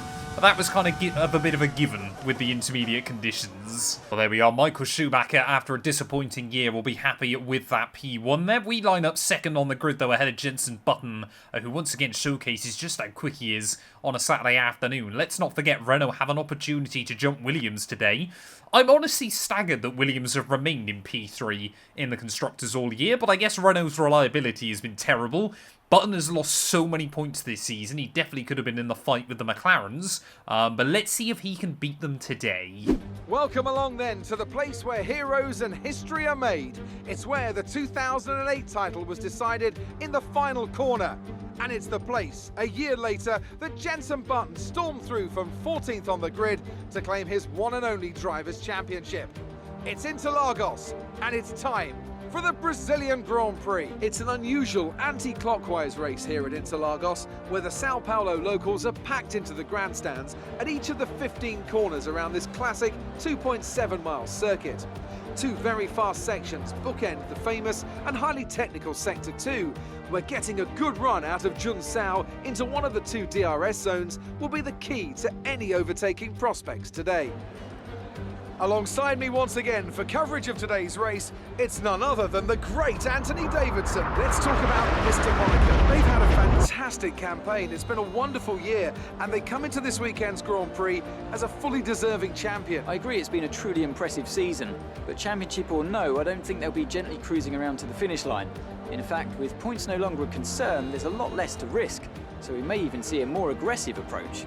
Well, down on the grid then one final time this year, and luckily it is meant to stay sunny here at Interlagos as well, so that's always a good sign. We'll do the normal strat work. We may as well try and make it work if we can. Soft over to the medium then, so hopefully the team won't let me try it, but that's what we're going to do.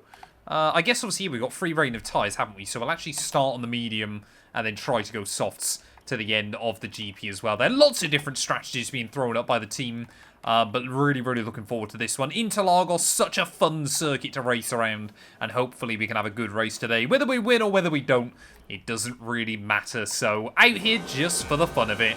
Ready on the grid though, waiting on those 5 red lights here in Brazil.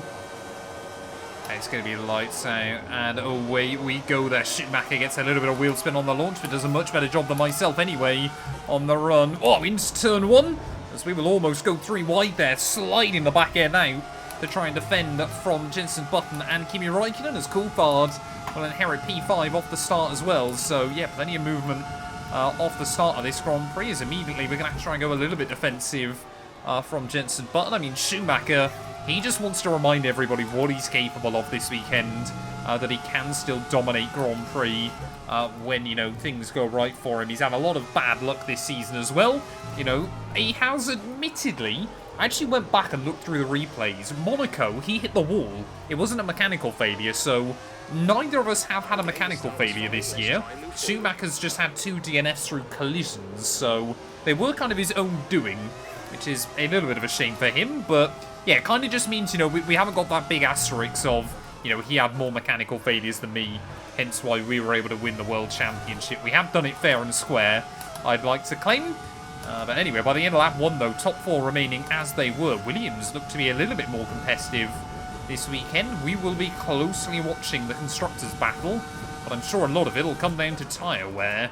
Well, although we had a little bit of a slump in performance throughout the summer stretch, this car, especially with those upgrades going on from Belgium, has again had that little bit of a margin over the rest of the field. I don't know why Schumacher struggled so much with it in qualifying and things like that quite often towards the end of the year, but yeah, it's felt like we've just had that little edge over everybody else again.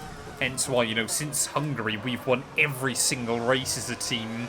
You know, we have had a very dominant campaign as an organisation. Definitely better than Ferrari actually managed in 2003. But we'd love to chalk up one more win to finish out the season as well. As soon as I say all that, looks like Kimi Räikkönen now has moved himself up into P3. And he's actually going a little bit quicker than Michael and myself at the moment. We run a 12.1. Räikkönen runs an 11.6. So maybe Ferrari... the pace not as good as we thought. Jenson Button doing what he does best, qualifies well, and then the Renault just falls apart in the early laps. It cannot race on heavy fuel. Well, they are definitely feeling a little bit stuck behind Michael Schumacher in the early laps here, but as always, not able to do a lot in a straight line against the German. So I'm actually, like I said, more worried about Kimi Räikkönen. I'd love to try and get the German between us to hopefully give us a little bit of breathing room from, yeah, Räikkönen behind.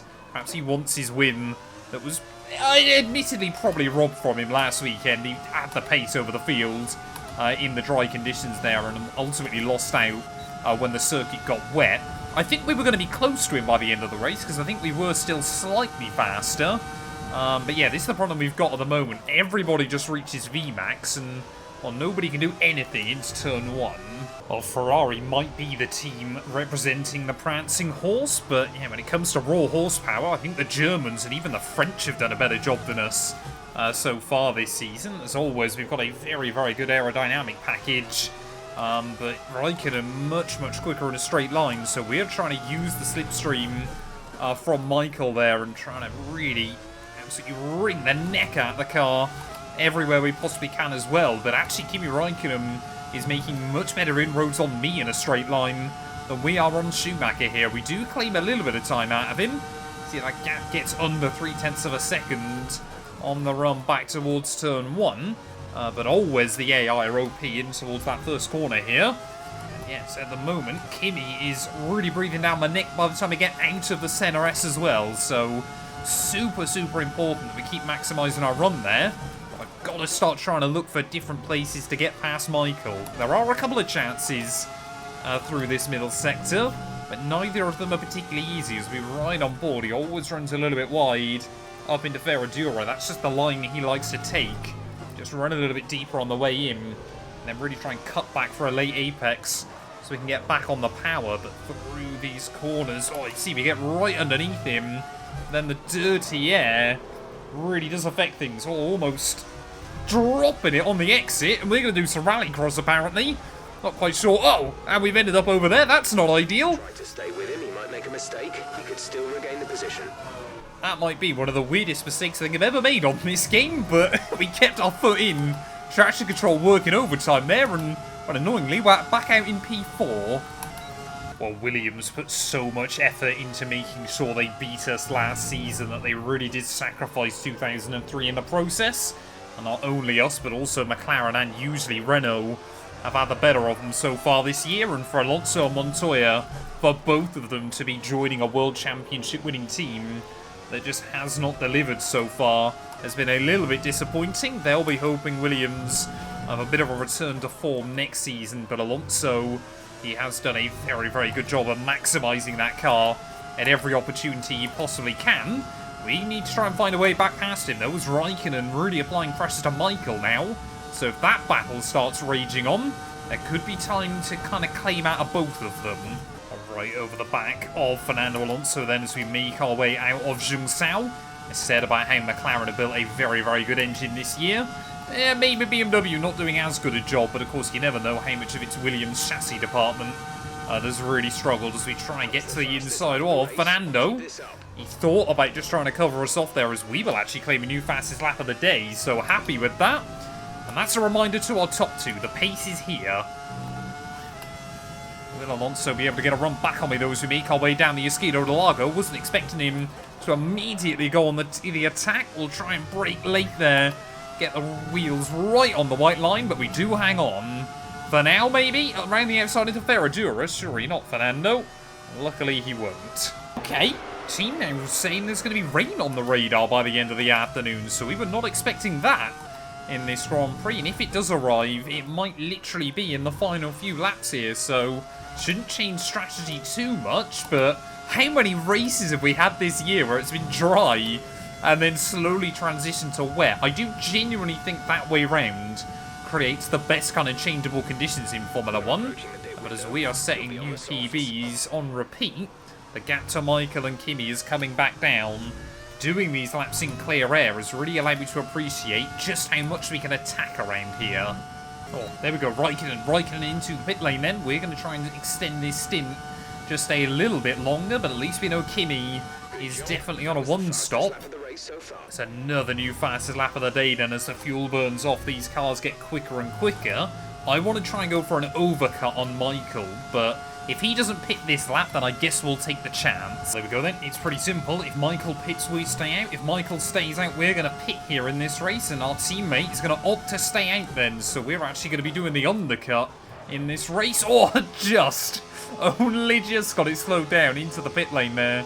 But if Raikkonen has been held up on his in-lap, maybe, just maybe, we can gain a little advantage from this as we need to get out ahead of the Williams. Luckily, we were just about to stay out ahead of Juan Pablo Montoya, but where is Raikkonen then on the circuit right now? There he is, just pops back up on our relative. Oh, try and get some temperature into the tyres to make our way back out onto the circuit, but the Flying Finn, he has been able to make that undercut work and has been able to stay out ahead of us here.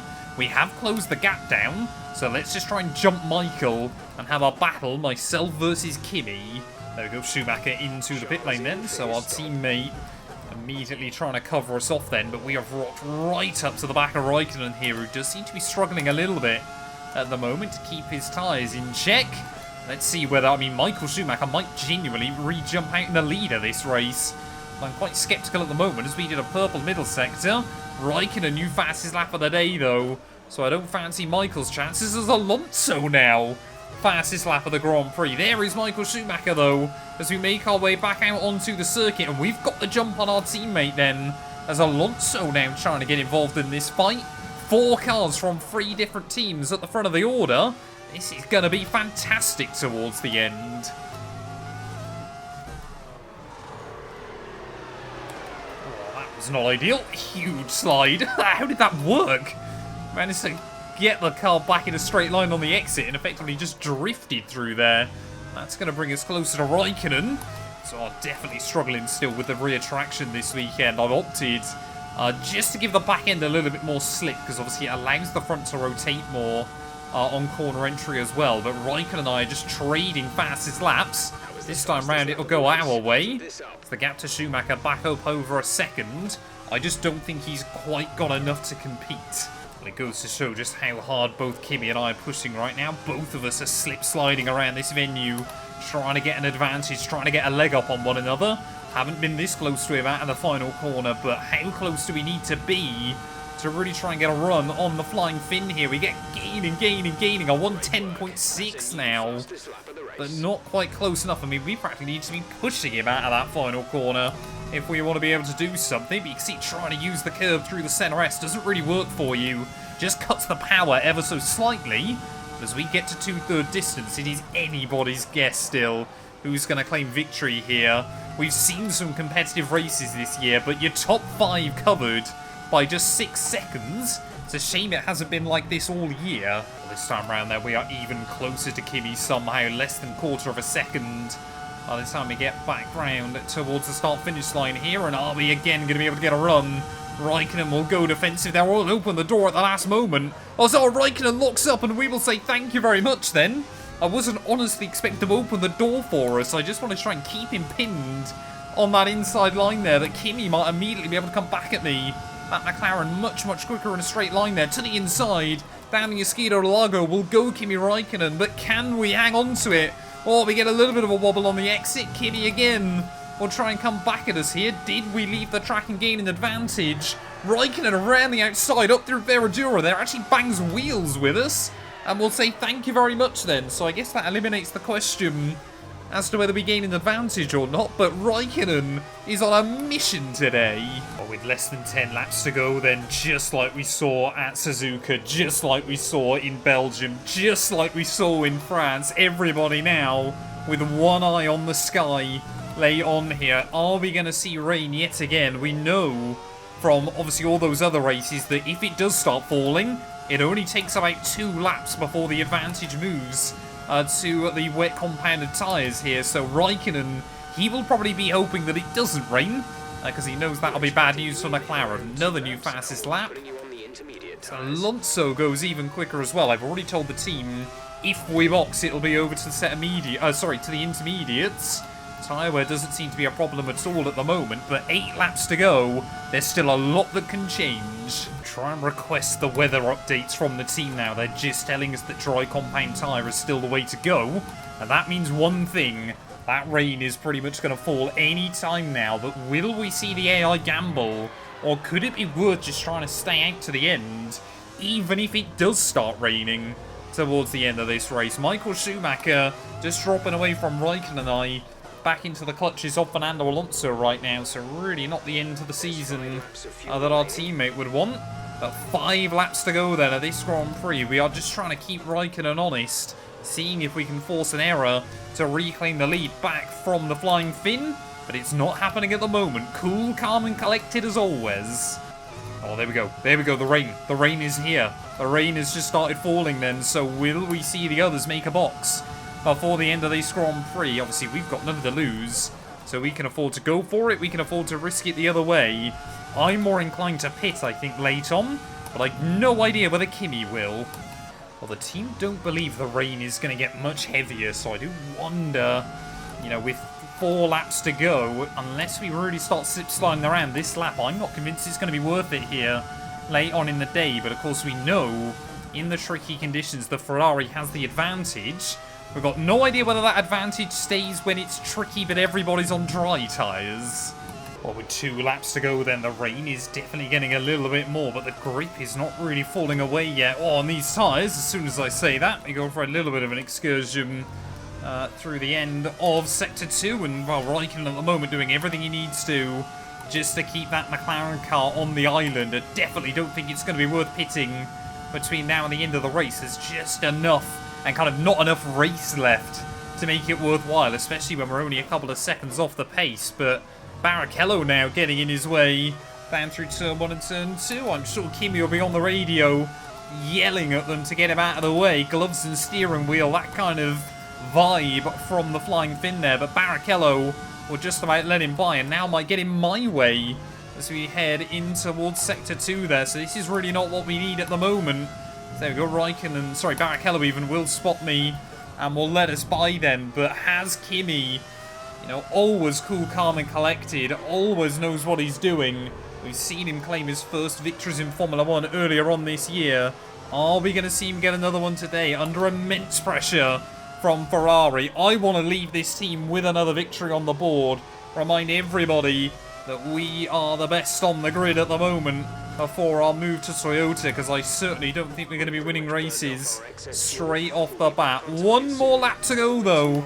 Here from Interlagos, Raikkonen able to get the power down out of Zheng Sao there on the run back towards the line. The gap 0.8 of a second as DRS is still enabled at the moment. I know it makes no difference with these cars, but that is quite funny.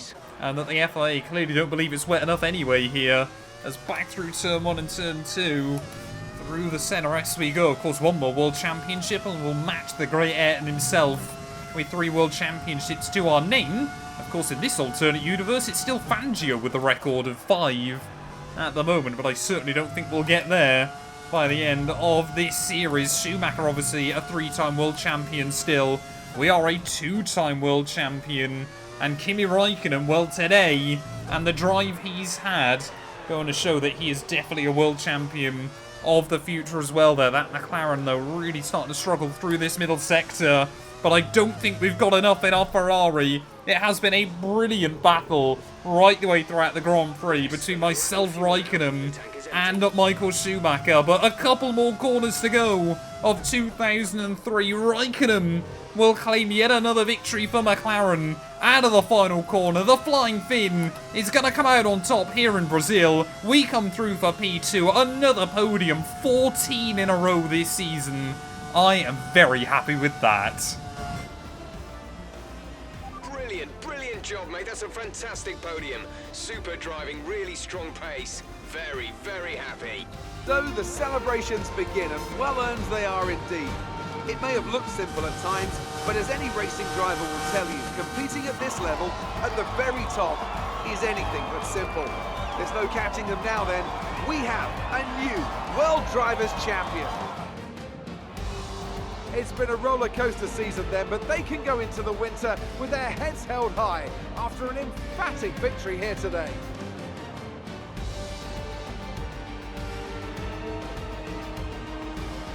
Anthony, tell me, what was it that helped them achieve this success? I think that smart tyre management on track and very smooth driving definitely assisted in their victory today. That combination meant they got the absolute maximum out of their tyres at all times. Mercedes are on top form once again after an excellent race weekend. It's great to see them up on that podium once again.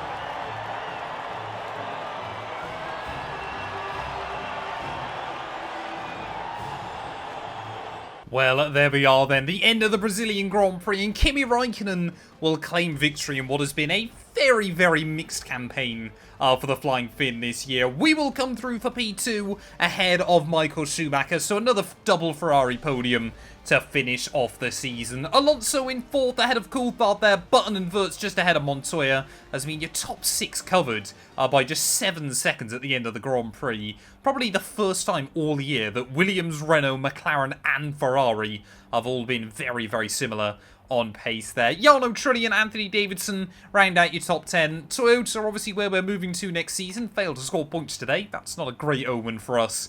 But it is what it is there. As yeah, your Jaguars, Minardis and Jordans at the rear of the field as well. What does that do to our World Championship standings? Well, we have a 32-point buffer ahead of Michael Schumacher. Coulthard just hangs on ahead of Raikkonen for P3 in the end, with Alonso just still ahead of Jenson Button. Montoya just ahead of Wirtz there, who gets back past Olivier Panis at the end of the season. Jarno Trulli and Zott Baumgartner tied on 45 points. Villeneuve and Davidson tied on 36 points.